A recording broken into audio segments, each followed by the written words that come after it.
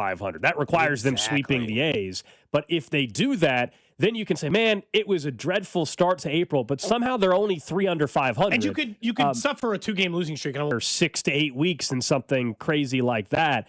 That's what's worrisome. I understand the numbers haven't been great for Vinnie, but we all recognize for this team to get to where the bar has been set, which is competing for a division title and getting into the postseason and everything, he has to be part of that equation right in the middle of your order.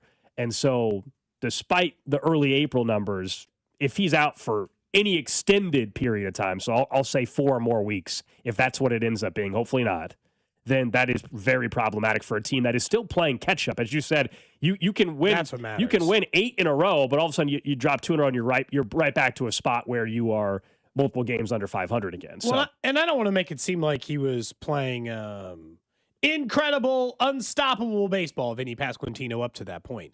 But it also, in listening to Q's answer, and we'll ask JJ Picollo coming up in 25 minutes, sounds like something he's probably been dealing with for a while. And so it could have, now he's been a bit of a slow, not a bit, he's been a slow starter in his career anyway. So that is certainly a part of it. And I'm not saying that Jonathan India was playing good baseball either, but that would be 2 starters you'd lose in a couple of days. And Salvi was holding the back of his leg last night. Although I still don't, this is another question, I guess, for JJ. I don't understand in games against righties why Carter Jensen's not in the lineup. I'm not sure why he's just getting a random day off. Just at all, period. And so I would still say that that's a guy that, and look, truth is, with no India and maybe Vinnie, Cags and India might be hitting 5th and 4th in the lineup. You know, like, I don't know how they would structure the lineup without Vinnie. Now, Cags had his worst night maybe the year. He went 0 for 4 with 3 Ks and looked a bit lost in a couple of at-bats last night. But it's, I don't know, it's like I'm tentative. I want to come on this show and be like, I'm all the way back. But I refuse to do that until my goal, I think, for them should be by the end of May. Is it 30 days in May? I can never remember. 31? Which one is it? Anybody remember? How many days in May? I don't ever remember this. 31, I think, yeah. It is 31, yes. Okay, 31 days in May. By May 31st, that they are a 500 baseball team.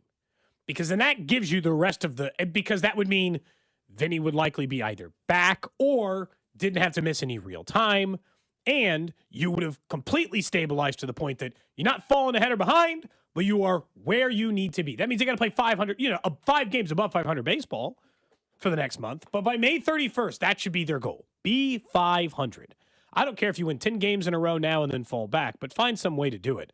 It's the only way to balance it, Gold, where we can feel good about it. It was awesome to watch Bobby hit that home run, and clearly the power is coming back, which is good. He's a little slow starter in the power department, but all the other numbers for Bobby are great. Yeah, so I'm smirking if you're watching on our video stream. I always put out a show just like you do, like a show, a screenshot on Instagram, photo of me again where where I literally just hit share and it just pulls a random image. Mm-hmm. I do not select these, and then I just link one last week was off, and I say watch live. Well, today, Cody. I haven't submitted it yet. I mean, I guess I will now. I will. It's on there. Drew can see this one too. It's not a great screenshot grab for you today. It's just bad luck. Yesterday was fine. Today is just not a good one. Most of the time I look normal. I randomly hit share and you're mid sentence or word or yelling Instagram's or something, and it's go to Instagram if you want. At Alex KC Gold on Instagram and at Cody Tap, I think it is. For yours. But anyway, I was just laughing because I knew you were about to make a comment about that when you saw me share it out there. We will talk to the general manager of the Royals, JJ Picollo, here in 20 minutes. I think with Vinnie, we've talked in his career, and he's joked about it before. Like, hey, I don't know if you know, I kind of got this injury thing. But he's been healthy for a couple of years. He's had one fully healthy season. Now, he played 131 in 2024. He had his first year. His first year had 72. Healthy, yeah. First year was 72. Second year, 61. Then he played 131. And then last year, he played 160 games. And then now, we don't know, right? We just don't. I mean, hopefully it's only a week long. He's played all but one so far this season. Hopefully it's just a week-long thing. But this, back injuries, and for any athlete, hell, for any person, right? You have a back injury of some sort. That stuff doesn't just go away. It's and sometimes it bad in lingers. Baseball. Sometimes it lingers. Yeah, it's concerning. I mean, I'm not going to try to pretend like it's not. I think he's had pretty much 2 fully healthy seasons, but that's also because, we've talked about this before. The one that happened in 24, what kind of horrid luck was that? Versus he was healthy and playing and he wasn't having the shoulder issues, which is what we used to attribute it to. But back, that's a different kind of problem. That's the kind of problem that can Do you think this is something and linger and be an issue? Do you think this is something, though, that's been going on for a bit? Because we had talked about the slow April. He's had those before, but also, we were saying kind of, I hope it's not the case, but is something going on? And then now we find out that last night it was bad enough that prompted him to leave the game. And again, we'll ask JJ Picollo more about it. And also, I will say, I know why the A's are playing in Sacramento. We all do. They're moving to Vegas. But it's honestly ridiculous that still they got a whole other year after this still. I don't think the stadium opens until 2028. Yeah. Playing at minor league parks, there's not the same facilities. Not talking for fans. I'm talking about for the teams in terms of the batting cages, in terms of the medical facilities, in terms of all that kind of stuff. They had to walk all the way out to center field just to get to the clubhouse. Like stuff like, and that's a minor league stadium. I get it, but the fact that that's allowed for the big leagues to have that for multiple years for a team. Again, the A's did this to themselves because they did not want to stay in Oakland, and ultimately they decided they'd rather go to Sacramento for a couple of years because that lease was done, and Oakland basically told them to kick rocks. Yeah, which they should. Absolutely. I wouldn't be asking the team to stick around if that's the case, but if you listen to him, that could be contributing to why he can't stay loose. Like in some of those games where maybe it feels a little bit tight, you go swing in the cage and stay loose and don't let the back tighten up. Do you know where the batting cage is in Sacramento? Center. You can't even get to it. So he can't even do some of the normal stuff. So again, it could be just it felt a little tight. He came out of the game. He's back in the lineup tomorrow, right? Very well could be the case. But if it's something that lingers or something that affects his power, that's tough for a team. And again, if your record was inverse, we'd be like, well, you know what? Just try to survive a little bit while Vinnie rests his back. But at the moment, it's a difficult time for them to have to do that goal because this is a team that is behind the eight ball, like we mentioned before, and how many wins they have to do in a row just to imagine, getting themselves back in. And yeah, the text line's right. They're lucky the AL Central stinks. But eventually one of those teams will go on a winning streak. And eventually one of those teams will win 88 or 89 games. Gold, Jude pointed this out. You can't just be like, well, we're only 2.5 games back in the division, so we can finish 12 games below 500 to get into the playoffs. Well, that's not how it's going to be. Just baseball history. There's certain number certain number you got to get to. So it's not so much how many. I don't really care about the AL Central standings right now. The Royals, for starters, got to get back to 500 and work from there because 79 wins is not getting it done. So what do you think the least amount of wins to win the AL Central's been in the last? I'm guessing somebody probably did find a way to win with 83 or 84 wins. I have no 81 idea. 81 in 2022. Okay. I'm sorry. No, that was the second place team. Looked at it wrong. 87. Oh, God. It might be 87. Let's see. 88. Just as a good reminder. There's plenty in the 90s, by the way. So, one of these teams, bare minimum. 80, the 1973 Mets and the 05 Padres won their division with 82 wins. Yeah, 87 is the lowest in the Central since 2000. So, bare minimum, 87 wins is what you have to get to. As bad as the AL Central's playing now, the 84, somebody will play better. The 84 Royals won at the time, the AL West with 84 wins. Okay, so it's not common. Yeah. And again, 87 is the least since 2000, which I'm giving you a pretty good sample size, at least based on that. Let's switch over to your Jayhawks, though, who last night, as you mentioned on Inside the NBA, Tyron Stokes announced he's headed to Kansas. But with that being said, I'm taking my talents to University of Kansas University. Oh! Rock chalk, man. Rock chalk. You feel me? Rock chalk. It was an awesome moment yesterday, Cody. It was an awesome moment. Doesn't guarantee anything for them next year. Of course not. But I told you, I think for them to have any shot at being a true contender to win a championship, they needed Tyron Stokes. And they got Tyron Stokes. And we've been talking about this, all three of us, for 3 weeks or so, and this recruitment and where it was going to go. And he was considering Oregon, Kentucky, and Kansas. Then it got narrowed down to Kentucky and Kansas again. We've talked about the fact that Kentucky's a Nike school, Kansas is an Adidas school. He's also from Kentucky. He's from Kentucky. Well, two of the top recruits and two of KU recruits are Kentucky guys, and neither one went to Kentucky. Sure. You know who's going to get fired at Kentucky pretty soon? You can't even get the Kentucky guys. Not good for Mark Pope. Yeah. This is a big win for Bill Self. I mean, we can get into some of the specifics in the track record. Obviously, last year they had the number one player in the country. It did not work out for them with Darren Peterson. But Bill Self, when he made his decision to return and not to step away and retire, we had the conversation on the show. The feeling was he's not coming back unless he thinks he's getting Tyron Stokes. I mean, and ultimately they sealed the deal. Reports are that they didn't even have the biggest financial offer out on the table. That's 2 in a row. I believe that was the report on Darren Peterson as well. So the recruiting game's still working for Kansas. Look, I think the biggest thing out of this really is Kansas to stop what I would say is a slide of their normal level of performance. I don't want to make it seem like Kansas is a dying brand, but we can also admit that Kansas used to run the Big 12 and be a 1 or 2 seed, and they were the big dog on the block in this conference, and they've been getting bullied around a little bit by some of the other schools over the last couple of years. And for the second straight year, they've gotten the number 1 overall recruit in the country, and this time it has to work better than the last time, in my opinion. You know? Sure. This needs to be an Elite 8 team. This has got to be a team that does seem like a real contender for a title. Not for the 5 weeks we briefly maybe talked yourself into it from January to February before, when they played some good basketball for a bit. They still have work to do on the roster, though. Oh, I mean, that's I understand the freshman class. Now that you add Stokes to it, it is very, very impressive. And typically, Bill Self teams developing players has been the better path. That's not really the path, though, in 2026 for college basketball. I mean, look at the Michigan team. It was all transfers just about. I think all the starting 5, weren't they all transfers? So it's just a little bit different. They've got some work to do, especially, I would say, with some of the interior pieces of that team. You look at Christian Reeves. I know they got him. He's a transfer Charleston.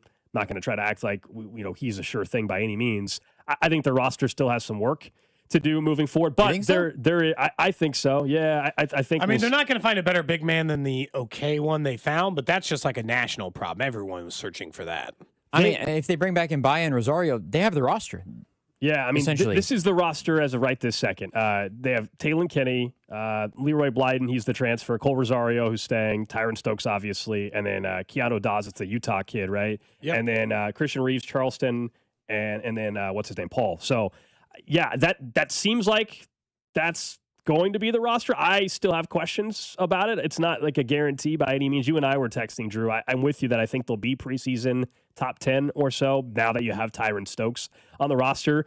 The question will be just what do you expect out of Stokes, and therefore what does that mean for the team? Because since 24/7 Sports has been ranking recruiting classes going back to 2011, 13 number 1 recruits went to college. 11 were all-conference first team. 9 were AP first, second, or third All-Americans. And 8 of them went to the Blue Bloods. 6 of the 8 were all AP All-Americans, and 5 of the 8 made Elite Eights. So you should. So for those saying, "Oh, they had a number 1 recruit last year, it didn't matter." No, you'll still, like, someone was trying to tell me that it's better off for them not to have the number 1 recruit. Disagree. No, you will always take the number 1 recruit in the country. Sat there on a national program yesterday and said rock chalk. Even if you're a program that doesn't get the winning, like if you're a fan, you want the winning too. But if you're a program, you do it all the time. And look, I hope it could be interesting. Like someone on the text was like, "You guys aren't even going to talk about Jason Crow Jr. this year." No, Missouri's going to be very good next year as well. Was he the number 4 or 5 recruit in the country? I think it depends on the place that you check. Probably depends on the site. Yeah. So he is also a top recruit. I hope it is an incredibly interesting year for this. But I will say, Kansas has put their entire eggs in that basket. Like, they didn't have a backup plan, in my opinion, for how they were going to put together a high-end roster. Not a qualified one, Gold, but a high-end roster. They had to get Stokes. Sounds like he was just flirting with Kentucky because he felt like he had to or something. Two of the 3 locals are going to be very, very good next year, and that is, of course, is Kansas and Missouri. Crow, by the way, Sports ESPN's SC Next Top 100. Crow is 7th. Oh, 7th. Okay, I saw him as high as 4 or 5, depending on the site. I think he was on other sites. Yeah, it just probably depends. But I mean, when do those two play each other? When do we get in December? T-Mobile Center. He was 5 in 24/7. There you go. Okay, but yeah, it's the Missouri Edge one. Missouri's the home team this year, so they will have the ticket advantage this year. KU had that last year. I mean, I also like that. The reason, like you guys have talked about, it wasn't the fact that they got Darren Peterson last year. It's the last 2 years for KU. It's been the roster building. It's been getting the wrong guys in the portal. AJ Storr a couple years ago. Yeah. This past year didn't have a bench at all whatsoever. And then if you look at the class this year, they got 5 incoming, 5 true freshmen, 3 transfers. You bring back Mbaya and Cole Rosario, they're not going to add anybody else. Like that's 10 guys. They're going to roll 10 deep. That's a young team. It's a young team, but I think if you look at, they have the number 2 composite ranking, which is the true freshman class. You combine transfers into that, they got the number 3 class in the country this year. To me, this is who they're going to roll with. I mean, maybe they add somebody else, I guess. The starting five is definitely the starting five. Yeah, I'll give you that. I mean, that's no question right now. I mean, you have Kenny maybe off the bench, but you have Blyden, you have Stokes. Kenny's probably starting, and then you have Reeves as your shot blocker or something like that, and then Reeves maybe. Do you think that both Kansas and Missouri will be top 20 AP preseason teams? Yeah. Yes, absolutely. Top 20. I think Missouri will be top 20. KU will be top 10. I think Kansas will be fringe 10, and I think Missouri will be like 22nd or something like that in the country preseason. Do you think this is Self's last year? Yes. You think he got Stokes and now he's going to be like, good enough? Yes. I think it depends again how the year goes. Yeah. I mean, on two ends, right? If they get to a Final Four or something, then I think it's easy to walk away. If it doesn't work again, I think at that point you would recognize that, hey, this is not this era. This is not working for me. But remember, he was not ever going to step away this season because of ability. The only reason why his retirement was in question was because of health. So keep that in mind. That's why when you ask me, like, is this the last year? No, I'm not willing to commit that it's his last year because it was always health related. He wasn't stepping away because he thought he couldn't coach anymore. The reason I think it is just because he's going to have to do what he just did again. Yeah. Next year. Because Kenny is going to be gone. Stokes is going to be gone. And for all we know, David Atkins is going to be gone. Like he's going to have to do this all over again. That is kind of the life of college basketball. Everybody. It's like maybe you have one or two guys on your roster that remain, but everybody else just goes. And you got to figure it out from there. Very whether few or not places you can do get guys and they hang on. I'm always a little bit surprised. That might be one of the things that singularly surprises me the most about the NIL era is in my brain, it's like if they don't leave, because like they got a top recruiting class, but they're not all like one and done NBA guys. What surprises me the most about it is the blue bloods' inability, and this is like across the board, not a Kansas thing, inability to keep those guys there for like 3 years.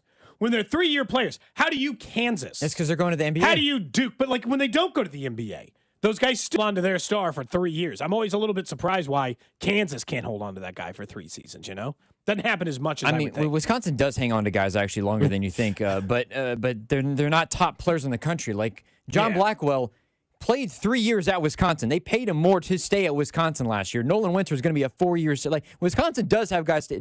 Tom Izzo has guys stay. North Carolina has guys stay. But when you're getting guys like Darren Peterson, who could have played when they were a senior in high school in the NBA, they're not staying. Like Tyron Stokes is a 1-year player. And we're not going to have the whole conversation of does he care about KU or not? I'm sure he does. But quite frankly, he's using it as the stepping stone because he has to get to the NBA. Otherwise, he would already be in the NBA. So with those guys, you just kind of have to accept that this is a 1-year rental and there's no chance he's staying and we're going to have to move on again, which is not to say that other texter was right because you're always going to take the number 1 player in the country. But for the argument of I want sustainability on my roster, you're not going to have that when you get the number 1 player in the country because they're just going to go to the NBA. But you 10 times out of 10 should take the number 1 player in the country every single solitary time. Not even the argument. It's just like to me, it's like we talked to this, like the Flories of the world. It's like the top. I'm always surprised that those guys don't stay at even top Flory stayed there for a long time. They stayed 2 years. That's not a long time. I mean, I don't know. Was it only 2? I think so. I think it was it for Flory. I'm just surprised they ever leave. Like that's the thing in the NIL that surprised me. That's all. I think it's because I know that it's the case now, but it surprised me that that's the way it went. I think the reason is because they don't care about the school. They're going. They don't care. Flory by him going out and like testing the portal, he wanted money. And then he got the money and came back. And then he's tested it again and left this time because he wasn't going to get the money. I think that's where, like we mentioned with Melvin Council Jr., like these players now who are high school players, they don't care about, you have great history. Like, I want to play for you because of this and this and this. And I'm going to get money, but I'm going to get more somewhere else. And the money matters more to me, whether it's for the money's sake, for helping my family, or whatever the case it is. They just don't care about. Because I think you're right, though, Cody. Like, if you were to say in your brain, I want to have the best chance to go to the NBA and have success in the NBA and get there. Well, then when Cal was at Kentucky, that was the place to go because that was Cal's whole pitching point. Was if you want to go to the NBA, come play Kentucky, I'm going to get you there. And now, not that he doesn't have that at Arkansas, but that facade that he's putting off is not necessarily the same because, yes, you have Darius Acuff, but you can go anywhere and get to the NBA now. And the selling point is not, well, I want to get to the league. It's, I know I'm good enough to get to the league. How much are you going to pay me? Yeah. And that's where they decided to go. Honestly, that's probably what happened. It was a surprising thing to me as the NIL era developed. That's all. Yeah, It's also, we also don't know on the more financial magnified now end for sure. You know, if you talk about allotting your budget now that if you're Kansas and you have Stokes, you know whatever that price is, you know where that was at. You were always kind of reserving that, if you will. 100%. Perhaps they weren't willing to go to the dollar amount that was required for Flory and others, and they chose this path. We'll see if it works. I guarantee you'll be talking about whether or not it was the right path for everybody involved when we get into college basketball season. All right, up next, we get right back into the Royals. JJ Picollo, Royals general manager, going to join us. A lot to get into with not only how the team is playing right now, but a little update on Vinnie Pasquantino, also the Jonathan India news, all coming up next. This is Cody and Gold on your new home for Chiefs football. 96.5, The Fan. Brought to you by Heartland Men's Health, the leader in men's sexual health. Thousands of men have been successfully treated for low T, ED, and more, all with discretion and compassion. Make your appointment at heartlandmenshealth.com. New treatments for joint pain are here. By now, you've heard about regenerative medicine. If you're wondering if you're a good candidate, answer these questions. First, does chronic pain in your knees, hips, shoulders, or other joints keep you from doing the things you enjoy? Golfing, jogging, time with the family. Does it hurt doing the things you need to do, like getting out of bed, sleeping, working, and walking? And finally, do you want to avoid surgery and all of the pain, long recovery, and uncertainty that comes with it? If you answered yes to any of those, you need to call QC Kinetics now. Learn about exciting advancements in regenerative treatments that can give you long-lasting pain relief with no drugs, no surgery, and no downtime. Get your free consultation today. Call QC Kinetics. That's QC Kinetics. Here's the phone number. Call now, 816-412-6299. That's 816-412-6299. QC Kinetics, 816-412-6299. The Royals and the See You in the Major Leagues Foundation are teaming up with Blue Cross and Blue Shield of Kansas City to recognize outstanding high school sports coaches through the Blue KC Coaches with Character program. From April to September, we'll recognize 6 coaches as a Blue KC Coach with Character. Each honoree will receive a VIP package that includes tickets to a Royals game and more. Be part of honoring our high school coaches whose service is making Kansas City a better place to live, work, and play. Just go to bluekc.com/nominate coaches with character to nominate today. DQ presents the $7 meal deal, a delicious meal serving up serious value. We're talking 100% white meat, seasoned chicken strips, full-size fries, a drink, and of course, a classic DQ sundae. Because come on, no meal is complete without a sweet treat. All for just $7. And now you can try it with the new honey sriracha dip. The DQ $7 meal deal, a satisfying meal full of big flavor for a great value. DQ, happy tastes good. Attention. Have you racked up $10,000 or more in credit card debt? Are you barely getting by making minimum payments? With credit card debt reaching all-time highs, National Debt Relief is notifying consumers about significant debt relief options currently being made available to help those with overwhelming credit card debt. These options may reduce a large portion of credit card debt for those who qualify. You don't need to declare bankruptcy or take out a consolidation loan, and you may only have to pay back a fraction of what you owe, even if you have bad credit. National Debt Relief has already reduced the credit card debt for more than 550,000 consumers. So don't wait. If you owe $10,000, $20,000, or even $100,000 in credit card debt, you can now take advantage of this financial debt relief as the cost of living continues to skyrocket. To check what debt reduction you may qualify for, call 800-358-6868. That's 800-358-6868. Again, 800-358-6868. Mother's Day, celebrate her with something truly special. At P.F. Chang's, enjoy a 5-course celebration experience starting at just $89.99. Featuring premium entrees like New York prime strip steak tataki, oolong Chilean sea bass, and lobster and prawn fried rice, plus the bold signature flavors she loves. It's more than a meal. It's a celebration made just for her. Reserve your table now and make Mother's Day unforgettable.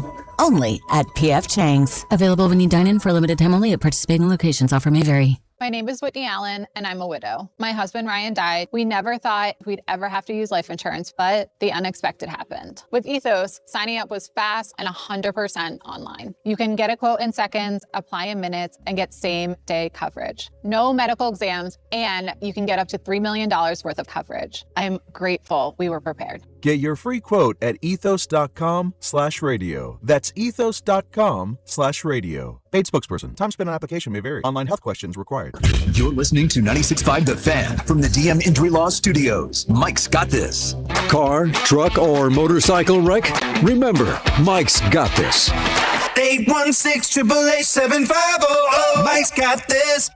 Hey, it's Rob Brennan. We hope you're enjoying Beyond the Pitch KC, a podcast on how Kansas City landed the world's biggest sporting event. It's presented by Commerce Bank. Visit commercebank.com/soccer26. New episodes released every Wednesday on the Odyssey app or wherever you get your podcasts.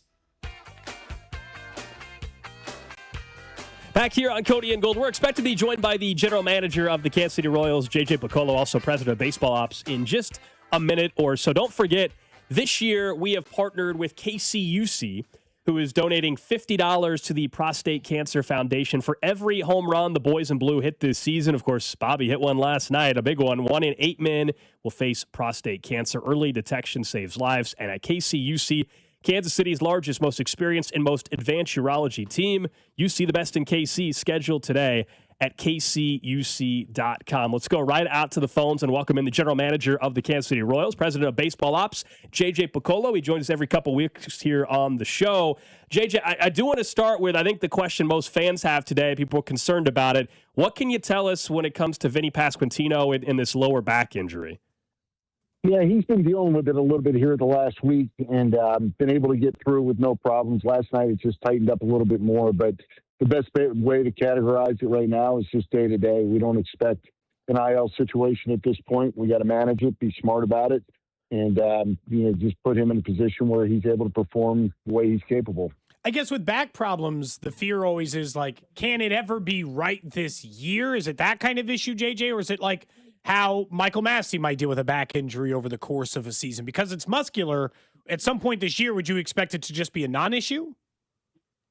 Yeah, I mean, I don't know the true answer to that, but the way it's been described to me is this is manageable. These guys deal with things every day, and he'll get on some sort of anti-inflammatory, just be able to manage it and keep the swelling out.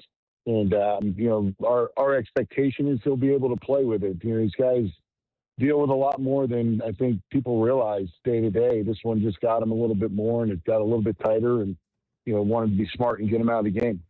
On a more positive note, what has changed for you guys in the last week? Winners of 5 of your last 6, of course, got some momentum now as you continue your series out in Sacramento. Well, I think we're gaining a little bit of confidence. That's a big one. The win on Sunday was huge, obviously. But overall, we're playing better baseball. We still made some mistakes last night that could have easily cost us the game. But we've cleaned that up for the most part. The last several games, we've executed a lot better. We've moved runners. We've scored runners. We've gotten 2 out hits. We ran the bases fairly well. Like I said, outside of last night, a couple mistakes. But, that's what it's all about for us. Play good baseball. The roster's built to win games. If we play quality baseball, we will win baseball games as long as our pitching staff gives us a chance. And we believe they will. What did you think, I guess, like the confidence in? We had mentioned that one maybe a week and a half ago that felt more devastating in you made the comeback, but then still losing extras versus the game on Sunday. Do you find yourself, you've been around baseball a really long time, that sometimes individual wins that strike you is like kind of the catalyst or I guess the starting point? Yeah, I think so. I know the loss in Detroit that you're talking about, that was a heartbreaker. I mean, we come back the way we did, and there was something else that went on in that game. We had Matt Strahm hot, ready to come in the game against the right part of the lineup, and the rain comes, and we got an hour delay, and he can't go back out and pitch. We end up losing that game. There's things like that happen along the way that are frustrating. But I remember somebody saying after that game, we'll get one like this. Here we are 10 days later, we got one like that. So it's got a weird way of working itself out. We just have to continue to keep our composure and understand this is a grind. It's every day, one day at a time, win series, and get yourself back to 500 first, and then start that climb, trying to get back on top of the division. But we can't get too far ahead of ourselves. We've got to worry about tonight in Sacramento first. During the stadium announcement, I think John Sherman had joked that it was the first time he'd seen you smile in a week. During that stretch, this is like kind of a bigger question, but during that stretch when you guys got off to a slow start for the season before you guys started to turn this thing around. Was that the most frustrated you've been as a general manager of the team, just trying to figure out where things were going wrong?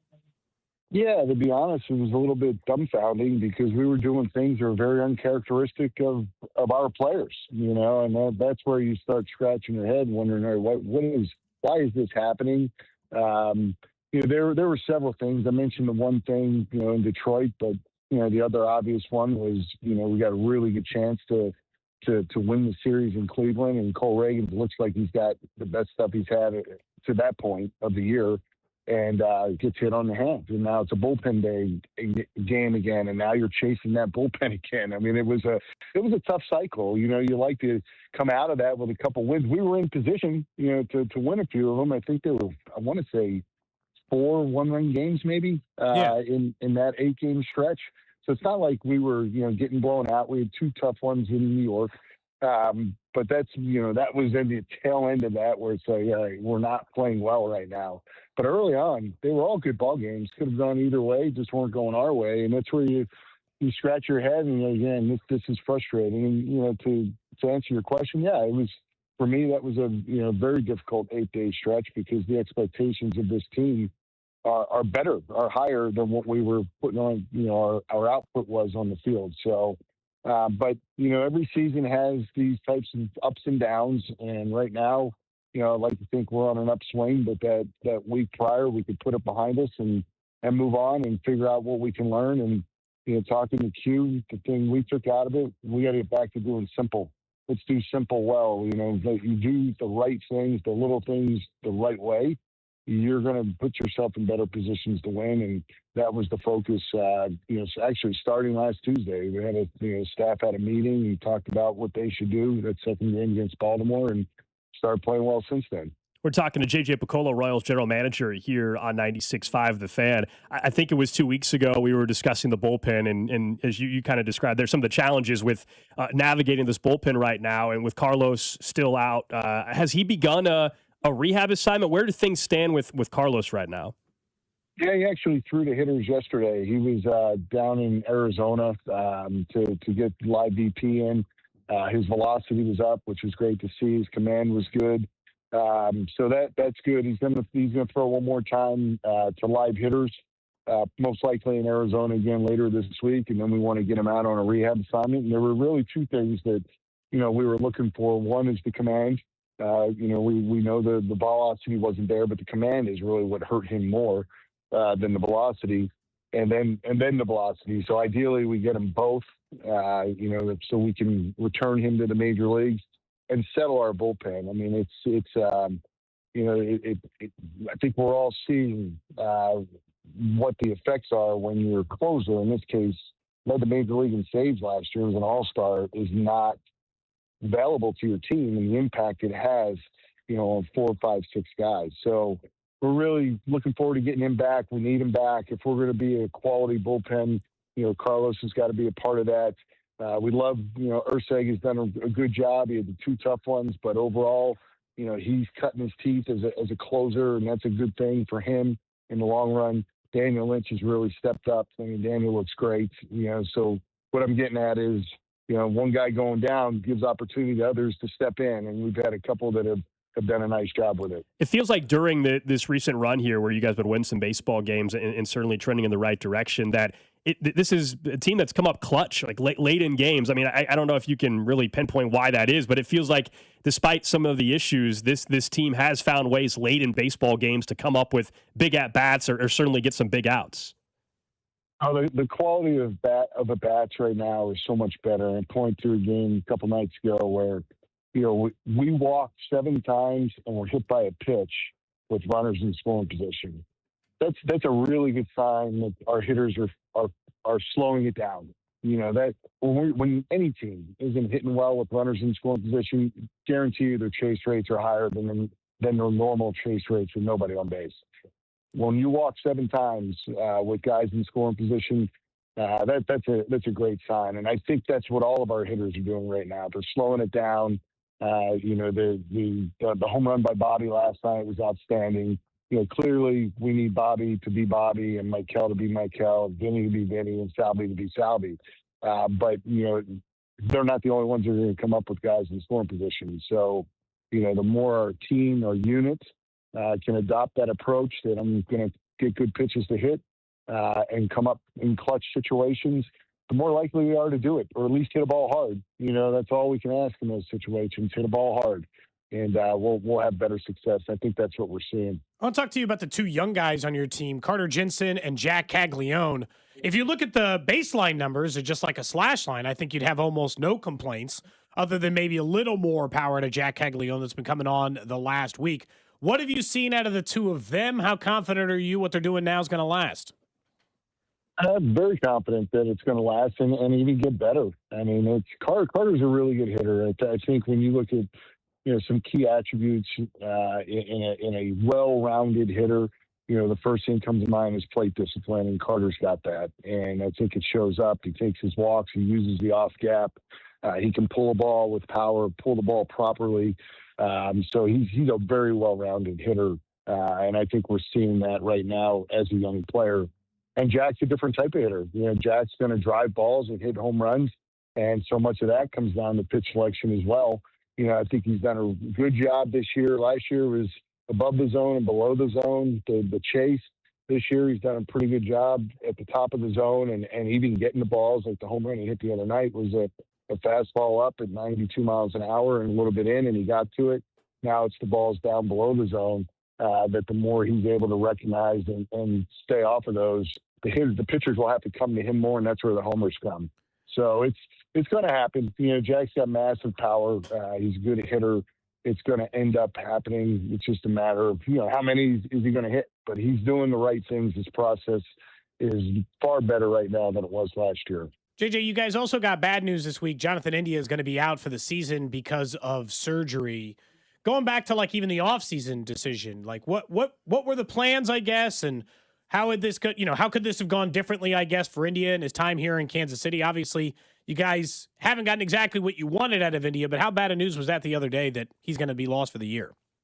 Yeah, it's really disappointing. I mean, Jonathan, we had a lot of faith in what he was going to do this year. That's why we brought him back. He's always battled a little bit of shoulder issues, but this year he had a couple plays where it really sublexed his shoulder, and it got to the point where it just wasn't safe for him to play, which is really unfortunate.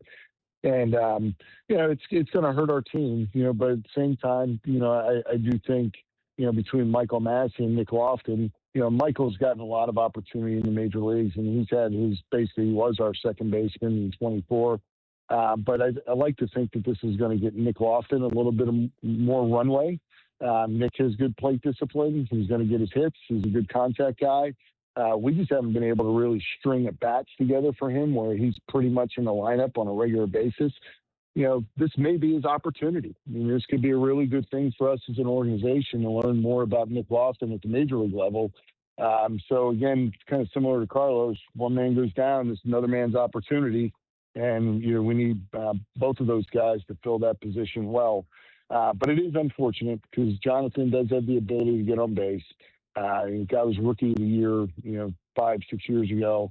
We know he's a quality major league player who's been playing injured and got to the point that he's not able to continue, and hate it for him, because this is a huge year for him personally going into free agency. And I hate it for our club because we lose depth, but we can't dwell on it. We just got to move on. Well, just to end on a lighter note, JJ, how about two things about the outside the team on the field part? One, do you personally have any City Connect gear yet? But also, have you asked for anything personal in the new stadium design? Is there something you want as as the GM? So I do have City Connect gear, a couple pullovers that when we wear the City Connect at home, I'll wear that in support of the team. And then you stayed, I haven't thought about it yet. I don't know. I know that we got a long way to go, but I honestly haven't thought it. I think more about the amenities for the team. When we go to other facilities, you see what other clubs have, and it's like, all right, that would be awesome for our stadium, and even just the design of the clubhouse with the way our stats have expanded. So I'm thinking more in those terms. Is there a particular amenity? So than personal. Is there a particular amenity you've been the most envious of?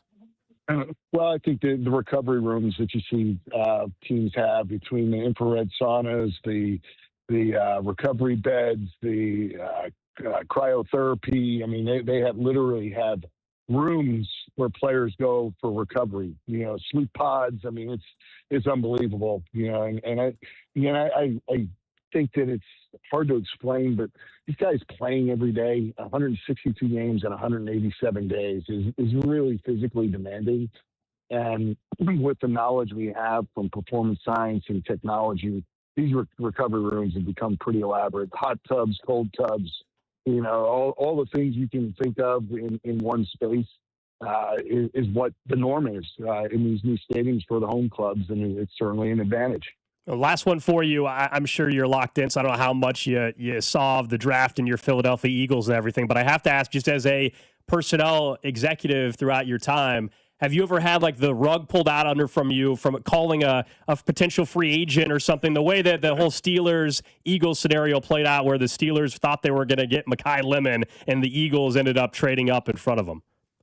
Yeah, I'll be honest, I'm not as familiar as I probably should be because that was in the midst of us struggling. For sure. Wasn't really paying attention, but yeah, we all have. Anybody that's been in that scouting director seat has had that happen, and it can be really frustrating.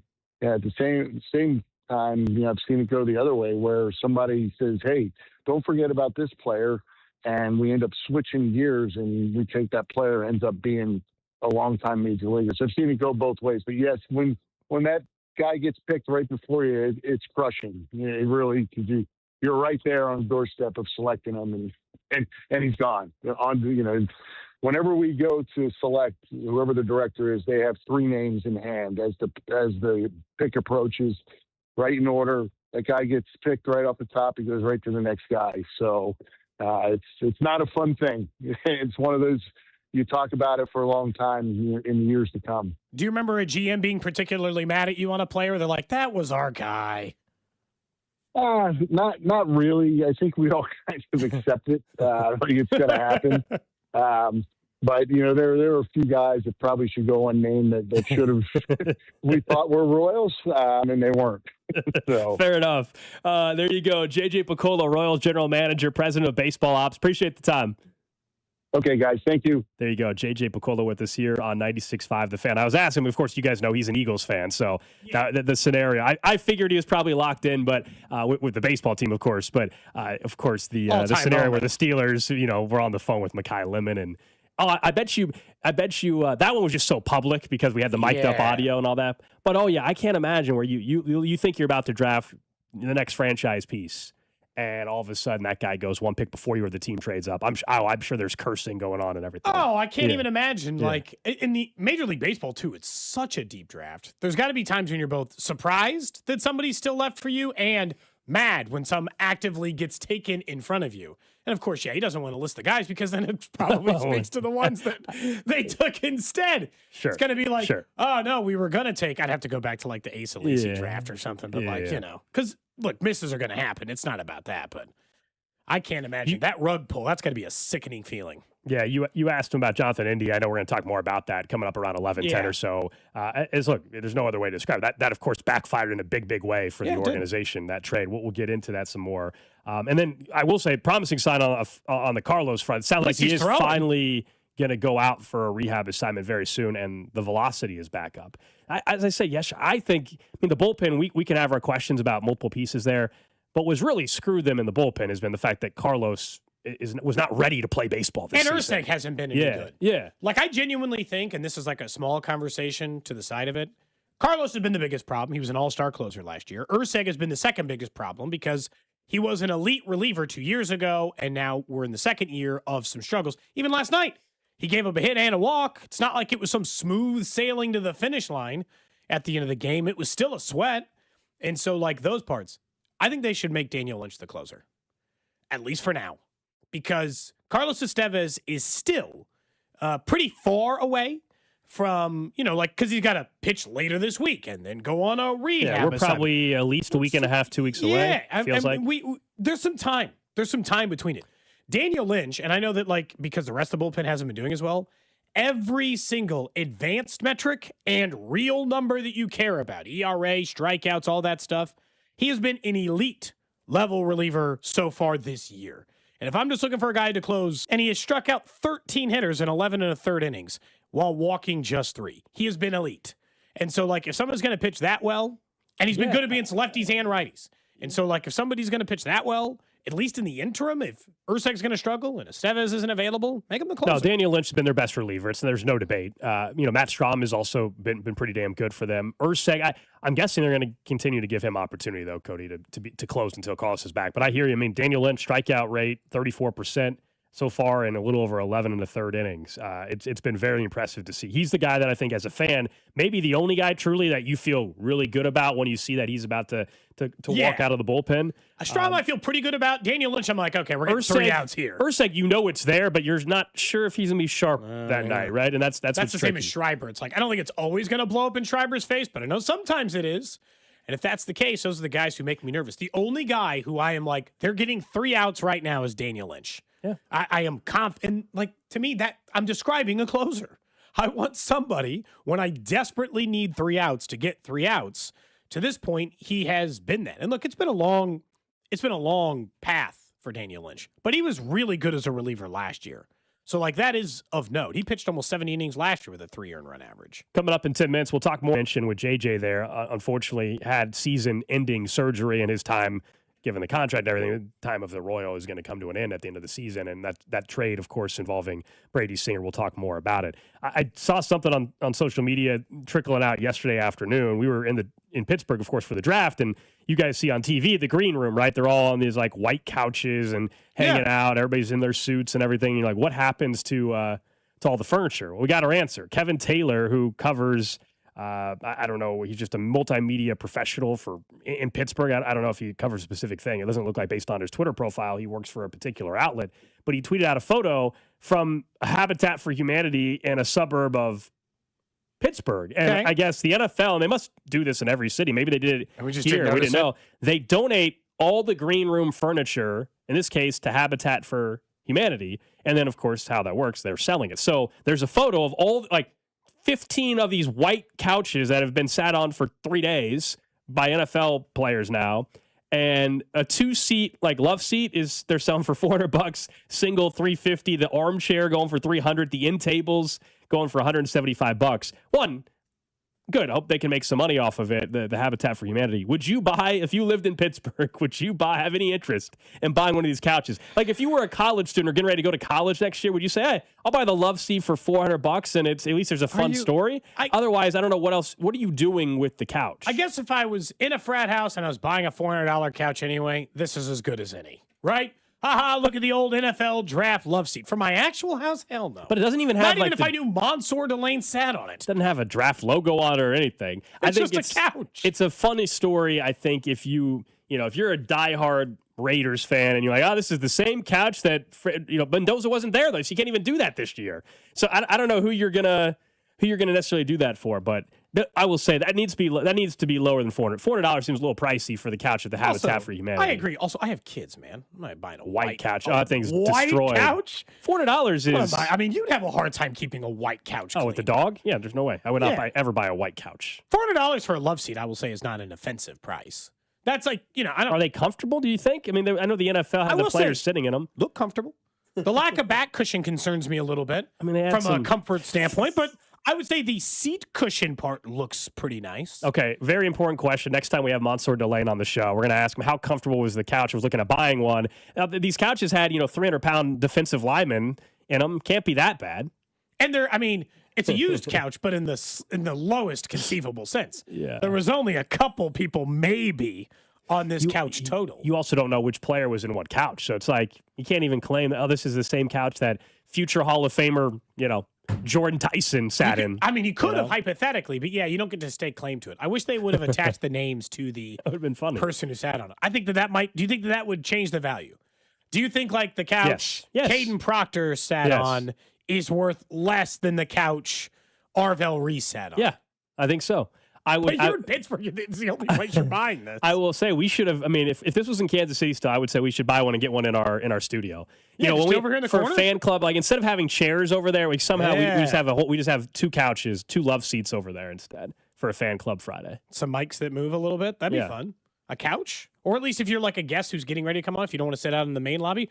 No like worries. a green room. Yeah, this is our green room. It's in the same room. Yeah, but comfortable draft couch. Yeah. I mean, who bought the? I guess real question: 913-586-7965. This must have happened in Kansas City. At Habitat for Humanity in Kansas City. Did any of you buy the draft couch? Unless this is some new NFL thing, Mike. They clearly aren't reusing the couches and shipping them around every year of the draft. So they have to be doing this on a yearly basis to raise some money. Maybe it's the first year. It says an official community improvement partner of the NFL. Says Lowe's and Habitat for Humanity. So I don't know. Oh, here's a story from 1 year ago. Same thing. Habitat for Humanity. Souls for. So this is obviously a partnership. Is it always $400 for the couch? Somebody in Kansas City has a draft couch from when it was here. This couch would be perfect. You just have like a dentist office and you need a waiting room couch. This is perfect. You need a waiting room Although couch. white, as you said, white's a problem. I still got questions about that. All right, up next, let's get into what the NCAA is going to do, it sounds like, for the NCAA tournament. I do not like this one bit. I'll tell you why. Plus, Jonathan India out for the season. We'll get into how that trade went down. What's up, Kansas City? This is Bobby Witt Jr., and you're listening to Cody and Gold, weekdays starting at 10 on 96.5 The Fan. Brought to you by Heartland Men's Health, the leader in men's sexual health. Thousands of men have been successfully treated for low T, ED, and more, all with discretion and compassion. Make your appointment at heartlandmenshealth.com. Hey, Mom, now that I have an after-school job, I think I want to buy a drum kit. Okay, Rockstar. Let's look at your account. When kids start making money, Chase has easy-to-use tools and expert bankers to help them learn how to manage it.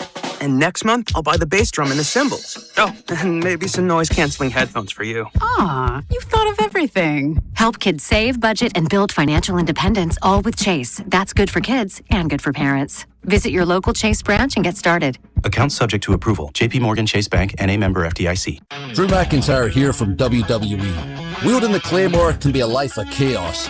When I'm not dominating in the ring, Chumba Casino is how this warrior takes a wee break. With hundreds of online social games and new weekly releases, there's always something fresh to try. And those daily boosts, next level. Even my free time feels like Valhalla. So when life feels like a battle, kick up your feet, have some fun, and let's Chumba. No purchase necessary. VGW Group. Void where prohibited by law. See T's and C's. 21 plus. Sponsored by Chumba Casino. Hi, I'm Lacey, your friend and jeweler at Shane Company. And yes, I'm actually a jeweler. I bring dream engagement rings to life every day in our jeweler workshop. When I hand set your diamond into your ring, I think about creating a piece you'll wear for a lifetime. I pay attention to the smallest details and treat every ring with the same care and craftsmanship, no matter the size or price. Come see us in store. Shane Company engagement rings are crafted with care from our hands to yours. Because a friend wants your ring to be nothing short of perfect. Shane Company, your friend and jeweler. Performance matters in intimate moments. Don't let ED ruin them. This is Jeff for Heartland Men's Health, and I want to assure you that if you're like the vast majority of guys, you don't have to suffer with ED anymore. In fact, you might be pleasantly surprised at how the right treatments could positively impact your love life. At Heartland Men's Health, our advanced medical therapies go far beyond pills. We have treatments that are effective in well over 90% of cases, and we offer specific and combinative treatments that can dramatically enhance both your performance and your stamina. You could even last up to an hour or more and bring a far greater level of intimacy to both you and the one you love, perhaps performing like you haven't in years. So call us today and find out why our advanced treatment strategies offer so much more. Your first visit is just $99 and gets you blood work, a medical consult, and if medically advised, a test dose. And if that test dose doesn't work in the office, your visit is free. Call 844-447-6600 or go to heartlandmenshealth.com. Heartland Men's Health, advanced medical science to improve men's lives. Hey, it's Rob Britton from The Drive on 96.5 The Fan, and we're excited to announce the launch of Beyond the Pitch KC, a limited podcast series documenting the run-up to the World Cup with our friends over at 98.1 KMBZ. And Rob, I'm Scott Parks from Dana and Parks on KMBZ. Beyond the Pitch KC will feature the biggest names who made the World Cup in Kansas City possible, plus the biggest storylines heading into this summer's tournament. This is not a podcast about soccer. Don't get us wrong. This is a podcast about Kansas City. This is a podcast for Kansas City. And this is a podcast that'll tell the story of how our town is hosting the world's biggest sporting event. New episodes will be released every Wednesday starting on March 4th, as well as video clips that can be seen on 96.5 The Fan and KMBZ's social channels. Subscribe and download to Beyond the Pitch KC, a limited podcast series with myself and Rob Brenton on the Odyssey app or wherever you get your podcasts. Just hearing the word IRS can make people break out in a cold sweat. No one wants to deal with the IRS, and now you don't have to. The good news is Legal Tax Defense has been successfully negotiating with the IRS for more than 15 years. It doesn't matter how much you owe, whether it's $5,000 or $5 million. You deserve the best in the business on your side, and that is Legal Tax Defense. Even if you're working with someone else and just want a second opinion, there is no cost or obligation to call. They can prevent levies, liens, wage garnishments, even file back tax returns. And the best news about Legal Tax Defense is they won't take your case unless they know they will reduce or eliminate your tax debt. Call Legal Tax Defense right now for a free no-risk consultation. 800-323-8922. 800-323-8922. You have nothing to lose but everything to gain. 800-323-8922. This is the story of the one. As a maintenance tech at a university, he knows ordering from multiple suppliers takes time away from keeping their arena up and running. That's why he counts on Grainger to get everything he needs, from lighting and HVAC parts to plumbing supplies, all in one place. And with fast, dependable delivery, he's stocked and ready for the next tip-off. Call 1-800-GRAINGER, click Grainger.com, or just stop by. Grainger, for the ones who get it done. Sound familiar? At Mattress Firm, we understand there are many problems that can keep you up at night, like snoring, aches and pains, or sleeping hot. Our sleep experts have the unrivaled know-how to match you with a mattress that can help. And now at Mattress Firm, upgrade to a Tempur-Pedic and learn how you can get 3% back plus an instant gift. For the great sleep you deserve, visit Mattress Firm. We make sleep easy. Restrictions apply. See store or website for details. You can listen to Vern's On Deck Show starting 1 hour before first pitch for all 162 games this season on 96.5 The Fan and the Odyssey app. Get ready for the game with Touch 'Em All and listen for your chance to win Royals tickets during the pitch clock. We are in your car, we are on your phone, and we are free for every Royals game this season. Tune in to Vern's On Deck Show 1 hour before first pitch, right here on your home for Royals baseball. 96.5 The Fan. Make sure to subscribe to our YouTube channel to watch all your favorite shows, shorts, and clips. This is your home for Kansas City sports. 96.5 The Fan, KFNC FM and AM, HD1 and HD2 Kansas City, an Odyssey sports station. 11 o'clock hour here on Cody and Gold. Alex Gold, Cody Tapp, Drew Nixon with you. We'll get to the trash of the day in about 20 minutes. Also, coming up around 12:10 today, we will talk a little bit more about the number one recruit in the country picking Kansas over Kentucky last night.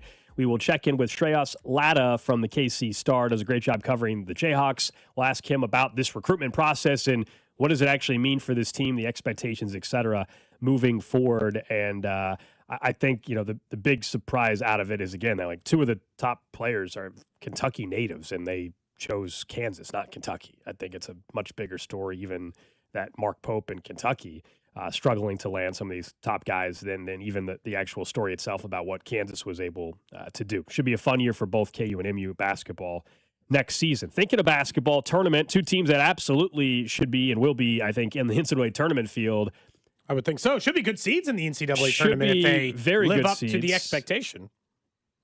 Could there be expansion, though, as soon as next season? So the report yesterday is that the NCAA has initiated the final steps to expand the men's and women's basketball tournament to 76 teams. So the expansion, of course, this has been talked about for years. The mechanics of it, here's what they're saying, would include 8 additional at-large bids.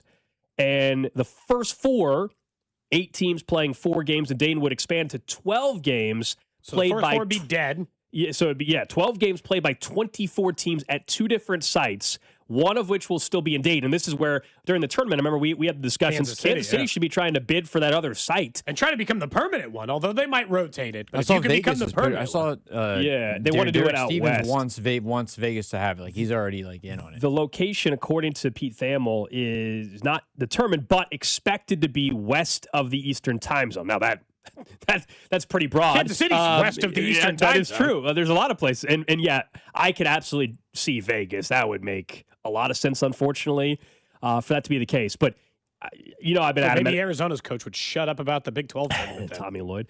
I've been adamant about this. I don't like that we're getting expansion. I understand it was going to happen. I don't think it's necessary.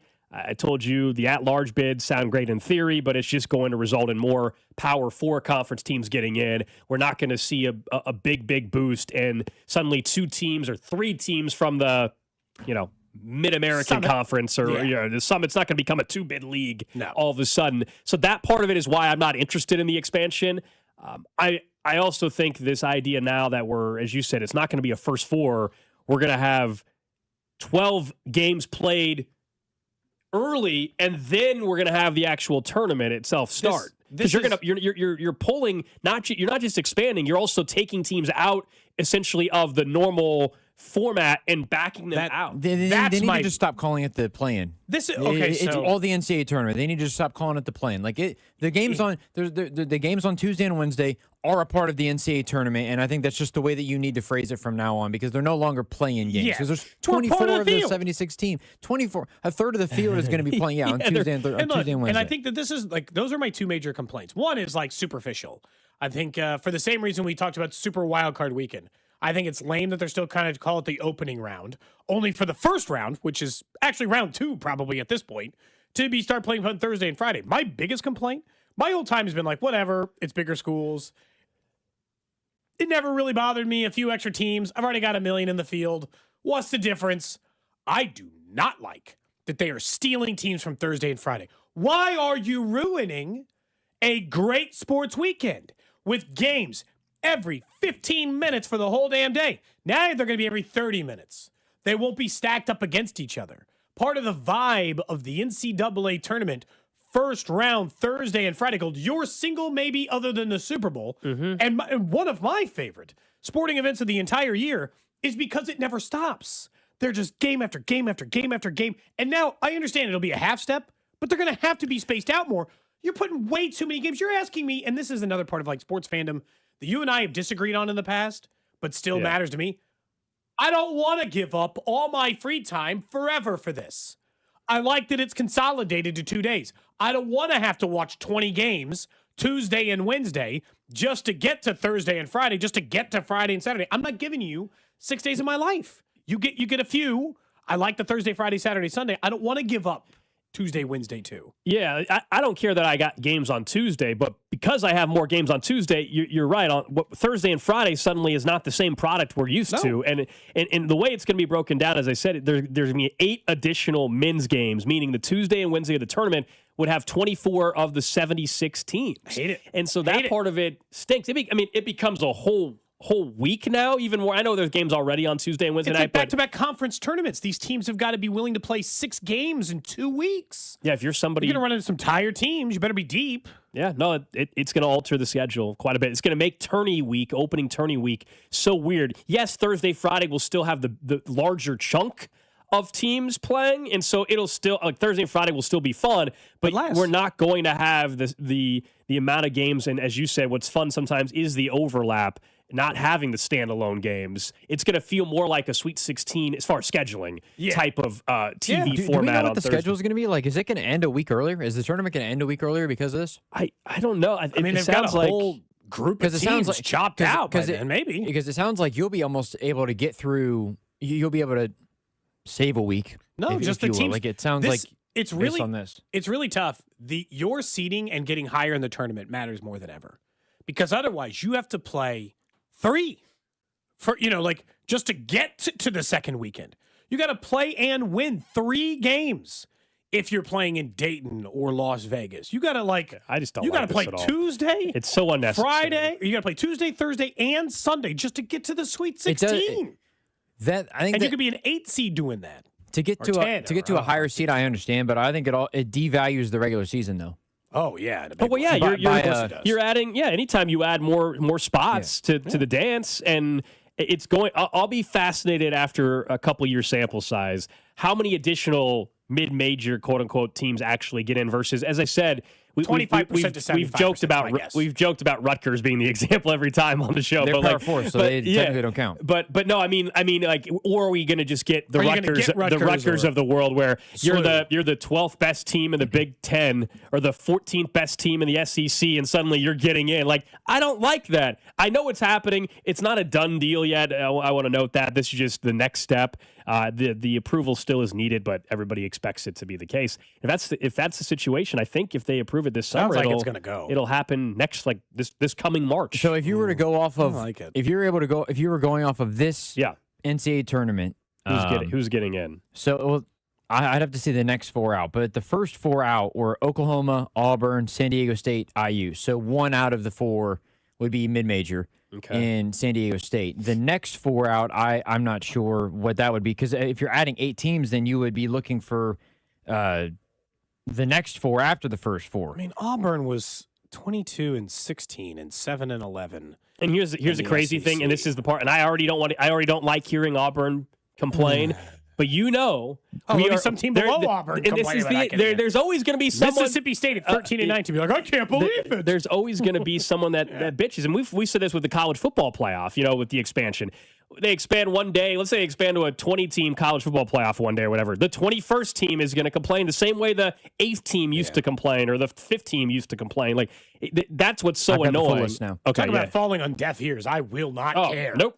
If Kansas State next year is the 77th team in the first team, I was like, I'm sorry. You didn't do enough. Yeah, I'm sorry, but I got no sympathy for the 77th. Who would that have been, Drew, this year? Team. So the teams that would have made it, as I said, Oklahoma, Auburn, San Diego State, and IU. The last 4 would be New Mexico, Seton Hall, Virginia Tech, and Stanford.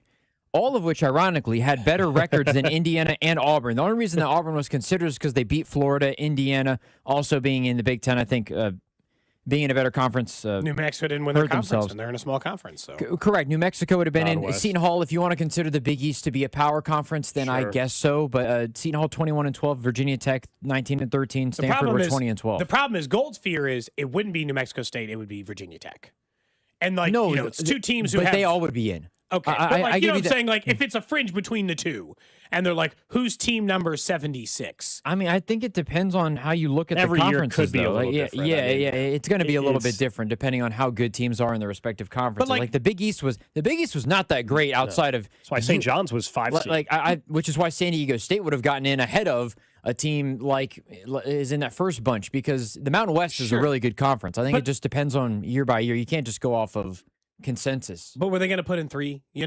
Like if they were, and I'm just using Bob Tech even though they're in. Like if they were sitting down there on Judgment Day and they're trying to decide Team 76, and they're between New Mexico, who'd be the 3rd team out of the Mountain West, or Virginia Tech, who would be the 14th out of the ACC or whatever, I think they choose Virginia Tech. They almost always choose the big schools. The reality is just that the only reason why this is happening is because the SEC and the Big Ten. This is what happens when we allow 2 conferences to run everything. This is happening in college football as well. We know that more than most is people in the Big 12 country. I know that Auburn, obviously, they did the whole social media thing. I'm sure you guys saw where they were doing all the random graphics and crap like that. I want to give them kudos because they deserve kudos more than Notre Dame does for football.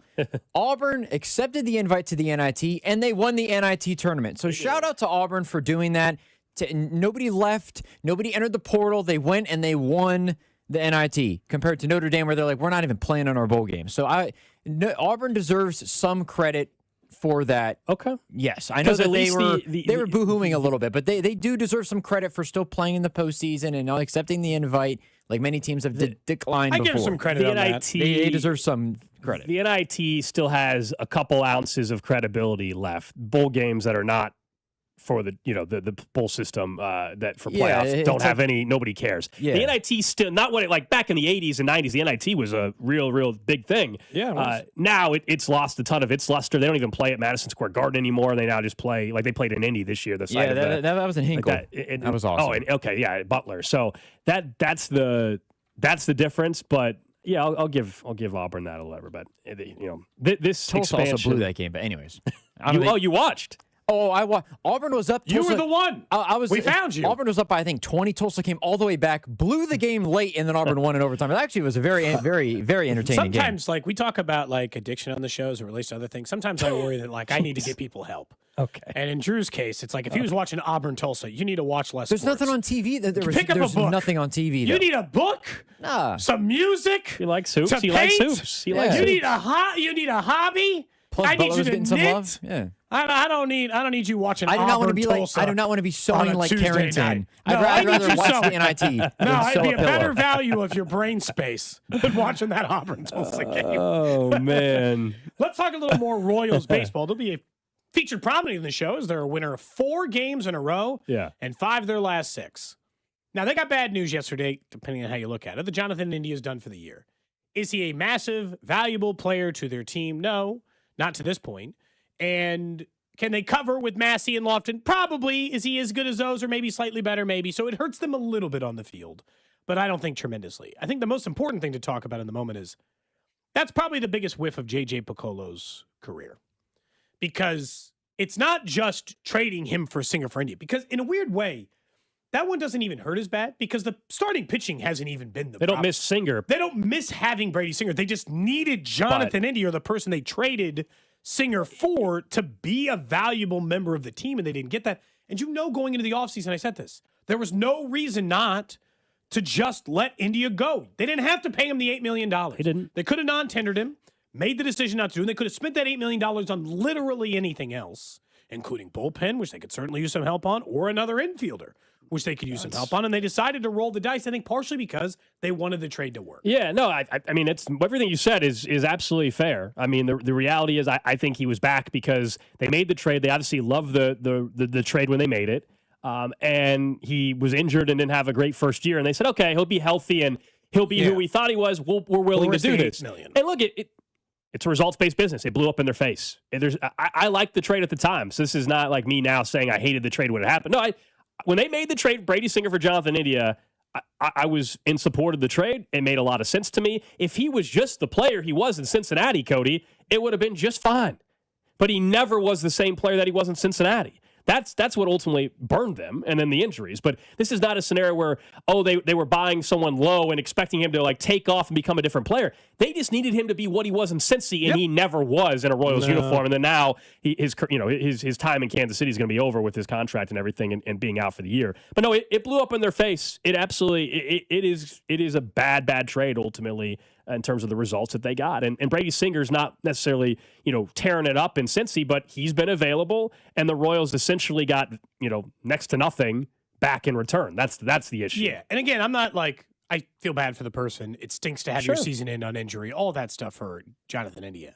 But like what you had mentioned was they were looking for a guy who got on base and was a leadoff hitter.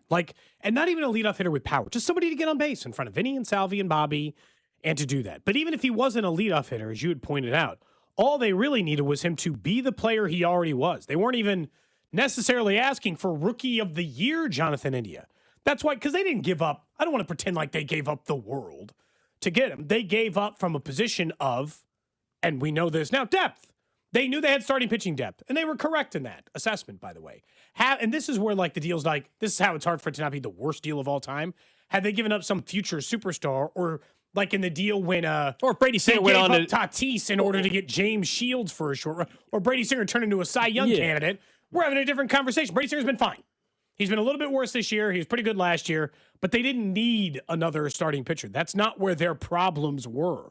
Their problems were out of this. I will say, out of their signings this year, as bad as it started, I do want to quickly point out that at least from what they had been asking for, guys to get on base, Isaac Collins and Lane Thomas are doing that.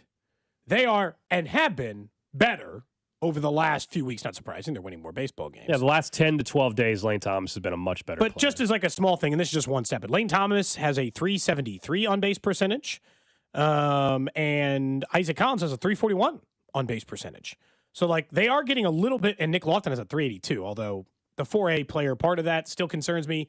JJ had said to us that maybe there's some unlocked potential where he's never been an everyday player, and maybe When you become an everyday player, you figure it out. His stats in AAA continued to point out that he would walk and get on base and hit singles and do the kind of things you need out of him. He's never done that in the bigs. He's doing it this year, but that's going to go down as it's a tough maybe one. his worst one. That's a brutal one. Yeah. All right, let's get to it. Trash of the day. We go to Texas for this one. Grapevine, Texas. A former Chick-fil-A employee, Cody, is involved here, accused of stealing. Oh. Here's the detail on it, though. So, an investigation began in November of 2025 after the owner of a local Chick-fil-A reported a theft. Detectives reviewed surveillance footage and identified the suspect, a former employee who had been terminated a month earlier. The footage, they say, shows him behind the counter without authorization where he allegedly used the restaurant's register to ring up roughly 800 orders of macaroni and cheese trays and then issue refunds to his personal credit cards amounting to $80,000 in a refund scheme. So he would charge people for macaroni and cheese as a side. I don't know if you ever had the maca at Chick-fil-A. Not bad at all. I have not. 800 times. And then he would refund it allegedly back, and it went back to his credit card. That's the scheme. Totaled over $80,000. Police say he evaded arrest despite multiple attempts to locate him. He was finally taken into custody back on April 17th with assistance from the Texas Attorney General's Fugitive Task Force. He faces charges of property theft, money laundering, and evading arrest. Get $80,000 worth of macaroni and cheese refunds. I mean, you can't. How much is the macaroni and cheese side? I mean, he was doing that for every customer. Also, how many, nobody ever came to complain? How long was he running this? He figured out that they kept charging for macaroni cheese, and you wonder why? We went to when we were there, we went to a food hall. Okay. You know, like the Strang Hall food hall, like that kind of setup where you could choose from a number of different places. I did not go to that Chick-fil-A, but I was in that area. This guy could have ripped me off. Someone said, was it really his pleasure, actually, serving you at that Chick-fil-A? $80,000, man. That's crazy. I don't know how. It doesn't say in the article how long. It just says the investigation began last November, but that doesn't mean that's when the scheme started. No, probably 800 fake macaroni and cheese tray refunds. It's a clever scheme, but again, you can only do it for so long because someone's going to notice that they paid for macaroni. Oh, so this wasn't even a side on. These were trays of mac and cheese. These weren't even like this. He charged these people $12. A large one serves 20. So I'm guessing he was probably doing the larger amount, so it was more money with each one. What's the large tray run? I'm not going through the steps to find out on the app, but I was just curious. How did people not notice? Charging other people. He would ring it up, and then he would just refund it back to. I don't know if he was actually. I don't know how that worked. If he was charging other people for it necessarily. I mean, otherwise he'd be charging himself. I guess I don't really know. Well, on the system, maybe he was just processing it without the payment. I don't know. Some of that works at Chick-fil-A can explain how this could happen, but I don't know. Okay, fair enough. Guy was I didn't know you could get a full tray of mac and cheese. I knew you could get the nugget trays. I didn't know you could get a tray of mac and cheese. One of my favorite, of the last couple of years, because stuff like that always surprised me, because you make fun of me for, why would I pay for that if I could make that? But I'm telling you, man, I went over to Pete Sweeney's house that one time, and we were sitting out there. He was like, oh, we're going to watch wrestling. And he was making some ribs, and they were impossibly late, and he picked up one, 9x9 dish of macaroni. When I saw the price on it, I'm like, are you insane? You paid this? It was like $24. I don't know if you got it from the Whole Foods or what. It was nuts. Yeah, people are saying that he must have been voiding it out and then it was doing the refund. He was doing the catering order, so that's why the large trays could be, $50 or something, versus little $3.49. It would have taken him too long. This guy thought he was smart. Always going to get caught, man. Might have taken a while. $80,000. I wonder what it's like to be one of the people who doesn't get caught. Somebody doesn't. No. You think everybody's always been caught for every crime they've ever done? That can't be accurate. No, but usually it comes back to get you. Somebody makes a mistake. Or somebody talks. Credit cards. I feel like with credit card theft, again, it's all traced. It's all traced. So it's very easy once they're onto you, they can very easily see the pattern of your transaction. I bet you this guy. They said they launched the investigation in November. I bet you once they looked into it for a second, it was not difficult to pinpoint what he was doing. They got surveillance video of him behind the register. They look at the card transaction to see it all happening. To figure it out. Pretty easy to find this. I feel like your internal system should catch somebody getting $80,000 worth of refund. I got to give him an ID if I bring one thing back to Target. You're trying to tell me this guy could just refund $8,000? Because he worked there. So he was behind the register. This wasn't someone returning the mac and cheese trays. Well, I hope he had fun. Somebody said a tray only costs $49.50. Okay, so I think it serves like 10 people, 20 people. Hope so. 1,600 trays of mac and cheese. Was it like a 9x13? What size are we talking here? Someone says this was something he did all at once. He and pressed the refund everything to his credit card. So they're saying, this was not over time. Is that true? Like immediately you can just ring up $80,000 worth of mac and cheese? There's got to be something in the system to catch that part of it. I don't know how often you would, be in that situation. There you go. That's the trash of the day. This would be like this isn't quite American Greed level of the show. If you guys watch the show American Greed, those are more like full-blown Ponzi schemes. This is too low level. 80K is not what they do on that show. But American Greed, I love watching that show. Never seen it. It's all just different Ponzi schemes, these people, and you're like, my goodness. And how long they get away with it. But they all get caught. They all get caught eventually. Yeah, of course they do. I mean, just at least on that show. like the people with I don't know, not to go down this path, but the people that think they got away with the COVID fund stuff, right? Oh, they're still coming after you. The PPP funds, they're still going to get you. You think you got away with it? They're still going to get you over time. I got to look up now. You're making me look up America's Most Wanted by the FBI. Oh, that's that's a whole different thing. The number one guy is still that guy who who? Oh, it's really dark. We don't talk about how he killed his family and then escaped. Had the whole thing planned. Huh? Oh yeah. Robert William Fisher. You remember this story if you look it up. Robert William Fisher. Then there's a guy for cyber crimes for several of these. Most of them are cyber crimes. Scottsdale, Arizona. How many years ago was this? Several. Okay. Man just disappeared. April of 2001. That's why I don't remember it. Or 2001. He's been gone this whole time. I know, but I don't remember the story. I was 10 years old when this happened. Fair enough. Anyway, I didn't want you to watch Murder Doc. I was not really watching that when I was 10. Keeping up with America's Most Wanted, when I was 10 years old. All right, up next, Chiefs Red Half Hour. Let's talk more about the running back room in the AFC, and we already have power rankings for the NFL season. Next. This is Cody and Gold on your new home for Royals baseball. 96.5, The Fan. Brought to you by Heartland Men's Health, the leader in men's sexual health. Thousands of men have been successfully treated for low T, ED, and more, all with discretion and compassion. Make your appointment at heartlandmenshealth.com. What if you could have the most reliable Wi-Fi?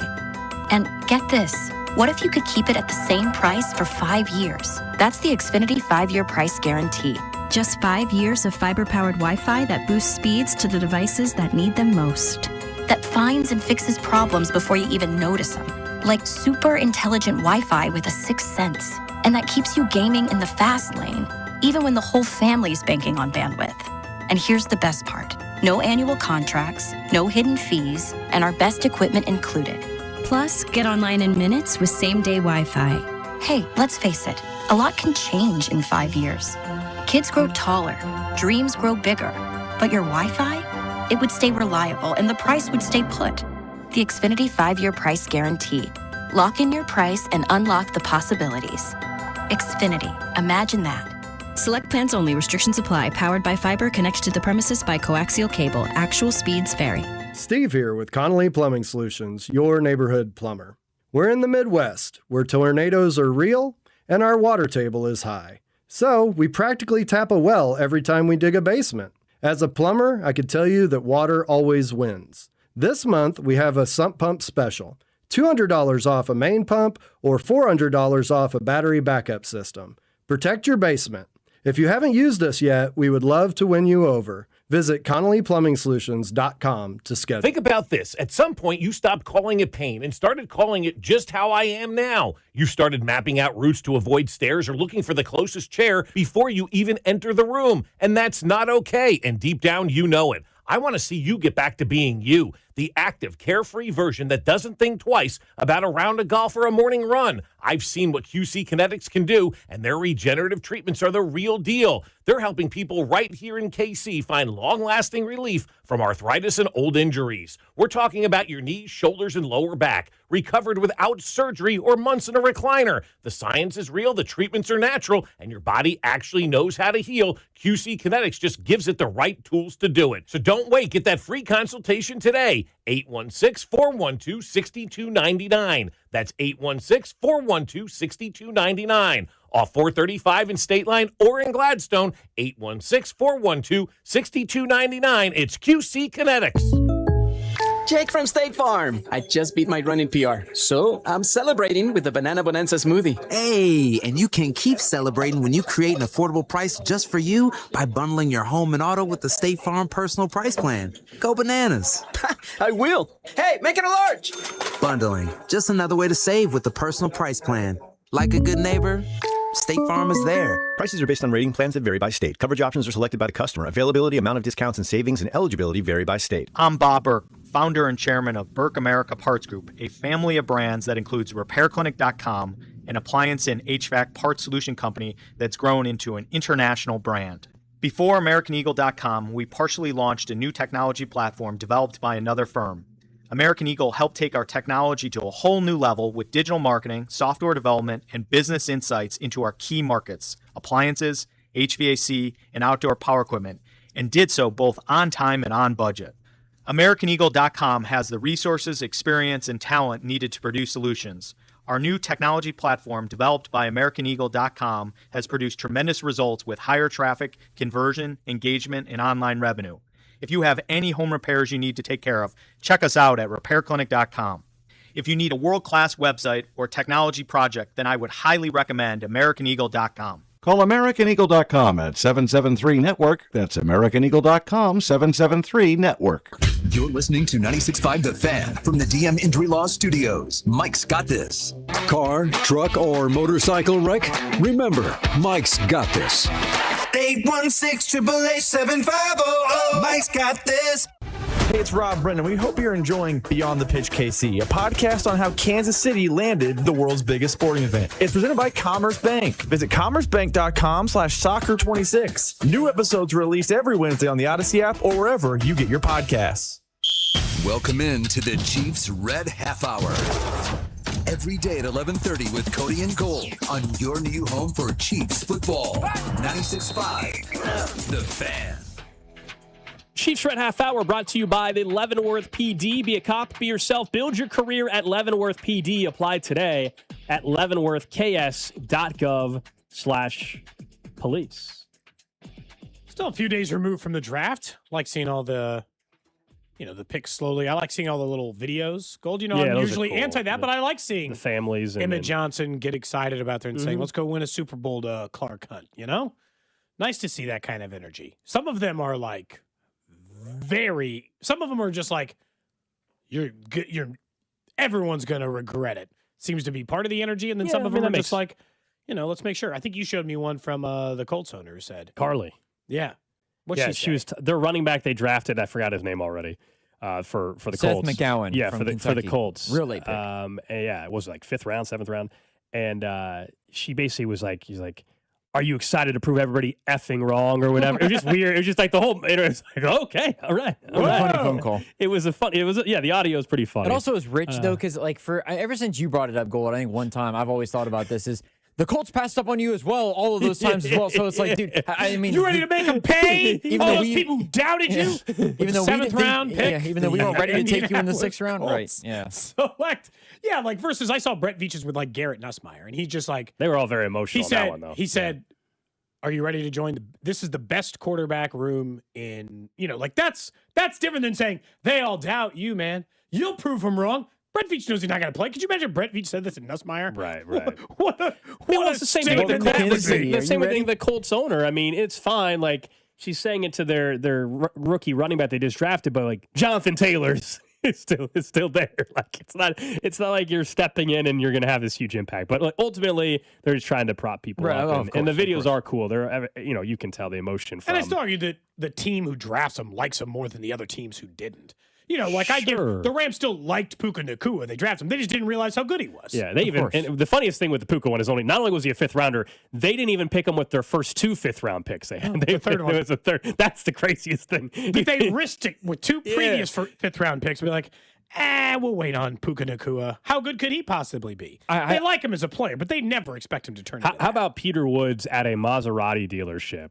And just right there, clearly had a deal set up already, buying his mom and everybody a Maserati right there. His mom and his sister. I will say, just briefly, even though we weren't planning on talking about this, if you listen to every single person who covers the college NFL swing, Peter Woods is clearly the most controversial pick that the Chiefs have made. As in, You have half of the experts saying he wasn't good his final year of college. He had more, I think the status the other day is he had more rushing yards his final year than he had tackles at the defensive tackle position. Not something you typically like to see, although he did have 15 rushing yards, which is insane to me for a variety of reasons. They played him in at that. And so, the jumbo package on the goal line or whatever. Yeah. But, like taking some knocks on him, this or that. And then the other guy's talking about like he is an incredibly high upside player. Well, with the possibility of being a dominant interior force. I think it's a mix of both. Normally, if that's a second or third round pick, I love the way they're describing it. At first, it scares me a little, but he's a real swing pick. We said it on Friday. It's which player is he going to be? What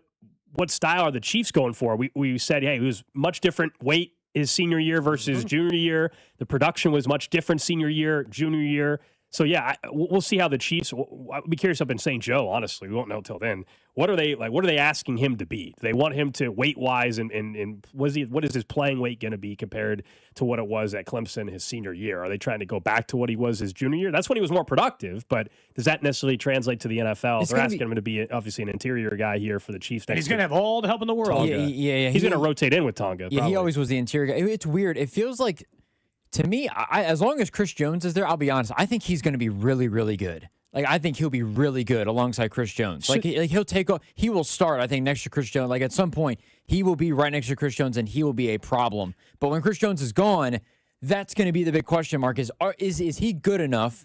Because I think that was part of his, defensive line at Clemson has been, they've pumped through so many good players. Yeah, but they have. Is he able to carry the load or help others when he's the one getting doubled? Because if he's one-on-one, which is why I think he's going to have a really good season. Rookie year. I think he's going to have a really good rookie year. If Chris Jones is still there next year, he's going to have a really good next year.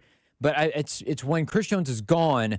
Is he the guy? Well, by then, hopefully they have some other defensive lineman who's great, I hope they get the NFL draft right. He doesn't have to carry it. Yeah. Sure. I think he could be really good, though, this year. I think a lot of, he might end up being a really good player. Am I the only one who thinks they still got Gold 2 good years left of Chris Jones, at least? How old is he now? 31? 32? He has one more year on the contract, He'll be 32 in July. Be 32 in July. Contract-wise for Chris Jones. He's got another year after this one. He's just got contract outs after this one, right?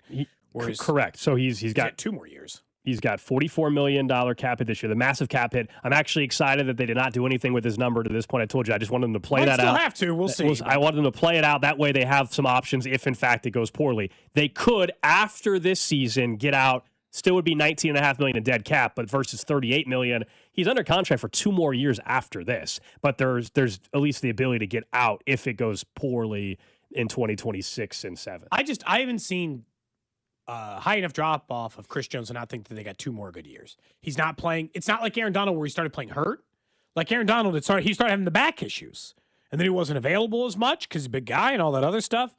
No, that Chris Jones, he had 7 sacks last year from the interior. That's still a lot. Well, the money's going to be the thing I think you have to deal with more. But for them taking Peter Woods and them taking Omar Norman Lott, I think in a way it eases a little bit of the load off of Chris Jones and just kind of carrying from that standpoint of the good side of, well, at least they took 2 defensive linemen early, even though it wasn't Ruben Bain or whatever. It's providing more numbers. It's providing more help.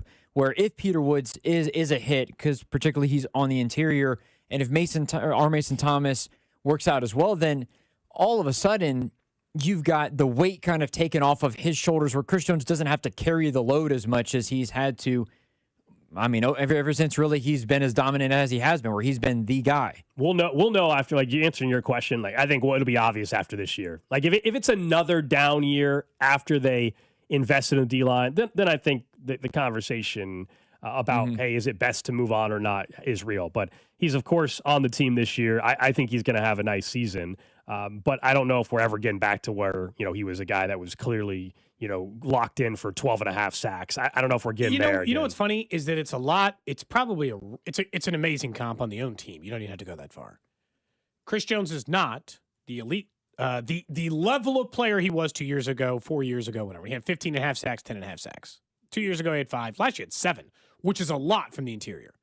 This is Travis Kelce. He's still the best at it. He might not be Chris Jones from 3 years ago. There's still no one better than him at defensive tackle. It's like Travis Kelce. He's still like the 4th best tight end. Agreed. Maybe but he's not old one Travis difference. Kelce, but he's still a lot better than just about anybody else you can play at that spot. I agree with for the most part. The only difference I would say is, while yes, Travis Kelce is still making okay money, Chris Jones is $45 million.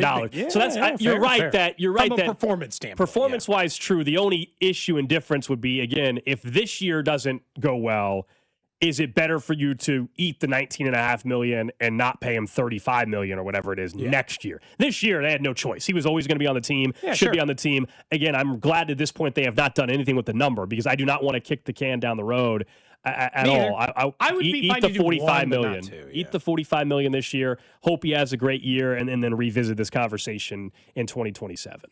Yeah, Again, but it changes a little bit. That's a conversation we're planning on having. Let's talk some other stuff. Yeah, we were planning on talking about the running backs and the AFC as a whole, right? And where the running back rooms are at compared to the Chiefs running back room. Now, there's unproven guys in the Chiefs running back room behind Kenneth Walker. And Kenneth Walker, if you want to even put a little bit of a question mark around him, I guess you could. I'm not really worried about him, but if you want to say, hey, last year, that kind of was not who he was throughout his entire career, that's fine. I feel very good about the Chiefs run game with Ken Walker leading the way. But just go in the own division for a second. The Chargers, their lead back. Look at the Broncos lead back. Amari Hampton and Keaton Mitchell for the Chargers. Unproven still, I would say very much so. Oh, yeah. Very much so. Upside still there, in fairness. The Broncos? But not even as proven as that. J.K. Dobbins and R.J. Harvey. It's better than that. Even with the you don't know if it's DeMercado or if it's Emmett Johnson or if it's Brashard Smith. It's better than J.K. Dobbins and R.J. Harvey. And look, admittedly, some of that is because J.K. Dobbins has not been available. They also drafted Jonah Coleman, too, from Washington. Yeah, that's the Broncos did. So that's certainly a part of the room. It's probably deeper than the Chiefs, but it's not better. Like, if you let me choose the running back room, I would choose the Chiefs have the best running back in the division. You think? Would you take Amari Hampton, or would you take Ken Walker? Oh, I take Ken Walker over Amari. Walker. I mean, the argument maybe is Genty, I guess. I mean, maybe you'd rather have Genty, but I mean. But he's got no one behind him. The depth's no good. Yeah, now, the Chiefs don't really technically have anyone behind Ken Walker either. Is DeMercado, who also has had some health concerns, although he's played 14 or more games in all this. I still think Emmett Johnson is. I know it's a question mark, but I actually think we're going to find out that the Chiefs have a pretty deep running back room all of a sudden. And the caveat, we questioned, and I certainly have at times, why run it back with bringing back Eric Bieniemy, and should you have interviewed other people? The one thing nobody can dispute about Eric Bieniemy, other than just the disciplinary part of it, is he is the best running back coach in football. And I know he's not the running back coach; he's the OC, and they have DeMarco Murray as the running back coach. But I have no doubt that Kenneth Walker, Emmett Johnson, they're getting the best coaching for running backs in the league. Right? I mean, that I can confidently say. So in terms of development, in terms of even continue to develop Ken Walker a bit, I feel very good about that. That's the AFC West. What about outside of the AFC West a little bit? There's only a couple you'd take. Yeah. I mean, you would take the Lions for sure. But that's we're just talking AFC. Yeah, just AFC. But if it's just AFC, okay. Yeah. In that room, it's Gibbs and it's Pacheco. I mean, so technically, it's different than what it has been. But if they have one elite one, like let's just say the Colts. I don't care who the Colts backup running back is. I take the Colts running back room. It's Jonathan Taylor. Yeah, even at that age, the top end. The guys. Miami Dolphins. I would take Devon Achane. Really? Yeah. I mean, is that a hot close. take? That's close. I would take the Chiefs running back room over the Dolphins for sure. I was interested in Achane prior to signing Ken Walker in a trade. 1,400 yards last year. I don't think it's definitively a clear winner there for Achane, though. Oh, man, I don't know. Achane's had 800, 907, and 1,350 yards in his run so far. I got to imagine that's better than the last 3 years from Kenneth Walker. Well, yeah, because Kenneth Walker's been doing the duo stuff. It's way better. With Charbonnet. Walker's had 2,000-yard seasons. Yeah, and Achane's technically only had one, although he was in a dual running back room until last year. He was. He can't stay healthy. In which, that's certainly the problem with Achane. That was certainly his, but he's played 16 and 16 games the last 2 years. His first year, his rookie year, he couldn't stay healthy. But like that room, I'd take over it. I'd probably take I'd be tight on the Breece Hall, Braylon Allen one. It's more proven at 2. I'd probably take Ken Walker instead of Breece Hall, but it's probably close. But that's kind of the end of the list. Like, in going through the rest of it, even knowing, like, Derrick Henry's still out there, Derrick Henry, I mean, at some point, right? Father Time's going to win there? At some point? He wasn't particularly as... He wasn't as dynamic last year. Yeah, I mean... Neither was Chase Brown. Plus, he had the fumble issue last year, too, Derrick Henry did. Oh, James Cook. That's the other one. I'd definitely take the Bills. James Cook's better. Sure, James Cook is phenomenal. Again, Cook, Gibbs. I think they have like the 5th or 6th running back from the AFC. Yeah, I mean, there's some guys that are just automatic. It doesn't matter who's behind them; they're going to be above because the top end guy is just that freaking good. So I think if you look at entire rooms though in the AFC, it's like about as deep as you can get. They're top 5. Yeah, I think that's probably fair. And it might not be 5. But we got to be careful because I think it's like 5 or 6 because we got to be careful of we are doing a lot of projecting on DeMercado and Emmett Johnson, and we have barely seen them play. So Ken Walker's got to do the heavy lifting. Well, sure, and he's going to be asked to do that. I just meant like as we're looking at and ranking the individual rooms. I mean, they went from what would you have ranked them last year? I think this is what the difference is. I'd probably rank them like the 10th or 11th best running back room in the NFL this year. Maybe it's down to 12 or 13, but it's probably in that range. Last year, 30th, 25th. I don't know if they were as bad as 30th, but yeah. 25th. Sure? I mean, Kareem Hunt was one of the best in short yardage, so that propped him up a little bit. But Isaiah Pacheco, we've gone over that whole scenario. I think they were a bottom 5 to 7 running back room in football. This year, as an entire room, I think they absolutely can be a top 10 running back room in the league. It's that kind of swing. Go, Drew. What were you gonna say? Well, I'm looking at the team. I'm just ballparking off like the teams themselves. The Titans, they got a better room than the Titans, better room than the Jags now. Better than the Browns. The Browns is the one to me that I don't know actually. Yeah, but if you're just like banking on it right now, because Quinshon Judkins looked really good when he got when he was fully good to go, and then they also got what's his name too, Samson. I mean, Pittsburgh is Jalen Warren and Rico Dowdle. It's better than Pittsburgh. It's better than the Bengals, I think. Houston's got David Montgomery and Woody Marks. I still would take them over Houston. The Titans have Tuden and LeQuint Allen. Better than them. Yeah, better than them. We already did the AFC West. The Cowboys have Javonte Williams, but then it's Malik Davis, Jaden Blue, Phil Maffa. I think with the Patriots, you can make a strong argument. I think it's better than the Patriots. Really? Yes. Kenneth Walker is a much better back than Ramondre Stevenson or Travion. Their number 2 though is strong. Like their number 2 option is way.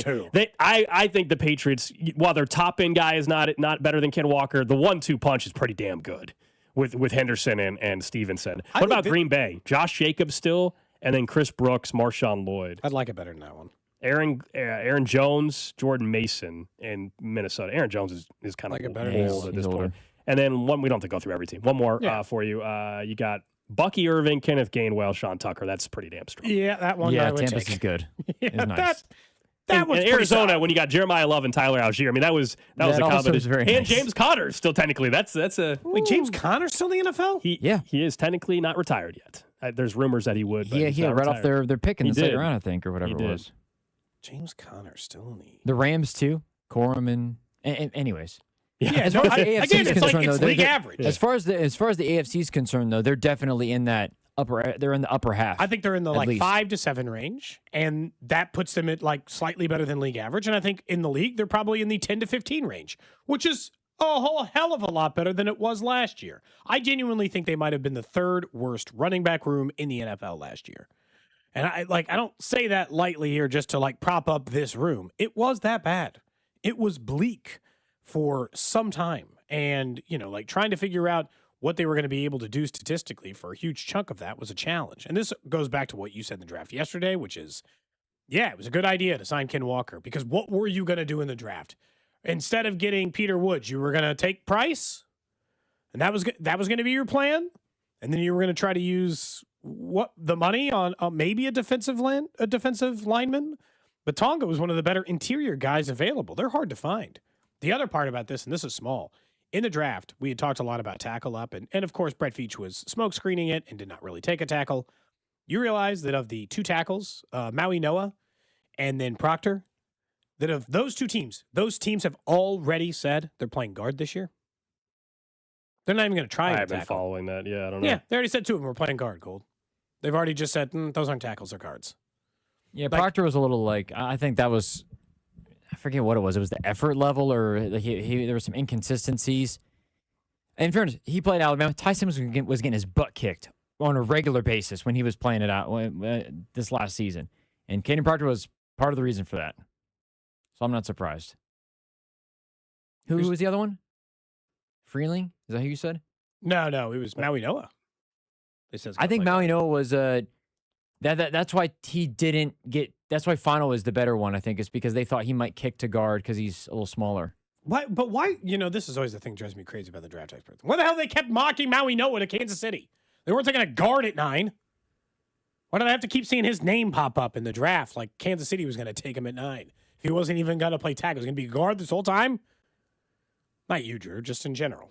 Nobody, like, in all of those, we read 1,000 draft experts talk about Maui Noah. That's the whole conversation, though. Like, not a single one said he might be a guard. Yeah, that's the whole conversation from the national thing, though, I think, is either we don't, I think that almost came across as, not to take a sideways turn, but it felt like with this year's draft class, there were some unknowns that maybe not necessarily people didn't know about these prospects as much, but there was such a cluster of solid but not amazing players where maybe not that people didn't do their research on everybody, but it felt like there wasn't as much background on every player that we typically get in the first round of this is where they're going to fit in. It's a good fit because of this and this and this. Like, it didn't feel like we got that.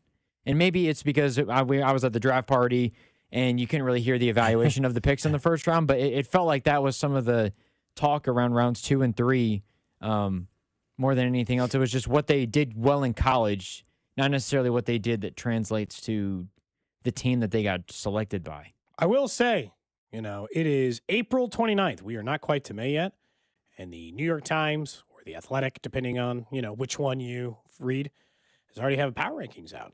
Where do you think your Cincinnati Bengals are? And then I will tell you, Drew, where the Chiefs are. I thought you were. I've already looked at the list. I thought you were about to tell me the Boston Magazine's top 50 influential people of Boston, and Mike Vrabel was number 1, and I thought you were going to comment on that. That was the ranking I thought we were going to talk about. Oh, I've already looked at the list, Cody. But if you were to, they must have made that. But if you were to make, he's on the cover. I've already looked at the list. But if you were to tell me post draft, where would they be at? I would say somewhere in the teens, probably. For the Cincinnati? Yeah, if I had to guess. And where would you have guessed the Chiefs would have been?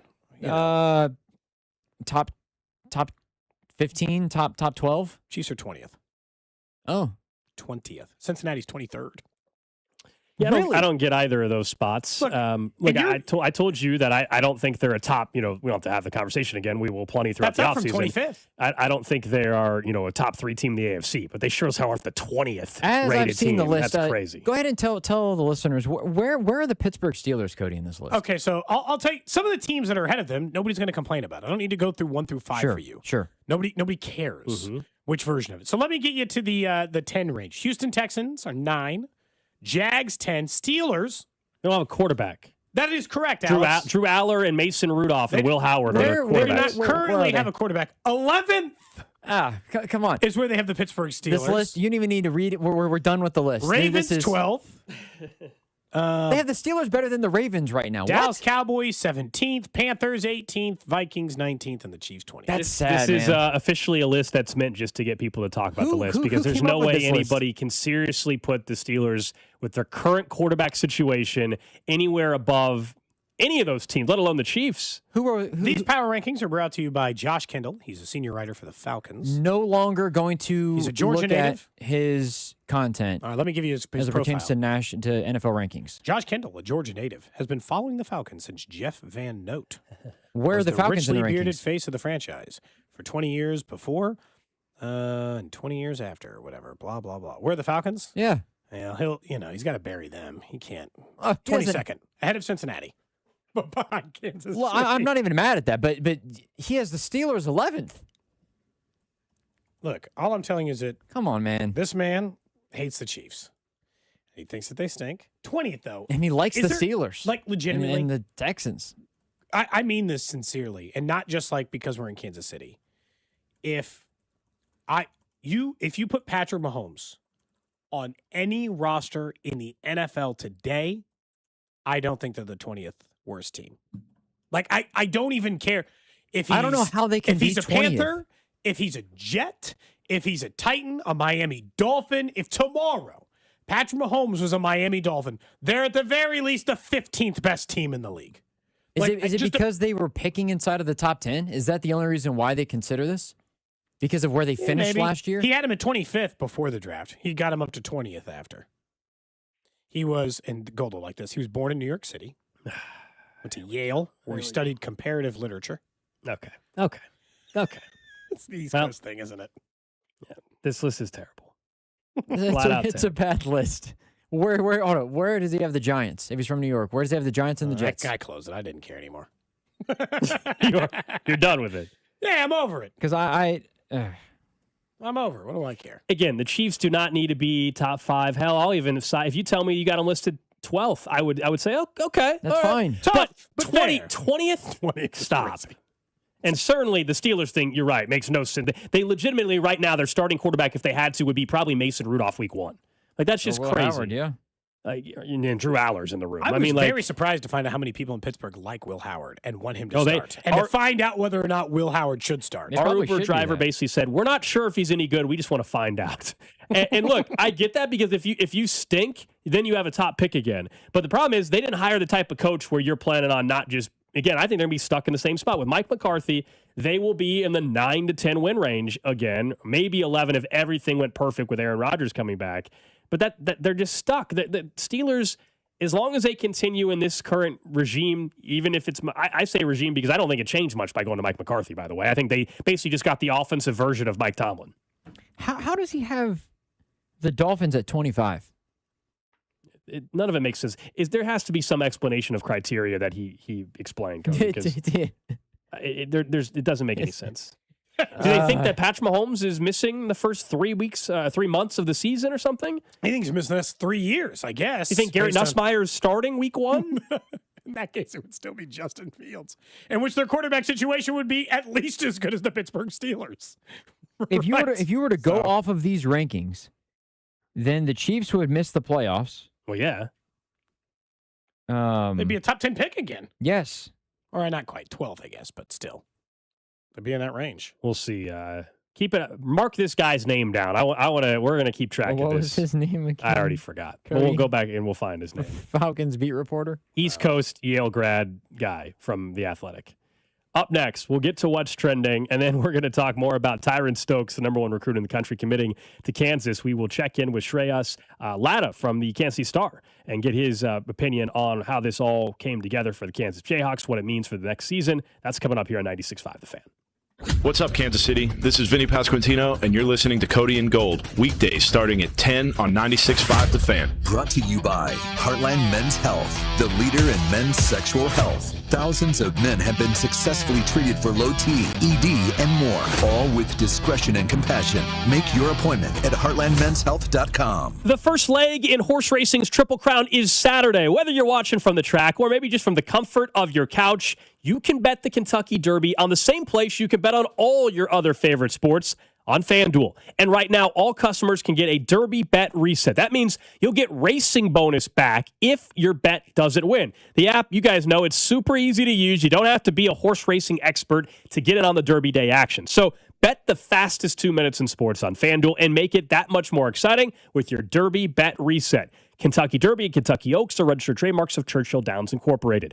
FanDuel Sportsbook is the official sportsbook of 96.5 The Fan. 21 in President, Missouri. Verified FanDuel racing account required. Refund issued as non-withdrawable racing site credit that expires 9 days after receipt. Max refund $10 unless otherwise specified. Restrictions apply. See terms at racing.fanduel.com. Gambling problem? Call 1-800-GAMBLER.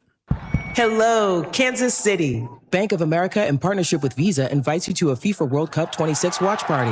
Open an eligible Bank of America checking account in participating financial centers only for an opportunity to reserve 2 complimentary tickets while supplies last. Experience special musical guests, games, giveaways, food, and more, all at a legendary venue. Learn more at BofA.com/BofA Visa Watch Party. What would you like the power to do? Bank of America, proud to be the official bank of FIFA World Cup 26. Bank of America NA, member FDIC. Terms apply. All rights reserved. Performance matters in intimate moments. Don't let ED ruin them. This is Jeff for Heartland Men's Health, and I want to assure you that if you're like the vast majority of guys, you don't have to suffer with ED anymore. In fact, you might be pleasantly surprised at how the right treatments could positively impact your love life. At Heartland Men's Health, our advanced medical therapies go far beyond pills. We have treatments that are effective in well over 90% of cases, and we offer specific and combinative treatments that can dramatically enhance both your performance and your stamina. You could even last up to an hour or more and bring a far greater level of intimacy to both you and the one you love, perhaps performing like you haven't in years. So call us today and find out why our advanced treatment strategies offer so much more. Your first visit is just $99 and gets you blood work, a medical consult, and if medically advised, a test dose. And if that test dose doesn't work in the office, your visit is free. Call 844-447-6600 or go to heartlandmenshealth.com. Heartland Men's Health, advanced medical science to improve men's lives. Hey guys, it's Rob Brennan from The Drive on 96.5 The Fan, and we're excited to announce the launch of Beyond the Pitch KC, a limited podcast series documenting the run-up to the upcoming World Cup with our friends over at 98.1 KMBZ. And I'm Scott Parks from Dane and Parks on KMBZ. Beyond the Pitch KC features the biggest names who helped make the World Cup in Kansas City possible. And there was a lot of work, plus the major storylines heading into this summer's tournament. This is so much more. This isn't just a podcast about soccer. No, you're right, Rob. It's a podcast about Kansas City, for Kansas City, telling the story of how our town is hosting the world's biggest sporting event. New episodes drop every Wednesday starting on March 4th, along with video clips that can be seen on 96.5 The Fan and KMBZ social channels. So make sure you subscribe. Download Beyond the Pitch KC with Rob Brennan and myself, Scott Parks, on the Odyssey app or wherever you get your podcasts. This is the story of the one. As a maintenance tech at a university, he knows ordering from multiple suppliers takes time away from keeping their arena up and running. That's why he counts on Grainger to get everything he needs, from lighting and HVAC parts to plumbing supplies, all in one place. And with fast, dependable delivery, he's stocked and ready for the next tip-off. Call 1-800-GRAINGER, click Grainger.com, or just stop by. Grainger, for the ones who get it done. Every morning, we rise and shine, make breakfast, and brush away the night's rest. These routines help us start the day off right. Nature-Made vitamins are a simple step in that daily care regimen. Multivitamins with daily essentials, clinically studied probiotics for gut health support, magnesium to help relax the body. Nature-Made is made to care for you every day. These statements have not been evaluated by the Food and Drug Administration. These products are not intended to diagnose, treat, cure, or prevent any disease. Furnished by IntelliBrands. Have you ever felt leg pain, restlessness, cramps, tingling, swelling, numbness, itchiness, or coldness? Then you need the new patented Legsercise Pro, the natural circulation booster that uses continuous automatic leg movement to soothe pain and promote healthy circulation the natural, drug-free way. Using Legsercise made walking painless again. Legsercise Pro's patented walking simulator propulsion technology moves your feet back and forth along its concave track, creating constant movement and flex at both the knee and ankle joints. It's like having a physical therapist right in your own home. I have much less swelling and no more tingling. Call right now and order your very own Legsercise Pro, the new proven automatic leg mover that soothes pain and naturally promotes healthy circulation. Call 800-555-1212. That's 800-555-1212. 800-555-1212 now. These statements and products have not been evaluated by the Food and Drug Administration. These products are not intended to diagnose, treat, cure, or prevent any disease or condition. Hey Kansas City, this is Cole Reagans. On your way home from McKay, tune into Vern's postgame show right here on your home for Royals baseball. 96.5 The Fan. KFNC FM and AM, HD1 and HD2 Kansas City, an Odyssey sports station. What's trending? Cheddar, mozzarella, Havarti. What's Trending is brought to you by Gann Asphalt and Concrete, trusted in Kansas City since 1994. One contractor, all things parking lots. Number one on What's Trending, of course, the Royals kept up with their winning ways. They've now won 5 of 6 after a win yesterday in extra innings against the A's. It was Bobby Wood Jr.'s home run late that sealed it for Kansas City. They're back at it tonight. 8:40 first pitch against the A's. Michael Wacha heads to the mound against Luis Severino. Vern's on deck show 1 hour before at 7:30. Vern's going to join us in about a half hour to talk more, not only about how they're playing now, and you feel like, okay, they're certainly heading in the right direction. Can they keep it up? But his thoughts on Jonathan India being done for the year, Vinnie Pasquantino's injury, although we got some good news. It sounded like at the moment, they're not anticipating an IL trip at the moment. We had JJ Picollo on the show. Yeah, it sounds like this is not a 2-month type of thing. Let's hope not. It said it started up earlier this week is what he made it sound like. Next up on What's Trending, Kansas, if you did miss it, landed the number 1 recruit in the country last night, choosing Kansas over Kentucky. That's Tyron Stokes, the number 1 player in the country. Obviously, it was leaning this way for a while, it seemed like, for the Jayhawks, but needed to seal the deal. Reports are that he had signed the paperwork before he even went to go visit Lexington. So maybe that was a courtesy trip in case, not that you can't just rip out those documents, you know how that works, at least on that end. But For the second straight year, the number one recruit's heading to Lawrence. Yeah, well, we're going to talk more about this around 12:10, so about 5 minutes from now with Shreyas Laddha from the KC Star. He covers the Jayhawks to get his perspective on it. Elsewhere on What's Trending, New York Jets hosted Russell Wilson on Monday, according to ESPN. And while a deal is not considered imminent, he is in the running to join the QB room. Remember, they already have Geno Smith. So a QB room of Geno Smith and Russell Wilson. The New York Unks. There you go. There you go. Yeah, man. They're going to wait this one out. I actually think Russell Wilson, somebody, maybe it's the Jets, somebody will sign him to have her in camp. And that's about it. However, You're old. However, if you were to ask, like, the kids in college, they get asked those questions. You're saying if you were born in, like, 1998, you're Unk. It's like, bro, you're still, like, 27 and you're High school Unk. kid right now would say that Alex is Unk. There's no doubt. 100%. Oh, sure. Yes. They think we're all They would think old. I'm Unk. They all think we're old Mac and is washed. Unk. And Mac? Mac's the youngest person at this. Saying if you're born in 2005, you're Unk. Get out of here. Yeah, that's nuts. Next up on What's Trending, former Broncos, 4-time All-Pro safety Justin Simmons announced he's retiring from the NFL after 9 seasons. Simmons started 124 games, recorded 32 picks during that time, and interestingly enough, was one of those guys that I was surprised was available. Like it was free agent safety. Chiefs could use a free agent safety, and then he kept being a free agent forever. Yeah. Eventually locked down with the team, didn't really play, and now is retiring. So no more Justin Simmons. He had a hell of a career there in Denver. But surprise, sometimes with corners and safeties, it happens quick. And this time it got him. Elsewhere, some news just coming out in the last half hour or so. Iowa State head coach TJ Otzelberger has signed an extension for the men's basketball program through 2036. That announced by Iowa State. Salary going to be $6 million a year. You guys remember during the tournament when his name was coming up, he was the one coach that spoke where, I know Tommy Lloyd ended up staying at Arizona as well, but he was the one coach that spoke where it felt like genuine, a little more genuine. Like, no, truly, he and his family wanted to stay at Iowa State. We also now know he knew that he was about to get an extension up to $6 million a year. My only question still long-term with him there is that it's been reported that the athletic department is in big trouble financially. It's a big reason also football-wise. Their head coach, Matt Campbell, left for Penn State. Yeah, it will be interesting to see, but obviously he likes it there. I think he gets his kids through high school. Okay. That, like if you hear him talk about like his kids in the school in the area and making them move again, that would, like in the next 5 or 6 years, that'll play itself out. And then maybe if he's still doing a great job, maybe a new job then. Lastly, on What's Trending, FIFA to award $871 million in prize money for the 2026 World Cup. That's up 15% from the previous World Cup. Well, that's probably because the field is larger, and you guys have probably seen the stories about the ticket pricing and the way things have been going with the ticket lotteries and how expensive tickets are. But out of control. I still don't have tickets, man. I don't know what the hell I'm going to do. I have the tickets listed. They have not been sold yet. Okay, so you've got some but of yours they're up. listed at a crazy price on purpose. Oh, I see. Right now. You're asking for the crazy price at the moment. And crazy within reason, like nothing like absurd. You're asking for $40,000 for them. Somebody listed a ticket to the final, like the final.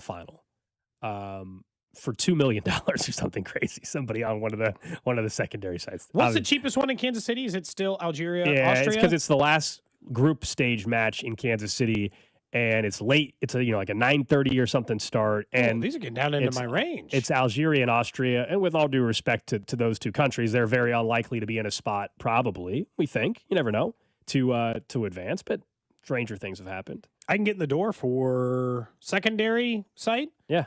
196 for like way upstairs somewhere. Yeah, just I mean, category 3. I told you looks like lower I'm gonna level try the to go cheapest right to, now is $375. I'm going to try to at least go to one of the matches. I think we might sell again. I went in with a buddy on the ticket, so I think we might try to sell a couple. But one of the matches. I mean, I do want to go to one of them. One way or the other. Even if it is just going to be the late Algeria-Austria match, still to go to the World Cup would be pretty damn cool. Especially because it's in Kansas City. Remember, we were in Pittsburgh, and they said the single biggest event we've ever hosted is this draft. Up to that point, that might have been the answer for Kansas City, other than Final Fours before you and I were alive. Now it'll be the World Cup. And forever, probably. Yeah, because even if you get a Super Bowl, the World Cup is bigger than that. Yeah. I know it sounds crazy, but it just is. It absolutely is. All right, let's get into the big news yesterday evening. As you said on Inside the NBA, Tyron Stokes made his announcement, the number one recruit in the country, committing to Kansas. He was deciding between KU and Kentucky, at one point between KU, Kentucky, and Oregon. To talk more about how this came together, what it could mean for the Jayhawks next year, we welcome in reporter from the Kansas City Star that covers the Kansas Jayhawks. Shreyas Laddha, kind enough to call into the show. Great to have you on, man. What was your reaction yesterday? I know you've been tracking this for a while. Did you get a feeling heading in to yesterday this is where the decision was headed? Yeah, I did. I had a story come out last Friday that was just kind of talking to a source close to the recruitment from the Kansas side, and they felt good. They didn't think the Oregon smoke was real. I think, I asked a few weeks ago that same source of like, hey, is this something that you guys are worried about him visiting Kentucky, or is this like he's just trying to get some more money, like NIL money out of it? And they were like, I think you answered your own question with a smiley face emoji. So, I felt good at that point. And then I had an NBA source tell me that the visit went bad all around with Kentucky, but it was just so hard. This entire recruitment, it was chaotic because he's a Nike athlete, Kansas is Adidas school. So there's just so much going on behind the scenes there of like, there's a few different points of like, oh, I think Kansas is going to get him, especially from like, I think November onwards. I was like, okay, I think Kansas leads recruitment. Before that, I think Kentucky led the recruitment. And then, there was Oregon smoke that showed up randomly in the last like 2-3 weeks, like, Paul B. Cardi from ESPN saying they're a legitimate option. I was trying to figure out, like, is that real? Is that not? And, obviously he was trolling the different fan bases with all the different things. He played it close to the vest, I think, as much as you can. I had never been this confused with a player of his caliber's recruitment in my life, to be honest. And it was hard for me to be definitive about anything because I was like, I feel like he has a good shot to go to Kansas. And I said that on radio like Friday, and I had Kentucky fans like so angry with me, and I'm like, I didn't say Kentucky's out of it. I just said I think Kansas feels good, and they feel like they have a good shot, and they've been pushing for him. And there's just been so much stuffing happening behind the scenes with him and Kansas, and for them to pull it together, especially in Adidas school, to get a top Nike athlete is pretty extraordinary, I think. I was going to ask you about the Adidas Nike component to all of this, because we all know it would not be the first time somebody went to a Nike school over an Adidas school for the reasons that they are a Nike athlete or whatever. How clearly that did not hold this thing up. Is there some understanding moving forward? I mean, he's not going to be out there wearing Nikes on the court at Allen Fieldhouse, right? So, or is he? I'm not sure exactly what's going to happen, because we look at, if you remember Dylan Harper, he went to Rutgers, right? And he was a Nike athlete. He was wearing like Nike shoes, I want to say. So I'm a little curious. I'm still trying to figure out what exactly is happening behind the scenes with that. Like, but I definitely do think the Nike Adidas thing held up this recruitment. Like, candidly, I think if Stokes was a Adidas athlete, I think we would have had him commit, like Kansas would have had him committed back in like December. Okay. I think Nike just kept on upping the ante, and it's something that, I was told Friday is like, Nike's definitely putting up a fight for him, so I'm not quite sure exactly how it's going. I'm trying to still figure out the kind of vibe of how it's going to work with his camp and Nike and how Adidas kind of factors in, but clearly they came to some sort of agreement. Now he's going to Kansas, and I'm intrigued to kind of see how it all plays out. How much of the Stokes possibly coming to Kansas do you think had any effect on Bill Self's decision whether to come back or not? I definitely think it was a big reason he wanted to come back, right? I mean, Stokes is a special talent. I think, I talked to an NBA scout for his story, and he said he's not like Darren Peterson level, but like the word that I absolute like game changer in transition, absolute like bulldozer type player. He's not quite a 3-level scorer, but he's clearly a guy that, according to the scout, that he would be a top 5 guy in this NBA draft class, which is filled with incredible freshmen. And I think, getting the chance to coach 2 number 1 overall recruits back to back, even with the Darren Peterson situation not really going as well as planned, I think it's something that Bill wanted. And, it's good for the brand for Kansas to bring in a guy like that. And Bill knows that. So I definitely do think getting the chance to coach Stokes, especially a player like Stokes, who is super uber talented, and there's been some concerns about his maturity and some other things, I feel like Bill Self is the perfect coach to kind of rein that in, as we've seen him do with some players in the past, like Josh Jackson or the Morris twins or whatever. So I do think a big factor for him coming back was getting Stokes, and the way it felt like Kansas was building the portal was everything around him and not targeting any star wings because there was almost like, hey, this is your open spot. Like, we know you're coming here, or we think you're coming here. We're building around you. We're going to leave it open for you, and we're going to show our faith in you that you're coming to Kansas by not recruiting or even being linked to any star wings or anything like that. Clearly, getting the number one player in the country does not guarantee national championships, doesn't guarantee Final Four appearances or anything like that. But what do you think this does to the ceiling? Does this mean that the ceiling is a national title team next season? What do you make of the rest of the roster, I guess, now that Stokes is kind of the key piece there? Well, I like the rest of the roster more than I like last year's roster. I think the biggest thing is we're looking at, you're really counting on Stokes and Kinney to be good scorers right off the bat, and a guy like Leroy Blyden to kind of translate his scoring from a non-Power 4 league to the Big 12. So there can be some hiccups and there's some growing pains. I think the overall ceiling of this team is higher than last year's team, as long as obviously Stokes is healthy. But I don't think Stokes is as good of a player as Darren Peterson overall, but I think Stokes could be better in college just because of the way they're going to have to play. Kansas has surrounded him with a pretty good shooting tandem in Leroy and Kinney. Kinney shot like 45% from three this past year on 9 attempts a game.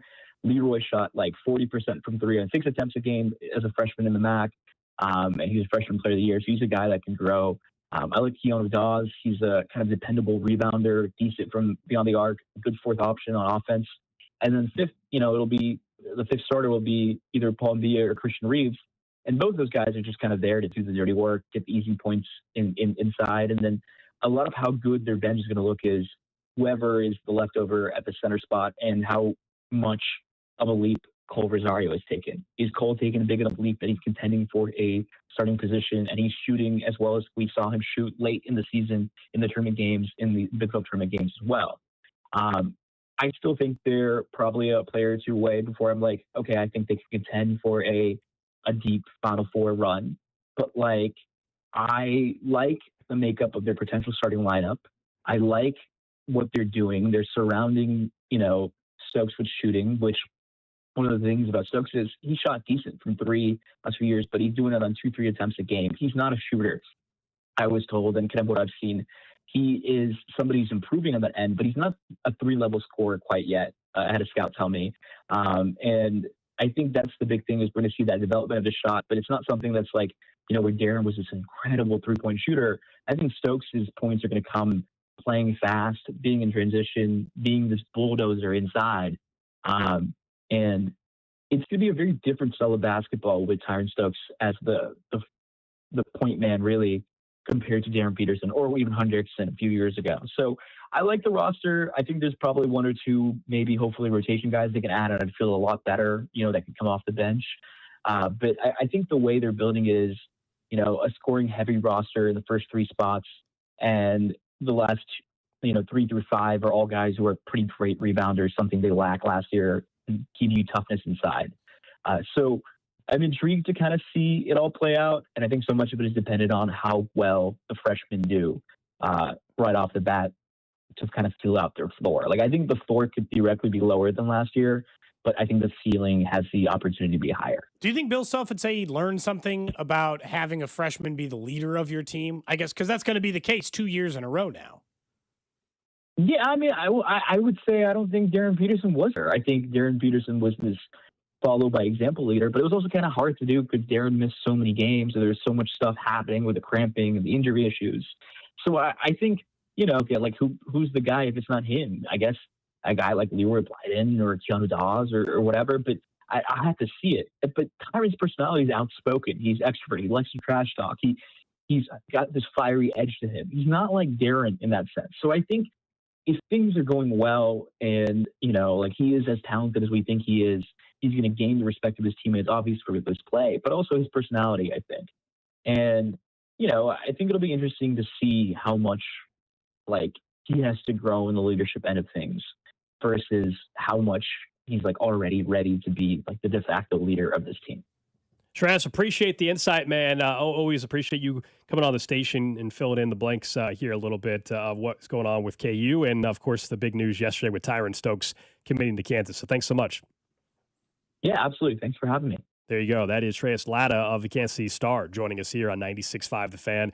Tyron Stokes committing to Kansas yesterday. I had that announcement with Chuck, Kenny, and Ernie and everybody. A pretty big stage, to say the least, for him. 5:30, 6:30 Eastern yesterday. It was a good spotlight. He also announced he's like a 2K athlete or whatever. That was the whole video game cover thing that was going on during the announcement as well. Kudos to him.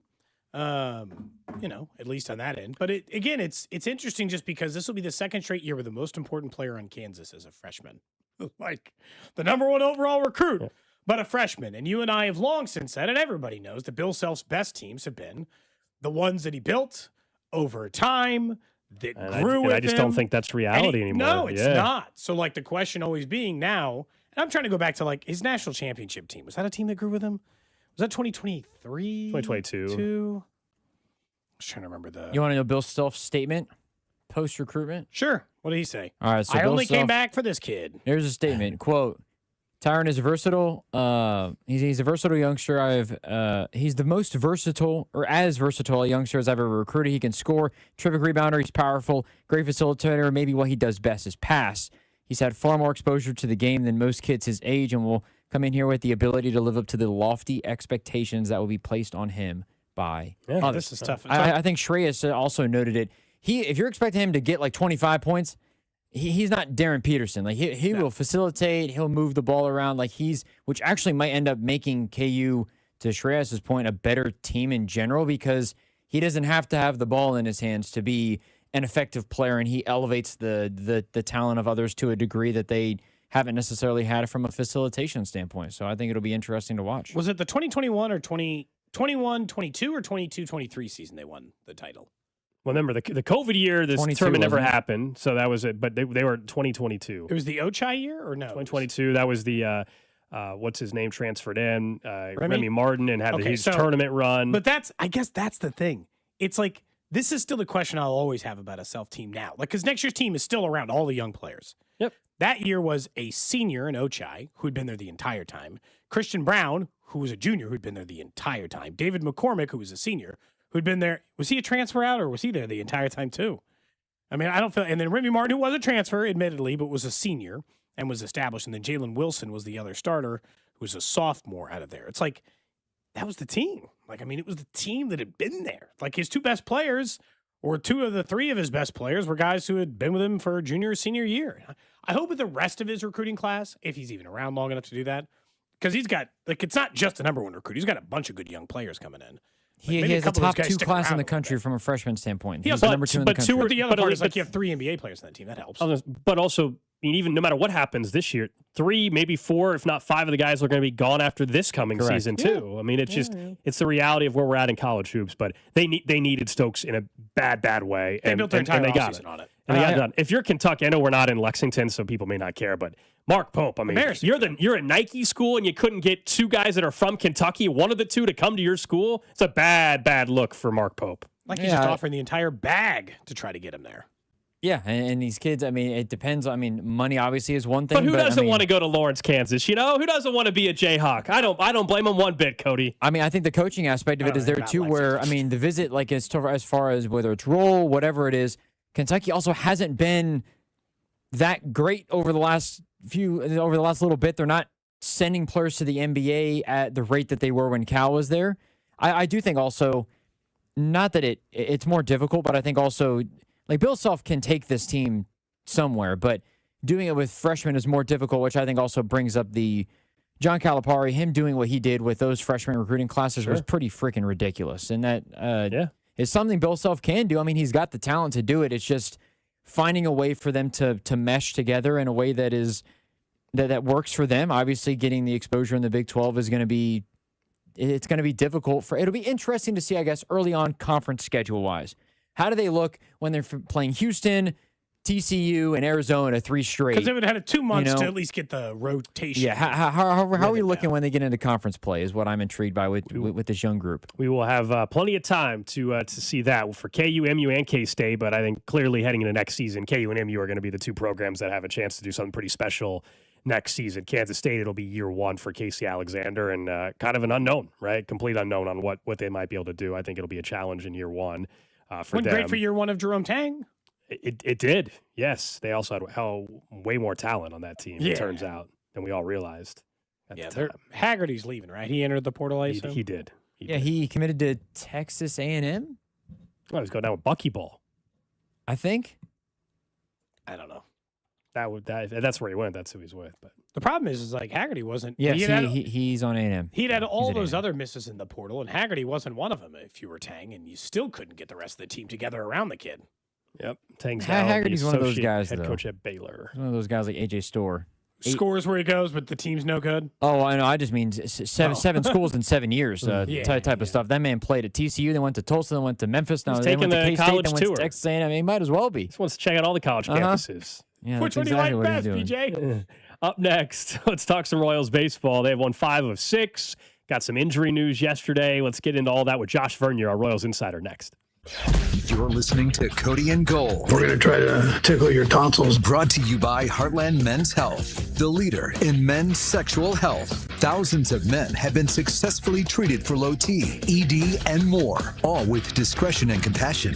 Make your appointment at heartlandmenshealth.com. FanDuel is serving up a happy hour every day during the playoffs. We're talking special drops you don't want to miss, from profit boosts to bonus bets and more. And the best part, it's every single day. So head to FanDuel.com/local to get started. Here's how I'm handling the daily happy hour. I open the app, see what's available, and suss out. Maybe it's a profit boost on a player point total. Maybe it's a bonus bet, and I'll take a big swing and try to make some mega money and keep that bonus bet in my back pocket. So whether you're betting the early game or gearing up for prime time, make sure you open the FanDuel app and see what's waiting for you today. So go to FanDuel.com/local to get started. That's FanDuel.com/local. FanDuel is an official partner of the NBA and the official sportsbook of 96.5 The Fan. 21 and present in Missouri. Opt-in required. Rewards are non-withdrawable. Restrictions apply, including bonus and token expiration, leg requirements, and max wager amount. Gambling problem? Call 1-800-GAMBLER. They call this one Bill. Whoa, aliens? Am I in a spaceship? Affirmative, Bill. What's with the laser saw? Relax. We are cutting our bill in half. What? An Xfinity mobile transmission says you can cut your bill in half. Oh, your mobile bill, not me, Bill. Xfinity Mobile also says we can try it free for a year. Free. Yes, with no commitment. Can we put the saw away? I am reluctant. But we will find another being to bisect. That's not sci-fi, it's Xfinity Mobile. Xfinity Internet members cut your mobile bill in half. Plus, try Xfinity Mobile free for a year. No commitment. Learn more at xfinitymobile.com. Xfinity. Imagine that. Restrictions apply. Xfinity Internet required. Savings compares one line of Xfinity Mobile Select to comparable plans from T-Mobile, Verizon, and AT&T as of 3/24/26. Taxes, fees, extra. $30 monthly discount limited to new mobile customers only. After 12 months, regular rates apply. Been putting off some much-needed painting? Well, don't wait. Trust the professionals at CertaPro Painters to get the job done right. With over 70,000 five-star reviews, they make the process worry-free, starting with a detailed proposal and ending with a professional result at the right price. Ask about their spring sales event for 10% off qualifying projects through May 15th. Each CertaPro Painters business is independently owned and operated right here in Kansas City. Schedule your free estimate online at CertaPro.com. That's Certa with a C. Liberty Mutual customize this song for you. Like your car insurance, it's custom too, yeah. Liberty Mutual's got the coverage that could save you money.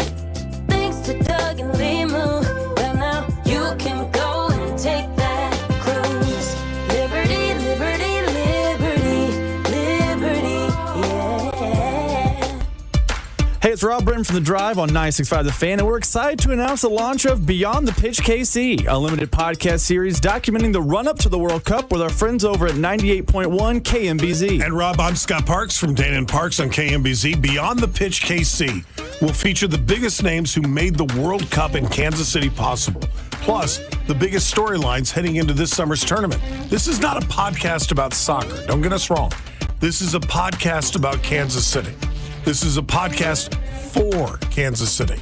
And this is a podcast that'll tell the story of how our town is hosting the world's biggest sporting event. New episodes will be released every Wednesday starting on March 4th, as well as video clips that can be seen on 96.5 The Fan and KMBZ's social channels. Subscribe and download to Beyond the Pitch KC, a limited podcast series with myself, Rob Bretton, on the Odyssey app or wherever you get your podcasts. This is the story of the one. As a procurement manager for a hospital system, she keeps every facility in her network stocked and ready. That's why she counts on Grainger to be her single source for thousands of products, from disinfectants to lighting, air filters, and more. And with fast, dependable delivery, Grainger helps her keep every facility stocked, safe, and running smoothly. Call 1-800-GRAINGER, click Grainger.com, or just stop by. Grainger, for the ones who get it done. If you own a small business, the pressure never lets up. Something's always coming at you. That's why business owners turn to LendSeek for funding. I don't need promises. I need options. LendSeek's AI platform showed me real funding choices. Now I can cover payroll, handle taxes, and go after growth opportunities without the daily stress. Up to $5 million with funding in as fast as 24 hours. No upfront costs. No prepayment penalties. Start ready, stay ready. LendSeek.com. LendSeek.com. Doug. There's nowhere I wouldn't go to help someone customize and save on car insurance with Liberty Mutual, even if it means playing in a football game. Boo! 42! You're going down, Doug! Oh, yeah? Your price on car insurance when you customize and save is going down. Hey! Limu? What are you doing on their team? Only pay for what you need at LibertyMutual.com. Liberty, liberty, liberty, liberty. A cool and crisp Modelo tastes good. But you know what tastes even better? That survived the evening rush Modelo. That post-12-hour shift Modelo. That fought for every rebound Modelo. That just clocked out on a Friday Modelo. That Modelo you earned is just better. That Modelo is the markable fighter. Drink responsibly. Beer imported by Crown Imports, Chicago, Illinois. You're listening to 96.5 The Fan from the DM Injury Law Studios. Mike's got this. Car, truck, or motorcycle wreck? Remember, Mike's got this. 816-888-7500. Mike's got this. Hey, it's Rob Brennan. We hope you're enjoying Beyond the Pitch KC, a podcast on how Kansas City landed the world's biggest sporting event. It's presented by Commerce Bank. Visit commercebank.com/soccer26. New episodes are released every Wednesday on the Odyssey app or wherever you get your podcasts.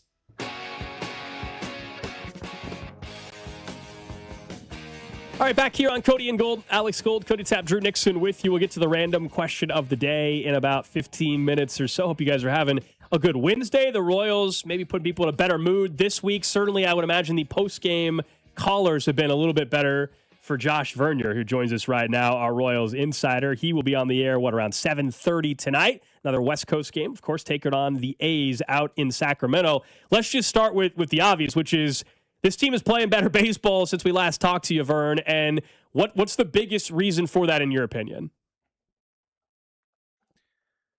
It's either the bullpen or your stars in the lineup showing up in big moments. Take your pick. I mean, those were the two things that were really dragging this ball club down. You had a bottom five bullpen, a bottom five offense, and over the past week and a half, both have climbed out. The bullpen now, I think, 20th in Major League Baseball. The offense is up to 19th in Major League Baseball, and that obviously has been spearheaded by some big swings from Bobby, from Vinnie, from Salvi, from Jack Caglione, Carter Jensen, the guys that we always knew were the answer to the offensive woes.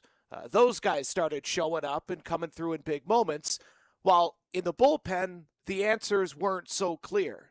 And as JJ Picollo described to you guys earlier in the show, Daniel Lynch has taken advantage of this opportunity and is now standing toe-to-toe with Matt Strahm as far as being the seventh inning guy when and if Carlos Estevez returns. Hopefully we're looking back on this bumpy start to the season for the relief corps. Hopefully we're looking back later on as Carlos Estevez is accumulating saves And we look back on it fondly that this allowed Daniel Lynch to find a different level of confidence and give this team 4 high-leverage options down the stretch. That to me, is the reason why you're seeing better baseball. It's still not as clean as it needs to be. Ran into some outs last night, wins.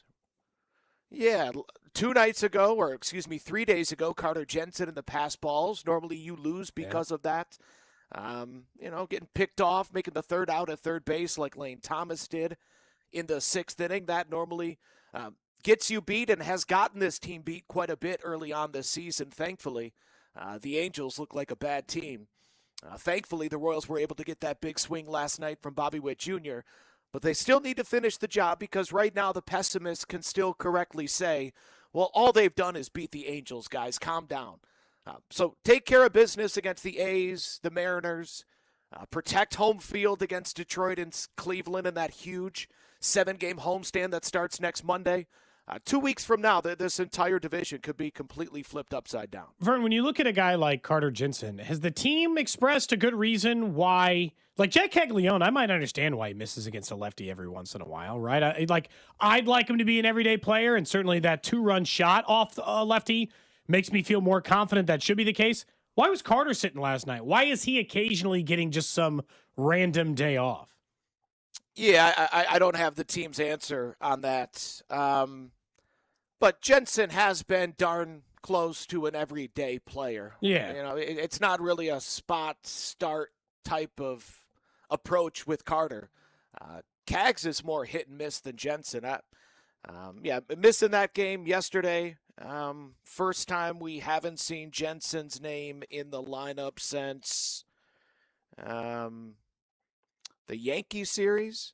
Okay. So it's a pretty good run for a guy that does catch occasionally. No, I don't. At least there's nothing that I see from his at-bats that say you need to be careful with the matchups. This is a guy that should see his name in there, especially now with Vinnie a little banged up. Carter Jensen needs to be an everyday bat, no question. What would you do? Let's say Vinnie misses 3 games. Even if it was 2 weeks, even if it was an IL trip, which JJ Picollo told us earlier, he's not anticipating that, at least at the moment. I wouldn't put Jack Caglione back at first. I want him to stay comfortable doing the thing he's doing. They got other guys who can shift around and play that position, I guess. Would you put Jack at first if it was a longer thing with Vinnie? It really just depends to me on who's hitting, because to me they're all kind of the same defensively. Sure, you lose Cags' arm in right field, but whether it's Lane Thomas or Isaac Collins or Starling Marte, whoever ends up replacing him, no, they can't match the arm. But defense, I don't think, takes too big of a hit. So is Lane Thomas hitting? Is Kyle Isbell hitting? Is Isaac Collins hitting? Nick Lofton, Starling Marte?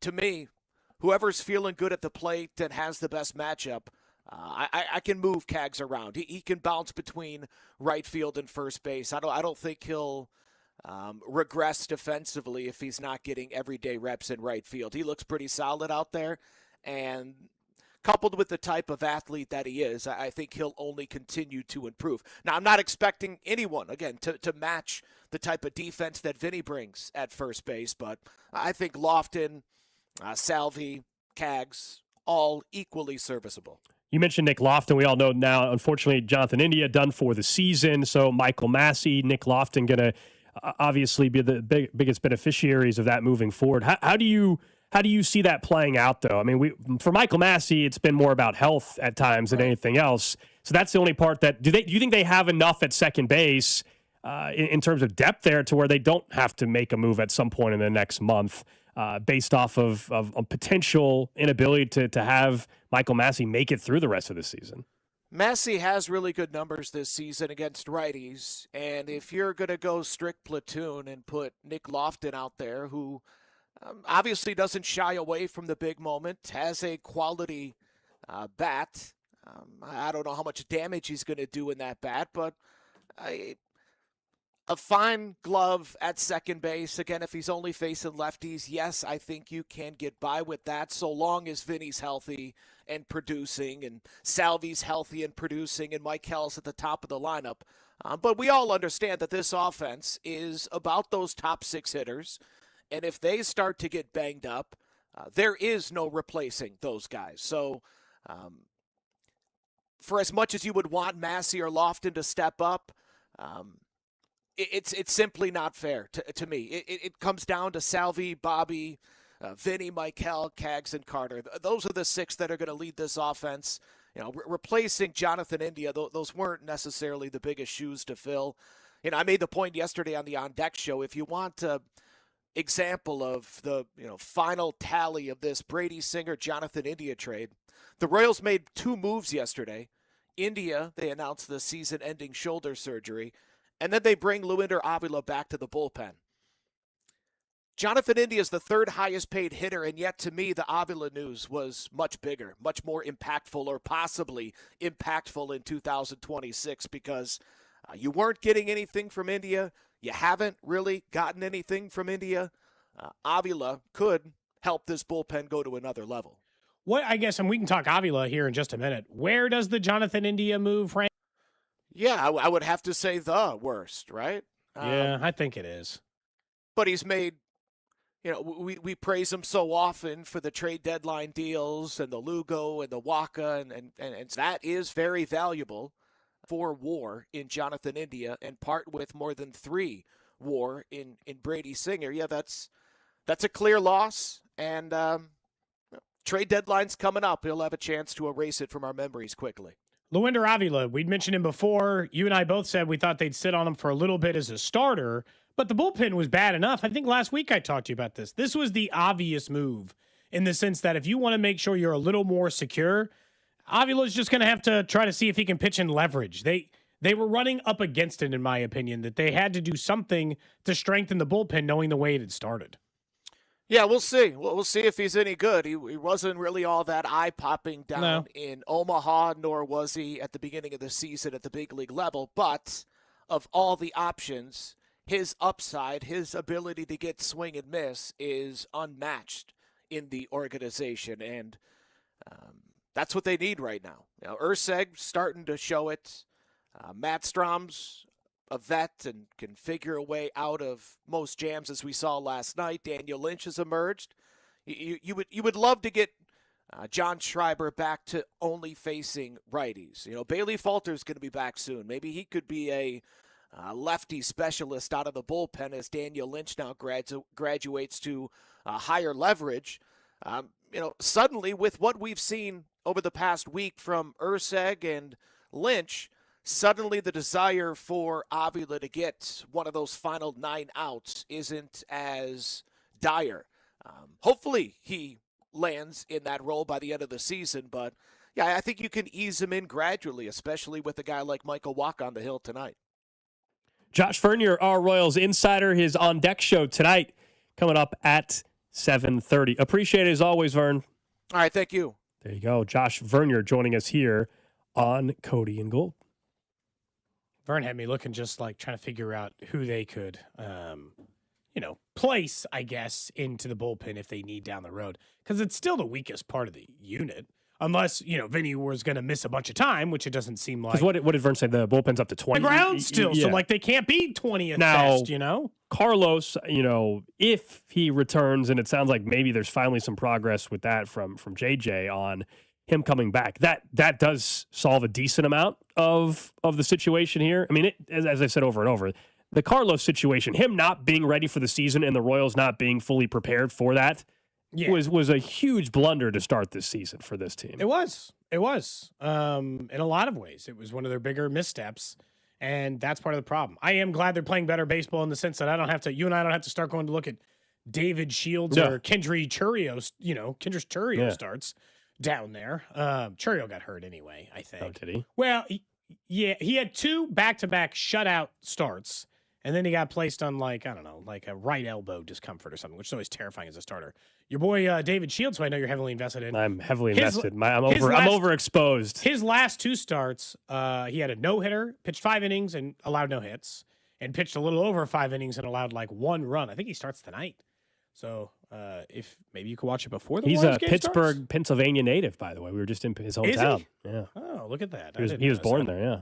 Went to high school in Mount Lebanon. I didn't realize. Okay. People there. We should have talked to. We should have talked to people. We should have gone and done some deep scouting. Investigated. Yeah. Like you said, you're heavily invested. It's going to be an interesting next. I told you before. It's the road trip, the 7 games, and then of course the homestand. That's going to determine. Or 6 games and then 7 games. And Can they games are huge. They get back to 500, then I at that point, then to me that's when you can buy back in on the team. Yeah, that's just where and I understand like there's still 5 games back at that. Yeah, they're what 12 and 17. Yeah, game 30 tonight. 30. Oh man, we have to do quarter pole conversations in 10 days. We don't have to. Well, yeah, I just meant we would hypothetically do it at that point. It is required. Well, once we get to the quarter pole, you have to. It does always remind me it's like 40 games in is a good time to look at a team. Totally. Danny Matthews would tell you that. 40 games in is like things are starting to look a little bit more real. Time flies, man. Vern, you and I we've been married long enough. Time flies. I don't remember what you were talking about when I said that. You said it. I don't know. Who knows? You didn't even play Get Off the Phone, did you? I was scrambling. At the end, as I was slowly saying, Vern, thanks for. I was reaching over to the keyboard, and I was searching Vern phone, and I couldn't. And then it was too late to play it. So close enough. Random question. For you, Gold. For you, Drew. Text line 913-586-7965. Of course, available over on YouTube, Twitter, Twitch, and Facebook, where we live stream the show. Like and subscribe on YouTube or Twitch. Pop to the top of your feed. Never miss any of the action of the show on video. Gold sent out one on Instagram earlier. You can see some of the silly faces we make or anything else that you might not want to miss. So the question I have for you guys today, I don't remember if I said text on 913-586-7965, is whether or not you think you will regularly utilize this. YouTube TV finally came out yesterday that they will allow you to customize a multi-view of any of the channels you have available, regardless of what sporting event is taking place at that time. Now, that was not always the case. Sometimes they'd allow it during the NCAA tournament time or all that other stuff. I guess the question I have today is this something you will use regularly, knowing that you're not often watching multiple sporting events at the same time on like a Tuesday night? You might just be watching the Royals game, which might not be available. You're gonna put some sitcom rerun on one of the multi-views. So I just how often do you think you'll use this? For me personally, it's just for sports, and it's going to be on college football Saturdays or a night where there happens to be. If it's assuming they're on the right platform to do it, NBA playoff game with a baseball game that happens to be on TV at the same time. Again, you can't really do this with the Royals because, as you were saying, because they're on an app. Would you regularly do it? I don't think even if there was for college football Saturday, I do it every Saturday. Saturday. That'll be the time I use it the most. I honestly that is easily going to, if you were to break it down, 90% of the time I go multi-view. It's just going to be a college football Saturday or whenever there's multiple college football ALCS games. Game 5, NFL Sunday Night Football multi-view. I guess I could. I would honestly, I would probably, and if the Royals were not in it, I would just go watch the NFL game. That's what I'm asking. Yeah. I'm asking But I guess I could. How I can many already times do that, would though. you use that? That part, though, that's not really the customizable part. We've already been able to do the split screen NBC and Fox playoff game. Like that's been the difference is now you can.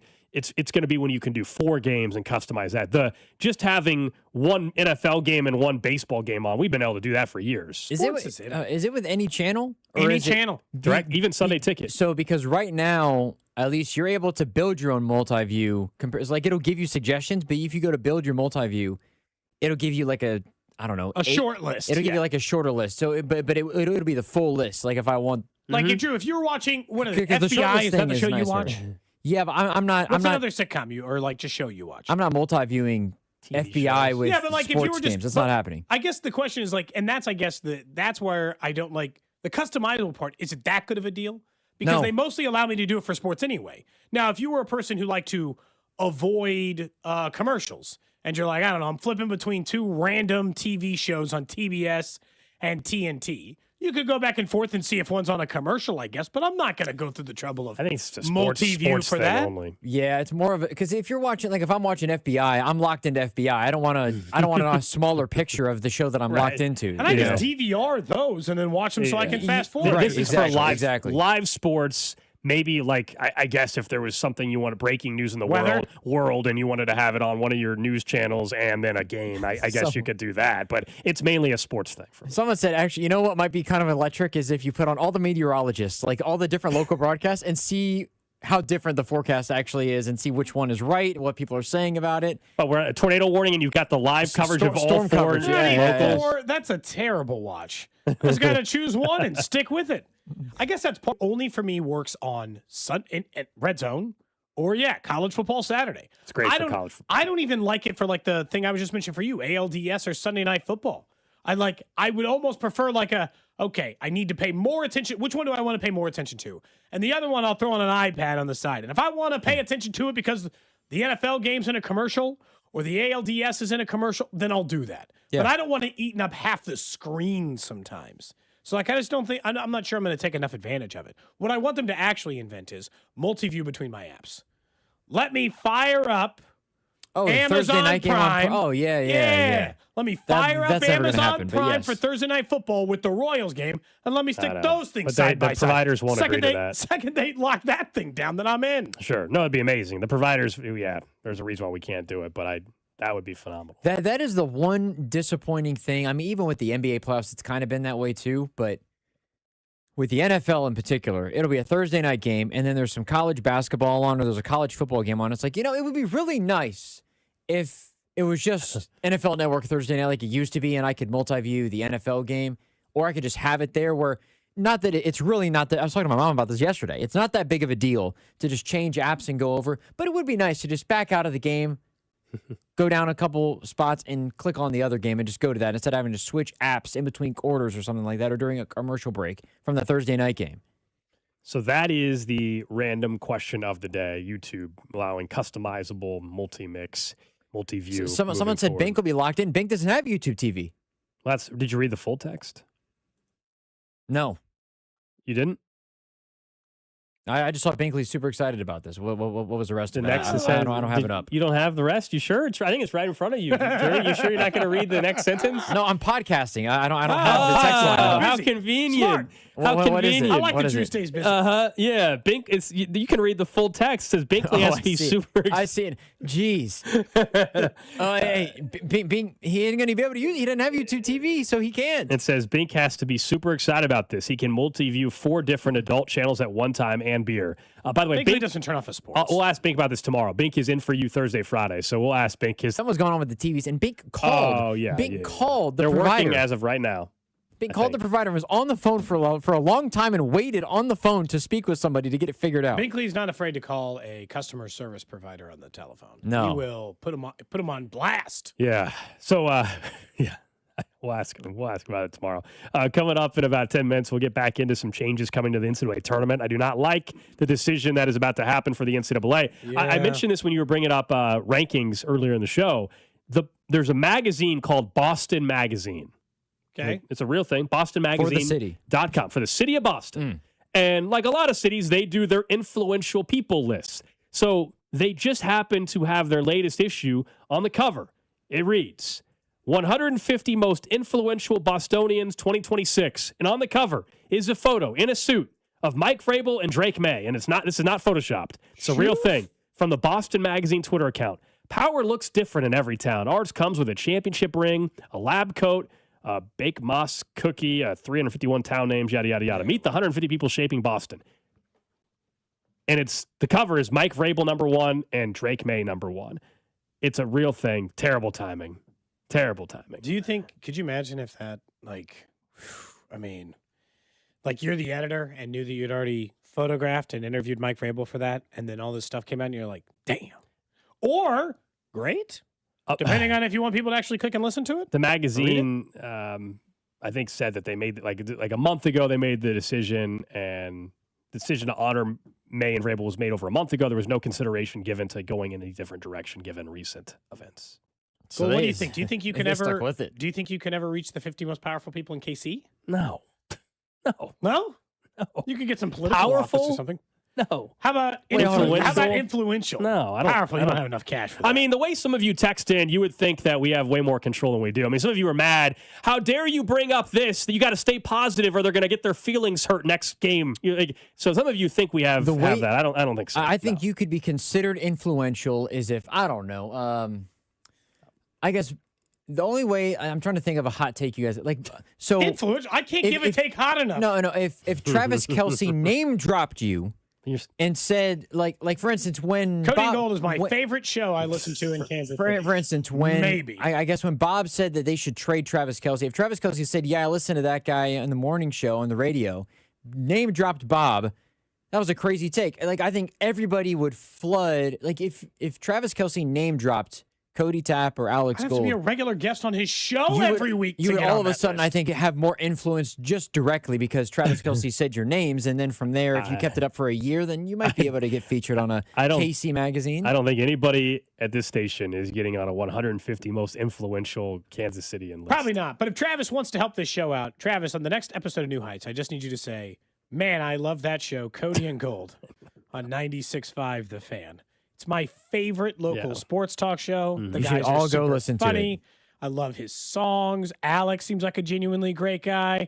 Just if you could just like 2-3 sentences that really boost us. If he said he loves your songs, you need to come out with an album. If you said he likes your songs, Travis at this Kelce point. and Taylor Swift do like spending money with local companies to help prop them up a little bit. This is like that, but for radio. Oh gosh! All you got to do is say that you love this show.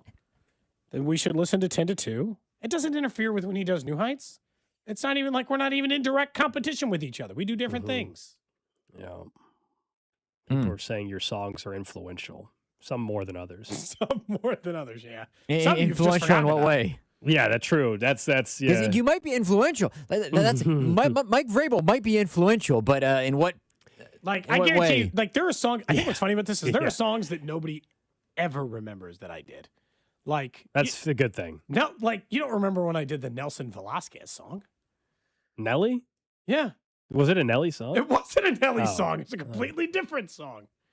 No, I do not remember all of them. I try to wipe. I try to wipe a lot of them out of my memory and not remembering the lyrics or anything. You actually specifically requested I do that one, and you still don't remember it. I honestly, legit don't remember what it So sounds test your real power. See if you can make Nelson Velasquez hit more home runs. Where's he at these days? Remember this one? Oh gosh. This isn't even the best part. This song, man. This one was harder than I thought. Home Run King. Well, you said to try. Yeah, thank goodness you're on a 3-month ban. Yeah. You know, 3-month ban, no singing. That part I'm happy about. How long ago was this? It says it was May 15th, but it doesn't have a.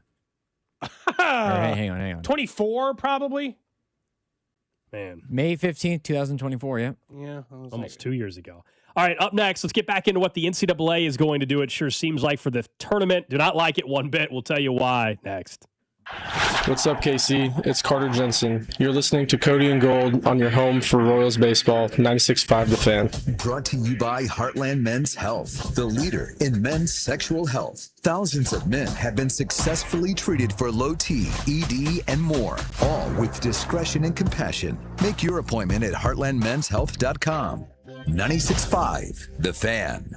Getting a little older doesn't have to mean, well, getting older. This is Jeff for Heartland Men's Health, and if you're feeling low energy, can't sleep, can't lose weight, are struggling with brain fog, or your sex drive is off, it's time to change it up. At Heartland Men's Health, our advanced medical strategies featuring TRT, GH peptides, NAD+, GLP-1s, PDA, and more treat low T and other hormonal issues to help you shed pounds, have more energy, enhance your body composition, improve sleep, increase your sex drive, and so much more. Getting you back in the game again. So don't be older, be stronger in the gym. And if you start on one of our advanced treatment plans on the day of your appointment, your visit is free. Call 844-447-6600 or go to heartlandmenshealth.com. Future therapies are compounded and have not been evaluated nor approved by the FDA. Provider prescription required. See website for details. Spring is here, and as the weather heats up, the sports action heats up at Circus Sports. From baseball to basketball to hockey, Circus Sports has it all. Circus Sports isn't just sports betting, it's sports betting the way it should be. High betting limits, player-friendly pricing, and exceptional customer service. Whether you're looking for playoff futures or props on your favorite players and more, Circus Sports has you covered. And don't miss out on the special Royals props for every game. Download Circus Sports app or visit circusports.com today. Must be 21 or older. Gambling problem? Call 1-800-GAMBLER. There's nothing like the sound of Royals baseball. When the boys in blue take the field, loyal fans tune in, turn it up, and stay connected. And where do Kansas City's most passionate sports fans gather? Right here on 96.5 The Fan. Sports fans fans are loyal fans. They support the teams they love and the businesses that support their team. If you're ready to grow your business and connect with a dedicated, engaged audience, call 816-522-0444 or email greg.bergen@odyssey.com. That's greg.bergen@odyssey.com. Do you owe the IRS $10,000 or more in back taxes?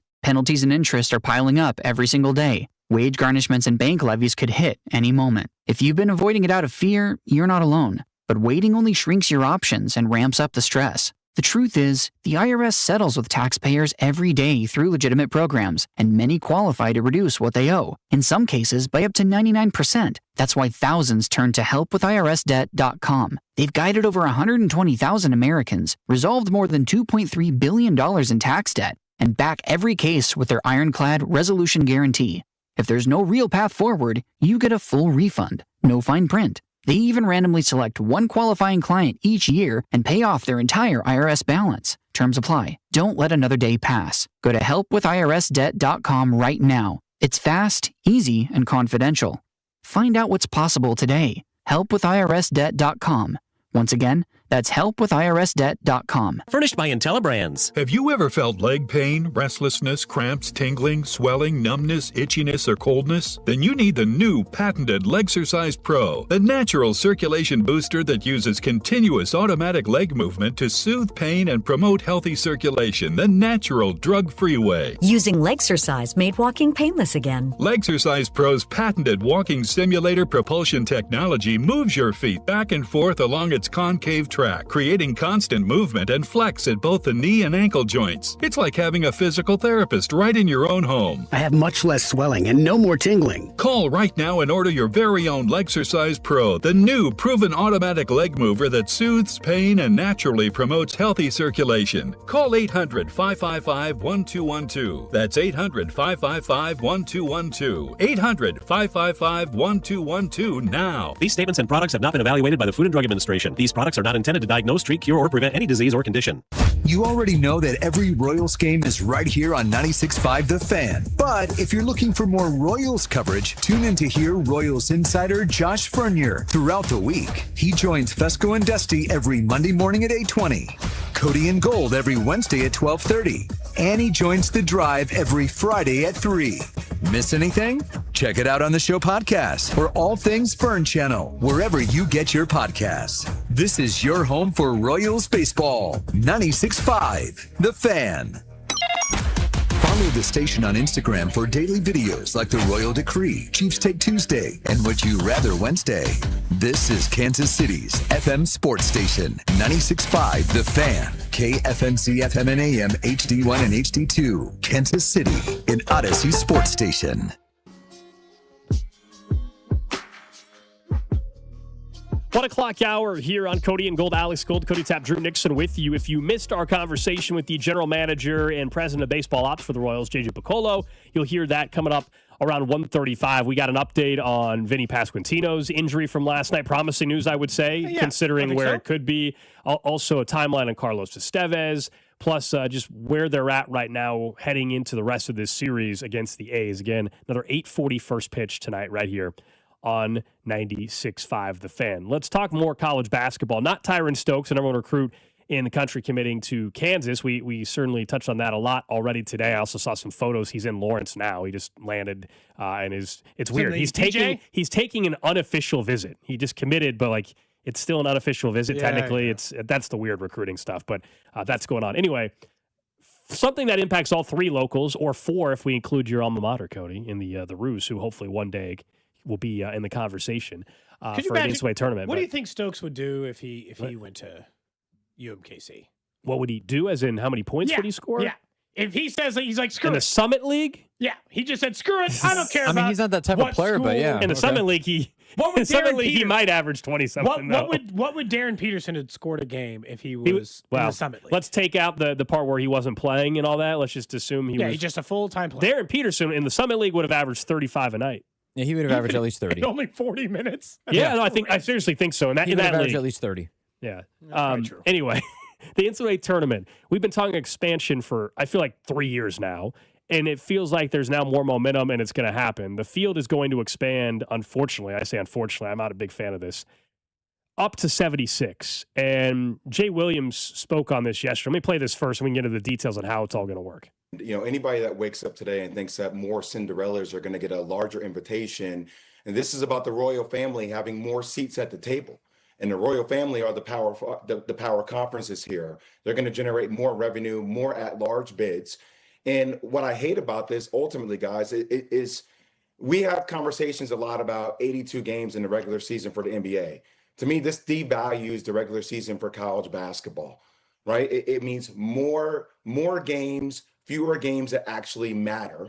And he went on from there, and I firmly agree with the idea of this is just helping out the power conferences. This is we know right now we have a first four where it's 8 teams playing 4 games a Dayton Wednesday. They're going to play earlier, and you're going to take teams that were already in the field, and they're going to have to play in this earlier play-in round or first round, not on Thursday, Friday. We're going to have 24 teams playing on Tuesday/Wednesday. That's what bothers me more than any of it, is that you have now devalued the 2 best days in sports at the effort of just making more cash. Because I used to get on Thursday and Friday 64 teams competing for their spot to go to the NCAA final. Whatever, I have 52.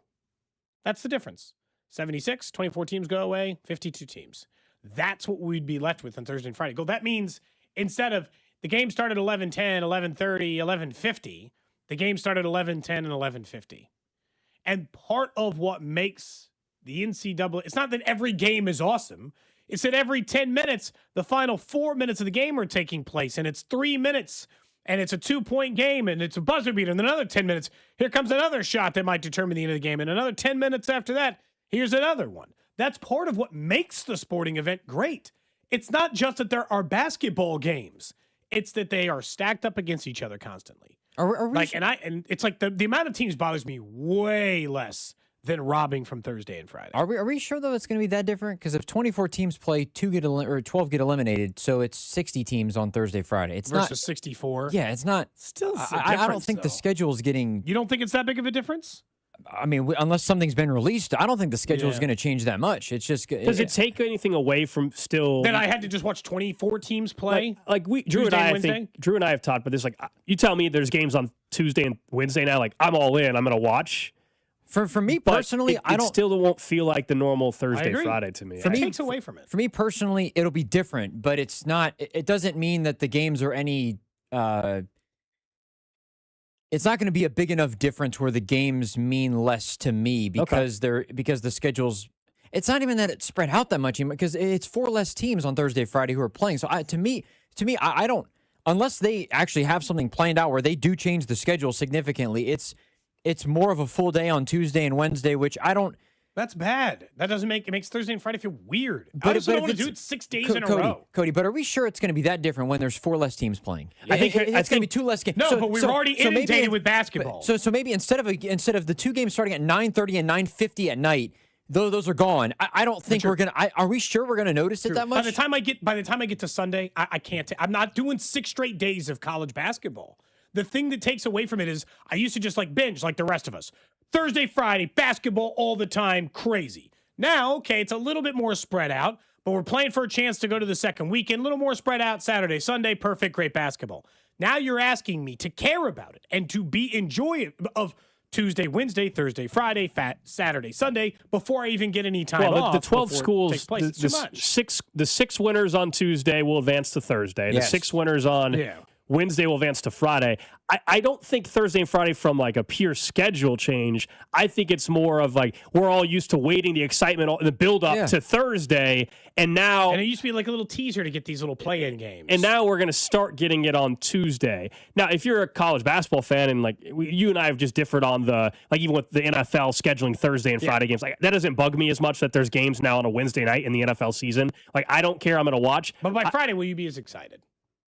Yes. Kansas is in it, and they're playing, and Missouri's in it, and K-State or whatever. If KU's in it, you're going to have to wait till Thursday or Friday anyways, in all likelihood. It'll still be the same Thursday, Friday. The argument and the part I'll agree with you on is that instead of having the build-up, which enhances to me Thursday because we're all excited to wait for it, now the tournament field is going to be announced Sunday, and then the games are essentially the next day.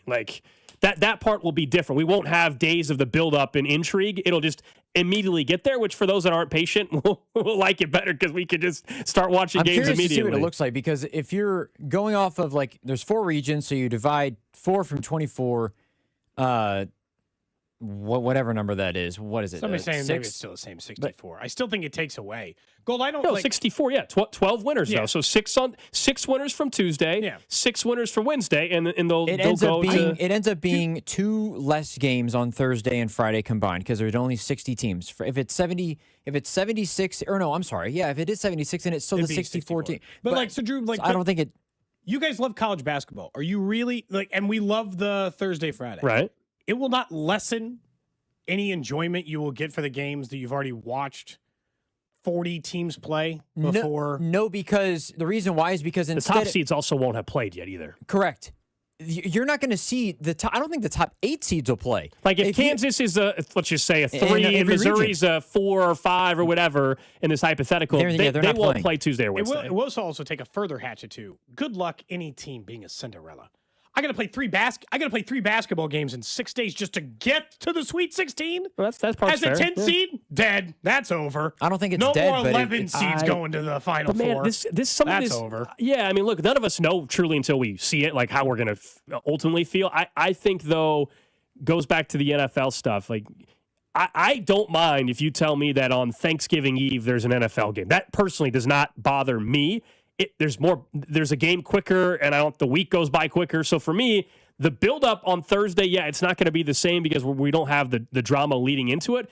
But as someone that likes the tournament, the fact that on Tuesday I can start watching tournament games, like that part I think I'm going to like. But I just wonder if... like a full slate. Okay. I don't Someone think made a good point. They got to take off work more. They're like, hey, now I got to... But if you're watching... But again, you still just take off Thursday, Friday because it doesn't...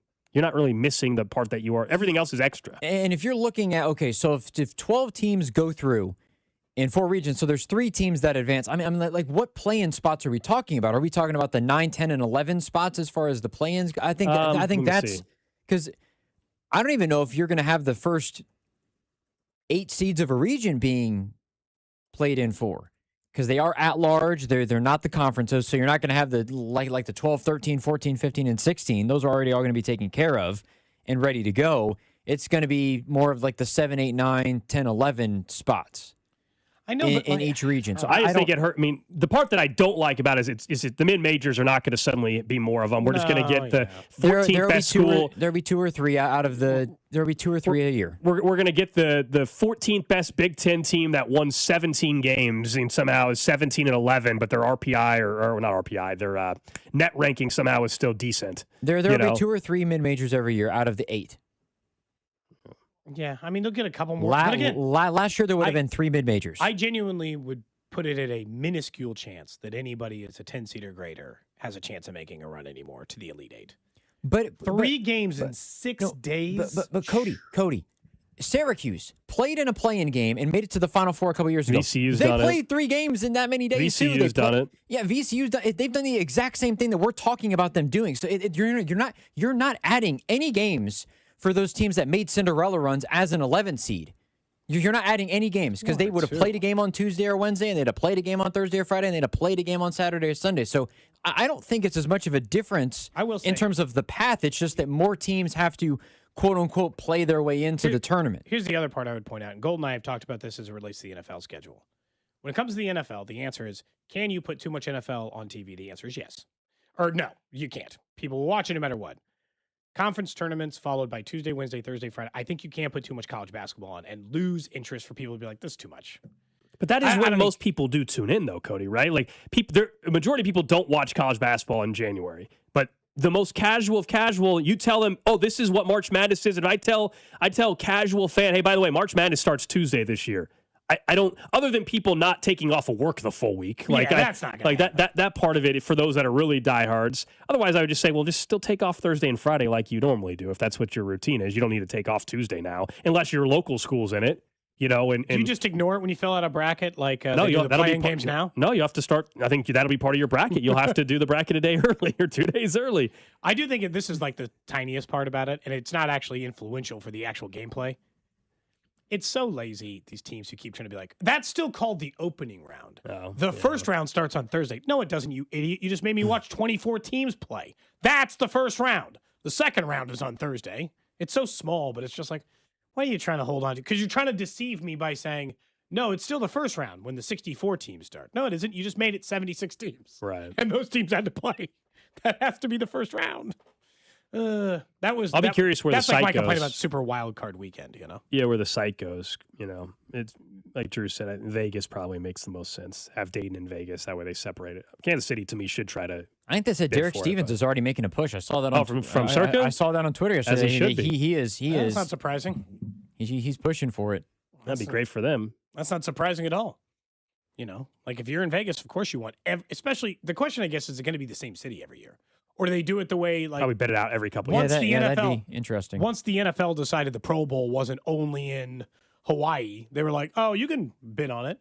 Like I genuinely think one day they'll just decide the combine's not only in Indy, and they'll let that bid out like everything else, like the NFL draft. For this though, Dayton's been the host site for a while on that. For this extra site, they probably should. Let's say it's Vegas. They probably should just like lock it in for 5 or 10 years and just see where they're at. And then, I don't think they want to change it every year. But these sports leagues, they do like the bid process and this idea of bringing. I think that there's a good thing about switching cities in that every single time it comes to your city, you have now maybe made a new fan of that thing. You bring the draft to Kansas City, maybe there isn't a big NFL fan. You bring a Final Four, you bring these events, the World Cup, you bring things to your city and you're a sport. You have a chance of creating a new college basketball fan by allowing that thing, or a bigger college basketball fan by allowing that thing to move. I do genuinely think it's why the NFL decided to stop putting the draft in only New York and stretch it in every single market. I agree with you. But the tournament, I would already say that the NCAA tournament already rotates 8 of the other sites every year anyway. I mean, they do that. I mean, Kansas City, we get a regional again. We've looked this up a couple times. 2020 this year or this year. I think it's this year. This coming. It's the upcoming season. Okay, so yeah, and obviously that's not always the case. Wichita's had a first and second round, Des Moines, Omaha, and so they already do rotate that. But I think for this first 4, whatever the hell they're going to call it now, it can't be the first 4 anymore. No, they said opening round. That's what they're going to call it. They're just going to call it opening round, and then it'll be the second round Thursday and Friday. No, first round. Opening round and first? That's what I was just complaining about. I thought you were just saying that's how people are going to perceive that's it. What they're going to call it. Is that official? Yeah, they're going to call it that's what New Orleans were saying. They're going to call it opening round for the first 24 games. Those are the same thing. Well, according to them, it's not. Opening and first, to me, opening and first suggests the same thing. Yeah, they should call it like the first 12 or something. I don't know. It's like being born and then it's still your first birthday, Like it's not the same, right? Okay. They're saying that's opening day is the day you're born. Okay. Opening, that's what they said they're going to call it. Opening round. It's that I understand. Like somebody said, you're just going to play them anything. I understand that one is inconsequential.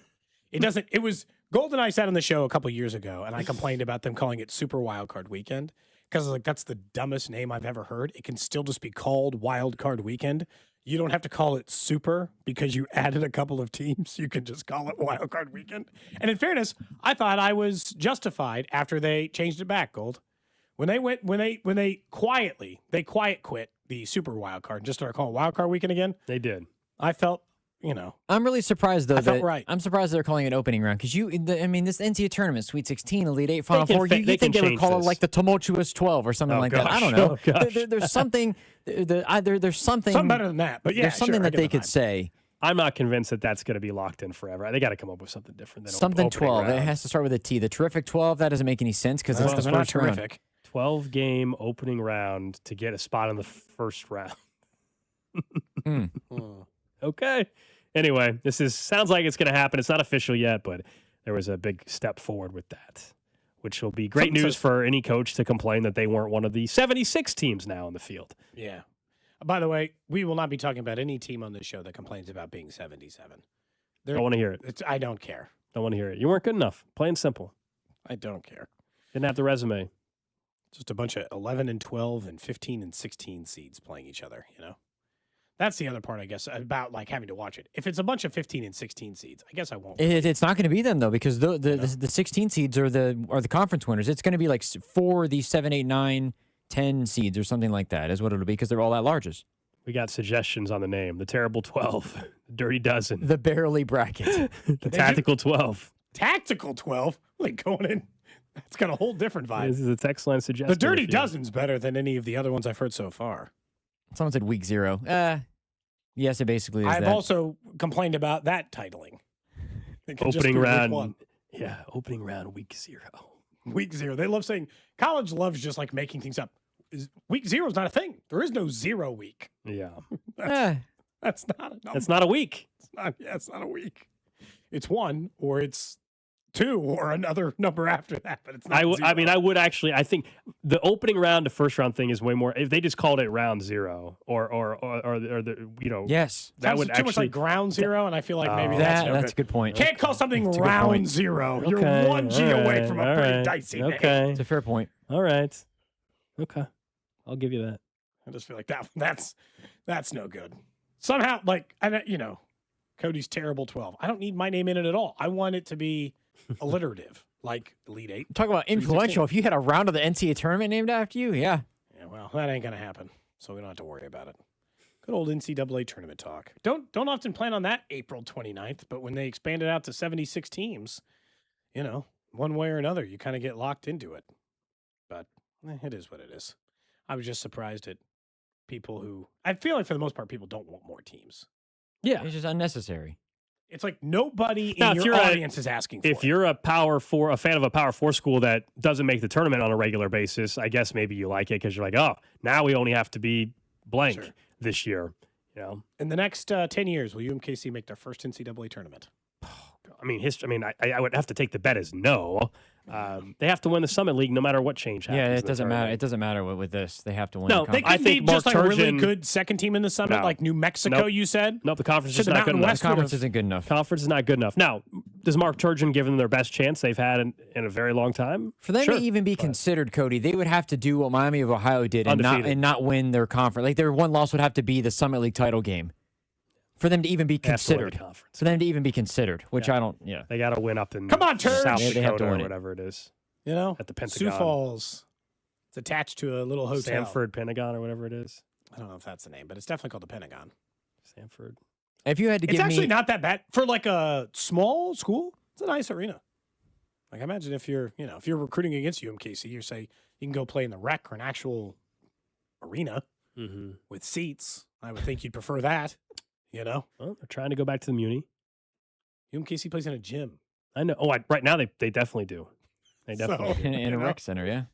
Yeah, man. It's not like if the college you play at, if the hoops can go up on the sides, that's a problem. A lot of Northeast schools are like that. Was it like the NEC, whatever? Like where Wagner and these schools, a lot of them play and look like high school gyms. Do they? They're one bid leagues. Yeah, they have seats. Yeah. Well, they managed to make the tournament on that. Yeah, Wagner's. Yeah. That's what are they like the Seahawks or something? Are they Greenhawks? Seahawks? That's a Drew question. And they might Wagner. be Seahawks. I think it is so. Seahawks actually. I think I might have. Central Connecticut State, same conference. Yeah, all the way up there in the Northeast. I've never even heard of any of these schools you're talking about. The You've Maine heard of Black Wagner. Bears. Wagner. You definitely heard of Wagner. But the one he just mentioned. Central Connecticut State.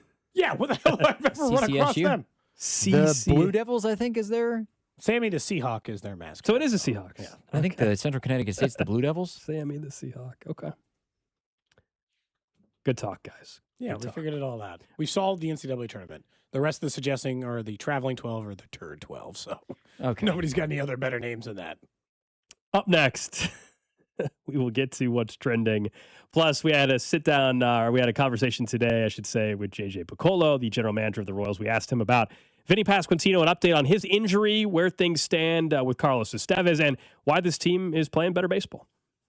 Cody and Gold, brought to you by Heartland Men's Health, the leader in men's sexual health. Thousands of men have been successfully treated for low T, ED, and more, all with discretion and compassion. Make your appointment at heartlandmenshealth.com. Follow the station on Instagram for ticket giveaways and behind-the-scenes content from the show at The Fan 965. Hey, it's Dusty Likens, and you know baseball's back. BetMGM, the official partner of Major League Baseball, is bringing the high heat all season long. All season long, you can log into the BetMGM app and receive top-tier promos that put you in the batter's box and up the excitement for America's pastime. Step up to the plate all season with Swing for the Fences, the free-to-play game where every swing could score you rewards. We're talking parlay boost tokens, odds boost tokens, same-game parlay boosts, and even bonus spins. all season long. And the action doesn't stop there. Get more out of every at-bat and every inning with MLB same-game parlay boost. Stack your picks and boost your potential payout. Plus, lock in bigger value with MLB odds boost tokens and MLB parlay boost tokens all season long. More boosts, more swings, more chances to win. Download the BetMGM app and step up to the plate today. Gambling problem? Call 1-800-GAMBLER. See BetMGM.com for terms. 21 and older only. Missouri only. Existing customer offers subject to eligibility requirements. Please gamble responsibly. Whether you're looking for a Bronco, an Explorer, an F-150, or even a commercial vehicle, Robside Ford has the selection. That's right, Kevin. We've got it all. And we've got the lowest prices in Kansas City. No gimmicks, just great deals on every new Ford. And it's not just inventory, it's how you do business. Robside Ford makes it very simple. We do it different on purpose. Non-commissioned sales team, upfront transparent pricing, top dollar trade-in values, and a process that's actually easy. You've even got the reputation to back it up, Bobby. Kansas City's only top-rated Ford dealer on Google. 4.8 stars, 3,000 reviews. Wow. And this year, we're proud to be voted Best Car Dealership in KC by Kansas City Magazine. So if you're ready for a better car buying experience, come see us at 135th and State Line or check us out at robsight.com. From Broncos to F-150s to work trucks, Robside Ford has what you need. If you want simple and easy, you're not going to find a better spot. Robside Ford. Buy right. Drive happy. DQ presents the $7 meal deal, a delicious meal serving up serious value. We're talking 100% white meat, seasoned chicken strips, full-size fries, a drink, and of course, a classic DQ sundae. Because come on, no meal is complete without a sweet treat. All for just $7. And now you can try it with the new honey sriracha dip. The DQ $7 meal deal, a satisfying meal full of big flavor for a great value. DQ, happy tastes good. Hi, I'm Carter. And I'm Charlie. We'd like to share a quick story about a homeowner named Jack. Jack had a home he needed to sell fast. And Jack thought he had it all figured out. So Jack talked to multiple cash buyers. Jack chose the highest offer. But the day before closing, guess what? The buyer backed out, leaving Jack with the moving truck all packed in the driveway and not sure what to do. Jack learned the hard way that the highest offer isn't always the right offer. Jack got suckered. Make sure you aren't hung out to dry. Call our dad at Rex Buys KC. Our dad is local, he knows Kansas City, and he actually closes deals. No repairs, no fees, no showings, no surprises. Just a fair cash offer and a smooth process. Now, don't be like Jack. Call 816-330-6000 or visit rexbuyskc.com. Rex Buys KC, helping people make smart choices one home at a time. This is the story of the one. As a maintenance tech at a university, he knows ordering from multiple suppliers takes time away from keeping their arena up and running. That's why he counts on Grainger to get everything he needs, from lighting and HVAC parts to plumbing supplies, all in one place. And with fast, dependable delivery, he's stocked and ready for the next tip-off. Call 1-800-GRAINGER, click Grainger.com, or just stop by. Grainger, for the ones who get it done. In digital advertising, everyone talks about clicks, but clicks don't pay the bills. Sales do. Outcomes from Viant is a new way to advertise that prioritizes your bottom line. Our AI-driven technology looks past the noise to find the customers most likely to buy your product. It's smarter, faster, and designed for real-world results. It's smarter advertising made simple. Visit Viant.ai. Having insurance isn't the same as having State Farm. It's like needing a best man speech, but getting one from some random +1. I am honored to be standing here today, also confused and a little hungry. Does anyone want to switch entrees? Pretty sure I checked beef. You wouldn't settle for just any speech, so don't settle for just any insurance. Get the real deal with State Farm. Like a good neighbor, State Farm is there. You're listening to 96.5 The Fan from the DM Injury Law Studios. Mike's got this. Car, truck, or motorcycle wreck? Remember, Mike's got this. 816-888-7500. Mike's got this. Hey, it's Rob Brennan. We hope you're enjoying Beyond the Pitch KC, a podcast on how Kansas City landed the world's biggest sporting event. It's presented by Commerce Bank. Visit commercebank.com/soccer26. New episodes released every Wednesday on the Odyssey app or wherever you get your podcasts. What's Trending. Cheddar, mozzarella, Havarti. What's Trending brought to you by Gann Asphalt and Concrete. Trusted in Kansas City since 1994. One contractor, all things parking lot. Number one on What's Trending, the Royals back at it tonight, trying to keep their winning ways going against the A's. Yes, 8:40 first pitch. Vern's on Deck show at 7:30 here on 96.5 The Fan. Michael Wacha, who has been fantastic this year with a 2.51 ERA, he takes the bump against Luis Severino. We'll see. We'll give you more. You'll hear JJ Picollo's answer on Vinnie Pasquantino, whether or not he'll be in the lineup tonight. Long shot of being in the lineup tonight. But not expected to go on the IL, at least at the moment. Next up on What's Trending, Tyron Stokes, the number one recruit in the country, chooses Kansas over the University of Kentucky. He is a Kentucky native, although a Louisville, Kentucky native. I guess they were never in the mix or not in the final two, at least on that. And that's two straight Kentucky recruits who have come over to Kansas and back-to-back number one recruits for the university. I do think it was a real reason why Bill Self wanted to come back. If he was on the fringe, the idea that he might get the number one kid in the country is probably a pretty good reason to want to come back. I absolutely agree. New York, by the way, the Jets hosted Russell Wilson on Monday, according to ESPN. The deal is not considered imminent, but he is in the running to join the quarterback room. So they could have Geno Smith and Russell Wilson in their quarterback room come camp. They also have Brady Cook there, right? So I believe that's who's also in the QB room. Yeah, I guess. That sounds like a terrible quarterback room. But also, what are the Jets going to do about it? Next up on What's Trending, the Texans have continued their offseason spending. They agreed to a 3-year contract extension with Pro Bowl linebacker Azeez Al-Shaair, according to NFL Network. He was reportedly one of the players teams were calling about in a possible trade or an attempt to acquire him. But instead, he stays with the Texans on a 3-year contract. Lastly, Iowa State men's basketball coach TJ Otzelberger has signed an extension through 2036. The school announcing today. Salary going to be $6 million a year. His name, of course, came up with the North Carolina job. One of the better coaches in the country. Has done great things there at Iowa State. And I don't know what the buyout is. He signs an extension through 2036. The buyout number is always important. Does it decrease after a while? Well, because his name, if Kansas opens back up, or, and whenever that day is that Bill Self retires, his name is going to come up again, even though he just signed an extension. But we'll see. Big news for Iowa State. That is What's Trending here on Cody and Gold. Earlier today, we were joined by JJ Picollo, the Royals general manager, president of baseball operations. A lot to get into. It was a busy last night with the Royals injury front, unfortunately, with Jonathan India, Vinnie. We started our conversation with JJ asking him, what can he tell us the latest around Vinnie Pasquantino and this lower back tightness? Yeah, he's been dealing with it a little bit here the last week and been able to get through with no problems. Last night it just tightened up a little bit more, but the best way to categorize it right now is just day to day. We don't expect an IL situation at this point. We got to manage it, be smart about it, and just put him in a position where he's able to perform the way he's capable. I guess with back problems, the fear always is like, can it ever be right this year? Is it that kind of issue, JJ, or is it like how Michael Massey might deal with a back injury over the course of a season? Because it's muscular, at some point this year, would you expect it to just be a non-issue? Yeah, I mean, I don't know the true answer to that, but the way it's been described to me is this is manageable. These guys deal with things every day, and, he'll get on some sort of anti-inflammatory, just be able to manage it and keep the swelling out.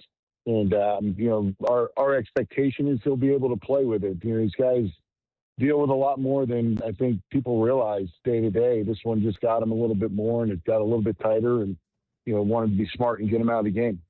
On a more positive note, what has changed for you guys in the last week? Winners of 5 of your last 6, of course, got some momentum now as you continue your series out in Sacramento.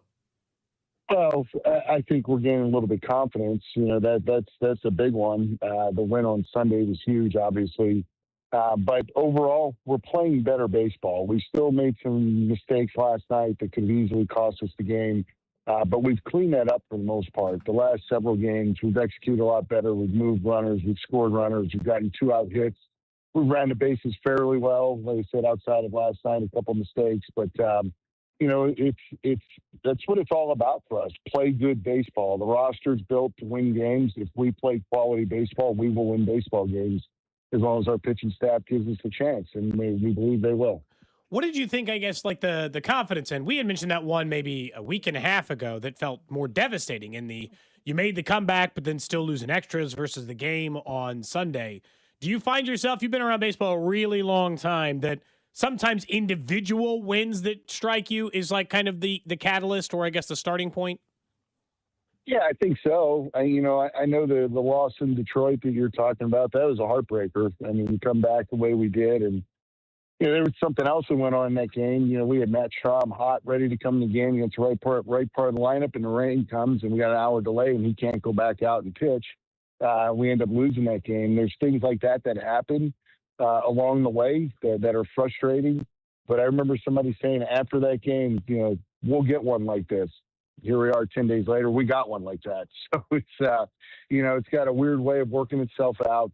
We just have to continue to keep our composure and understand this is a grind. It's every day, one day at a time, win series, and get yourself back to 500 first, and then start that climb, trying to get back on top of the division. But we can't get too far ahead of ourselves. We've got to worry about tonight in Sacramento first. During the stadium announcement, I think John Sherman had joked that it was the first time he'd seen you smile in a week. During that stretch, this is like kind of a bigger question, but during that stretch when you guys got off to a slow start for the season before you guys started to turn this thing around, was that the most frustrated you've been as a general manager of the team, just trying to figure out where things were going wrong? Yeah, to be honest, it was a little bit dumbfounding because we were doing things that were very uncharacteristic of our players, and that's where you start scratching your head, wondering, why is this happening? There were several things. I mentioned the one thing, in Detroit, but the other obvious one was, we got a really good chance to win the series in Cleveland, and Cole Reagan looks like he's got the best stuff he's had to that point of the year. And gets hit on the hand. And now it's a bullpen day game again, and now you're chasing that bullpen again. I mean, it was a tough cycle. You like to come out of that with a couple wins. We were in position, to win a few of them. I think there were, I want to say, 4 one-run games maybe in that 8-game stretch. So it's not like we were, getting blown out. We had 2 tough ones in New York. But that's, that was in the tail end of that where it's like, we're not playing well right now. But early on, they were all good ball games. Could have gone either way, just weren't going our way. And that's where you scratch your head and again, this is frustrating. And, to answer your question, it was, for me, that was a, very difficult 8-day stretch because the expectations of this team are better, are higher than what we were putting on, our output was on the field. So, but, every season has these types of ups and downs. And right now, I'd like to think we're on an upswing, but that week prior, we could put it behind us and move on and figure out what we can learn. And, talking to Q, the thing we took out of it, we got to get back to doing simple. Let's do simple well. That you do the right things, the little things the right way.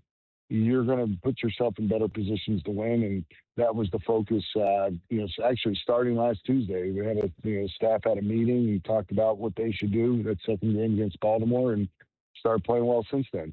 We're talking to JJ Picollo, Royals general manager here on 96.5 The Fan. I think it was 2 weeks ago we were discussing the bullpen, and as you kind of described, there's some of the challenges with navigating this bullpen right now, and with Carlos still out. Has he begun a rehab assignment? Where do things stand with Carlos right now? Yeah, he actually threw the hitters yesterday. He was down in Arizona to get live VP in. His velocity was up, which was great to see. His command was good. So that's good. He's gonna throw one more time to live hitters, most likely in Arizona again later this week, and then we want to get him out on a rehab assignment. And there were really 2 things that we were looking for. One is the command. We know the velocity wasn't there, but the command is really what hurt him more than the velocity, and then the velocity. So ideally, we get him both. So we can return him to the major leagues and settle our bullpen. I mean, I think we're all seeing what the effects are when your closer, in this case, led the major league in saves last year as an all-star, is not available to your team and the impact it has, on 4, 5, 6 guys. So we're really looking forward to getting him back. We need him back. If we're going to be a quality bullpen, Carlos has got to be a part of that. We love, Urseg has done a good job. He had the 2 tough ones, but overall, he's cutting his teeth as a closer, and that's a good thing for him in the long run. Daniel Lynch has really stepped up. I mean, Daniel looks great. So what I'm getting at is, one guy going down gives opportunity to others to step in, and we've had a couple that have done a nice job with it. Oh, the quality of the bats right now is so much better. I point to a game a couple nights ago where, we walked 7 times and were hit by a pitch with runners in scoring position. That's a really good sign that our hitters are slowing it down. That when any team isn't hitting well with runners in scoring position, guarantee you their chase rates are higher than their normal chase rates with nobody on base. When you walk 7 times with guys in scoring position, that's a great sign. And I think that's what all of our hitters are doing right now. They're slowing it down. The home run by Bobby last night was outstanding. Clearly we need Bobby to be Bobby and Michael to be Michael, Vinnie to be Vinnie, and Salvi to be Salvi. But they're not the only ones that are going to come up with guys in scoring position. So, the more our team, our unit, can adopt that approach that I'm going to get good pitches to hit and come up in clutch situations, the more likely we are to do it, or at least hit a ball hard. That's all we can ask in those situations, hit a ball hard. And we'll have better success. I think that's what we're seeing. I want to talk to you about the 2 young guys on your team, Carter Jensen and Jack Caglione. If you look at the baseline numbers, it's just like a slash line. I think you'd have almost no complaints other than maybe a little more power to Jack Caglione that's been coming on the last week. What have you seen out of the 2 of them? How confident are you what they're doing now is going to last? I'm very confident that it's going to last and even get better. I mean, Carter's a really good hitter. I think when you look at some key attributes in a well-rounded hitter, the first thing that comes to mind is plate discipline, and Carter's got that. And I think it shows up. He takes his walks. He uses the off gap. He can pull a ball with power, pull the ball properly. So he's a very well-rounded hitter. And I think we're seeing that right now as a young player. And Jack's a different type of hitter. Jack's going to drive balls and hit home runs. And so much of that comes down to pitch selection as well. I think he's done a good job this year. Last year was above the zone and below the zone, the chase. This year he's done a pretty good job at the top of the zone and even getting the balls. Like the home run he hit the other night was a fastball up at 92 miles an hour and a little bit in, and he got to it. Now it's the balls down below the zone that the more he's able to recognize and stay off of those, the pitchers will have to come to him more, and that's where the homers come. So it's going to happen. Jack's got massive power. He's a good hitter. It's going to end up happening. It's just a matter of, how many is he going to hit? But he's doing the right things. His process is far better right now than it was last year. JJ, you guys also got bad news this week. Jonathan India is going to be out for the season because of surgery. Going back to even the offseason decision, what were the plans, I guess, and how would this go? How could this have gone differently, I guess, for India and his time here in Kansas City? Obviously, you guys haven't gotten exactly what you wanted out of India, but how bad a news was that the other day that he's going to be lost for the year? Yeah, it's really disappointing. I mean, Jonathan, we had a lot of faith in what he was going to do this year. That's why we brought him back. He's always battled a little bit of shoulder issues, but this year he had a couple plays where it really sublexed his shoulder, and it got to the point where it just wasn't safe for him to play, which is really unfortunate. And it's going to hurt our team, but at the same time, I do think between Michael Massey and Nick Lofton, Michael's gotten a lot of opportunity in the major leagues, and he's had he was our second baseman in 24. But I like to think that this is going to get Nick Lofton a little bit of more runway. Nick has good plate discipline. He's going to get his hits. He's a good contact guy. We just haven't been able to really string at bats together for him where he's pretty much in the lineup on a regular basis. This may be his opportunity. This could be a really good thing for us as an organization to learn more about Nick Lofton at the major league level. So again, kind of similar to Carlos, one man goes down, there's another man's opportunity. And, we need both of those guys to fill that position well. But it is unfortunate because Jonathan does have the ability to get on base. The guy was rookie of the year, 5-6 years ago. We know he's a quality major league player who's been playing injured and got to the point that he's not able to continue, and hate it for him, because this is a huge year for him personally going into free agency. And I hate it for our club because we lose depth, but we can't dwell on it. We just got to move on. Well, just to end on a lighter note, JJ, how about 2 things about the outside the team on the field part? One, do you personally have any City Connect gear yet? But also, Have you asked for anything personal in the new stadium design? Is there something you want as as the GM? So I do have City Connect gear, a couple pullovers that when we wear the City Connect at home, I'll wear that in support of the team. And then in the new stadium, I haven't thought about it yet. I don't know. I know that we got a long way to go, but I honestly haven't thought. I think more about the amenities for the team. When we go to other facilities, you see what other clubs have, and it's like, all right, that would be awesome for our stadium, and even just the design of the clubhouse with the way our staffs have expanded. So I'm thinking more in those terms. Is there a particular amenity? So than personal. Is there a particular amenity you've been the most envious of? Well, I think the recovery rooms that you see teams have, between the infrared saunas, the recovery beds, the cryotherapy. I mean, they literally have rooms where players go for recovery.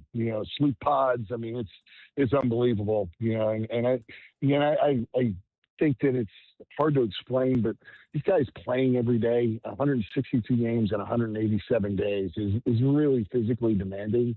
And with the knowledge we have from performance science and technology, these recovery rooms have become pretty elaborate. Hot tubs, cold tubs, all the things you can think of in one space is what the norm is in these new stadiums for the home clubs, and it's certainly an advantage. Last one for you. I'm sure you're locked in, so I don't know how much you saw of the draft and your Philadelphia Eagles and everything, but I have to ask, just as a personnel executive throughout your time, have you ever had the rug pulled out from you from calling a potential free agent or something? The way that the whole Steelers-Eagles scenario played out, where the Steelers thought they were going to get Mekhi Lemon and the Eagles ended up trading up in front of them. Yeah, I'll be honest, I'm not as familiar as I probably should be, because I was in the midst of struggling. For sure. Wasn't really paying attention, but yeah, we all have. Anybody that's been in that scouting director seat has had that happen, and it can be really frustrating. And at the same time, I've seen it go the other way, where somebody says, "Hey, don't forget about this player," and we end up switching gears, and we take that player, ends up being a long-time major leaguer. So I've seen it go both ways. But yes, when that guy gets picked right before you, it's crushing. It really, because you're right there on the doorstep of selecting him, and he's gone.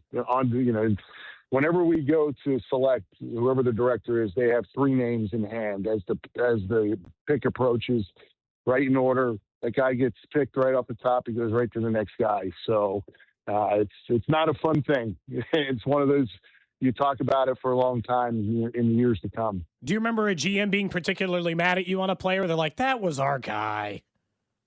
Not really. I think we all kind of accept it. I think it's going to happen.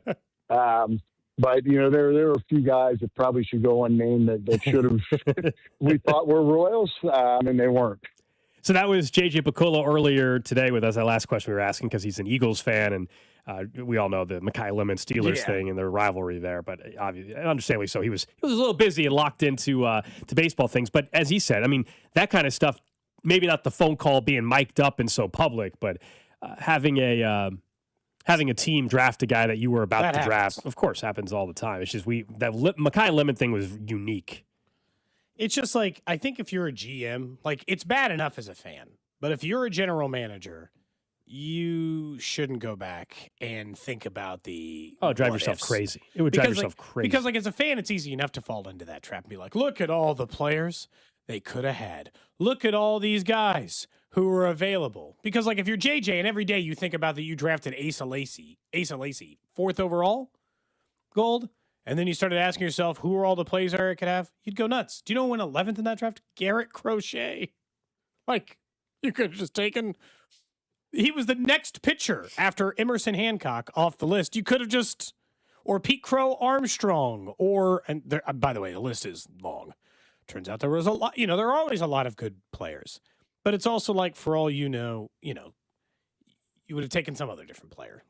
You can't be very revisionist. In JJ's case, we talked about the Jonathan India stuff. It's from JJ's case, it's he shouldn't even think about that anymore.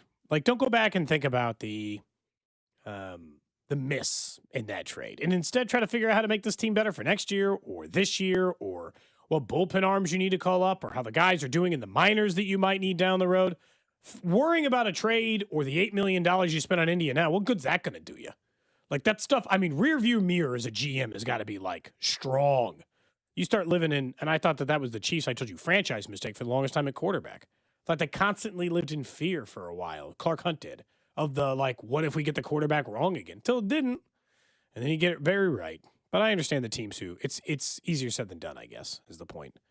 Vern said it earlier. I mean, it's Jonathan India, that's the worst deal JJ's ever made. It has to be. Yeah, I think it has to be. When you couple with the paying him again this year, too. Yeah, I think it is. You know, as Vern said, there's plenty of other moves that went well. This one was a disaster. It just was. What's crazy, they just needed Jonathan India to be what he was in Cincinnati. At the time of the trade, I was very much for the trade as well. So this is not me suggesting I was against the trade when it happened. No, I was very much on board with the trade. But Jonathan India didn't come close to what he was in Cincy. And that's ultimately, this was not we're trading for him because we think he's going to turn into even better player. They just needed him to be what he was. Like a medium. Yeah, what he was on the back of his baseball card. And he did not reach that, in large part due to injury. And yeah, Brady Singer, it's not as if he went on to win a Cy Young in Cincinnati, but he was a big trade chip for you. There will be the what if. Who else could you have got with that Brady Singer? Starter? You know, with the Brady Singer trade chip. Or if you just waited another year and he did the exact same thing, like they traded him for the wrong player. They didn't trade the wrong player. That's what at least softens the blow a little bit. They traded him for the wrong player. Brady Singer, a league average starter who made 32 starts last year. That is value. But also, that wasn't their problem. That's not what they needed. What they needed was Jonathan India, as you mentioned, to be Jonathan India. And the time he's been gone, he's made 38 starts with a 4.17 ERA. He is a league average. He is a low-end 3, a high-end 4. He's fine. There's nothing wrong with Brady Singer as a starting your rotation. He's going to have a 10, 12, 13-year big league career. There's nothing wrong with it. And I don't blame them for taking the shot. At the time, you and I were both like, yeah, I get why you're trying. They just chose the wrong player. I don't know who the better one who was available was and what other trades they had as possible options. Maybe they didn't, but it wasn't that one. And because of the injury now and his end of the season, I didn't realize it was that serious. Sounds a lot like what happened with Mondesi when he started missing a lot of times. When that shoulder pops out, you eventually just have to have surgery to fix it. And otherwise, it'll just keep popping out of place. And eventually the injury will knock you down so far, you won't have a chance to come back. My biggest concern for this year with it is not that India was providing all this production, but now it's Lofton, it's Massey. Massey has shown stuff he can't stay healthy. Yeah. And then Nick Lofton don't have enough evidence yet. I mean, is he a legitimate big league player? I don't know if I can answer that yet. I don't know. I guess for me at this point now, it's not worse than India if they're both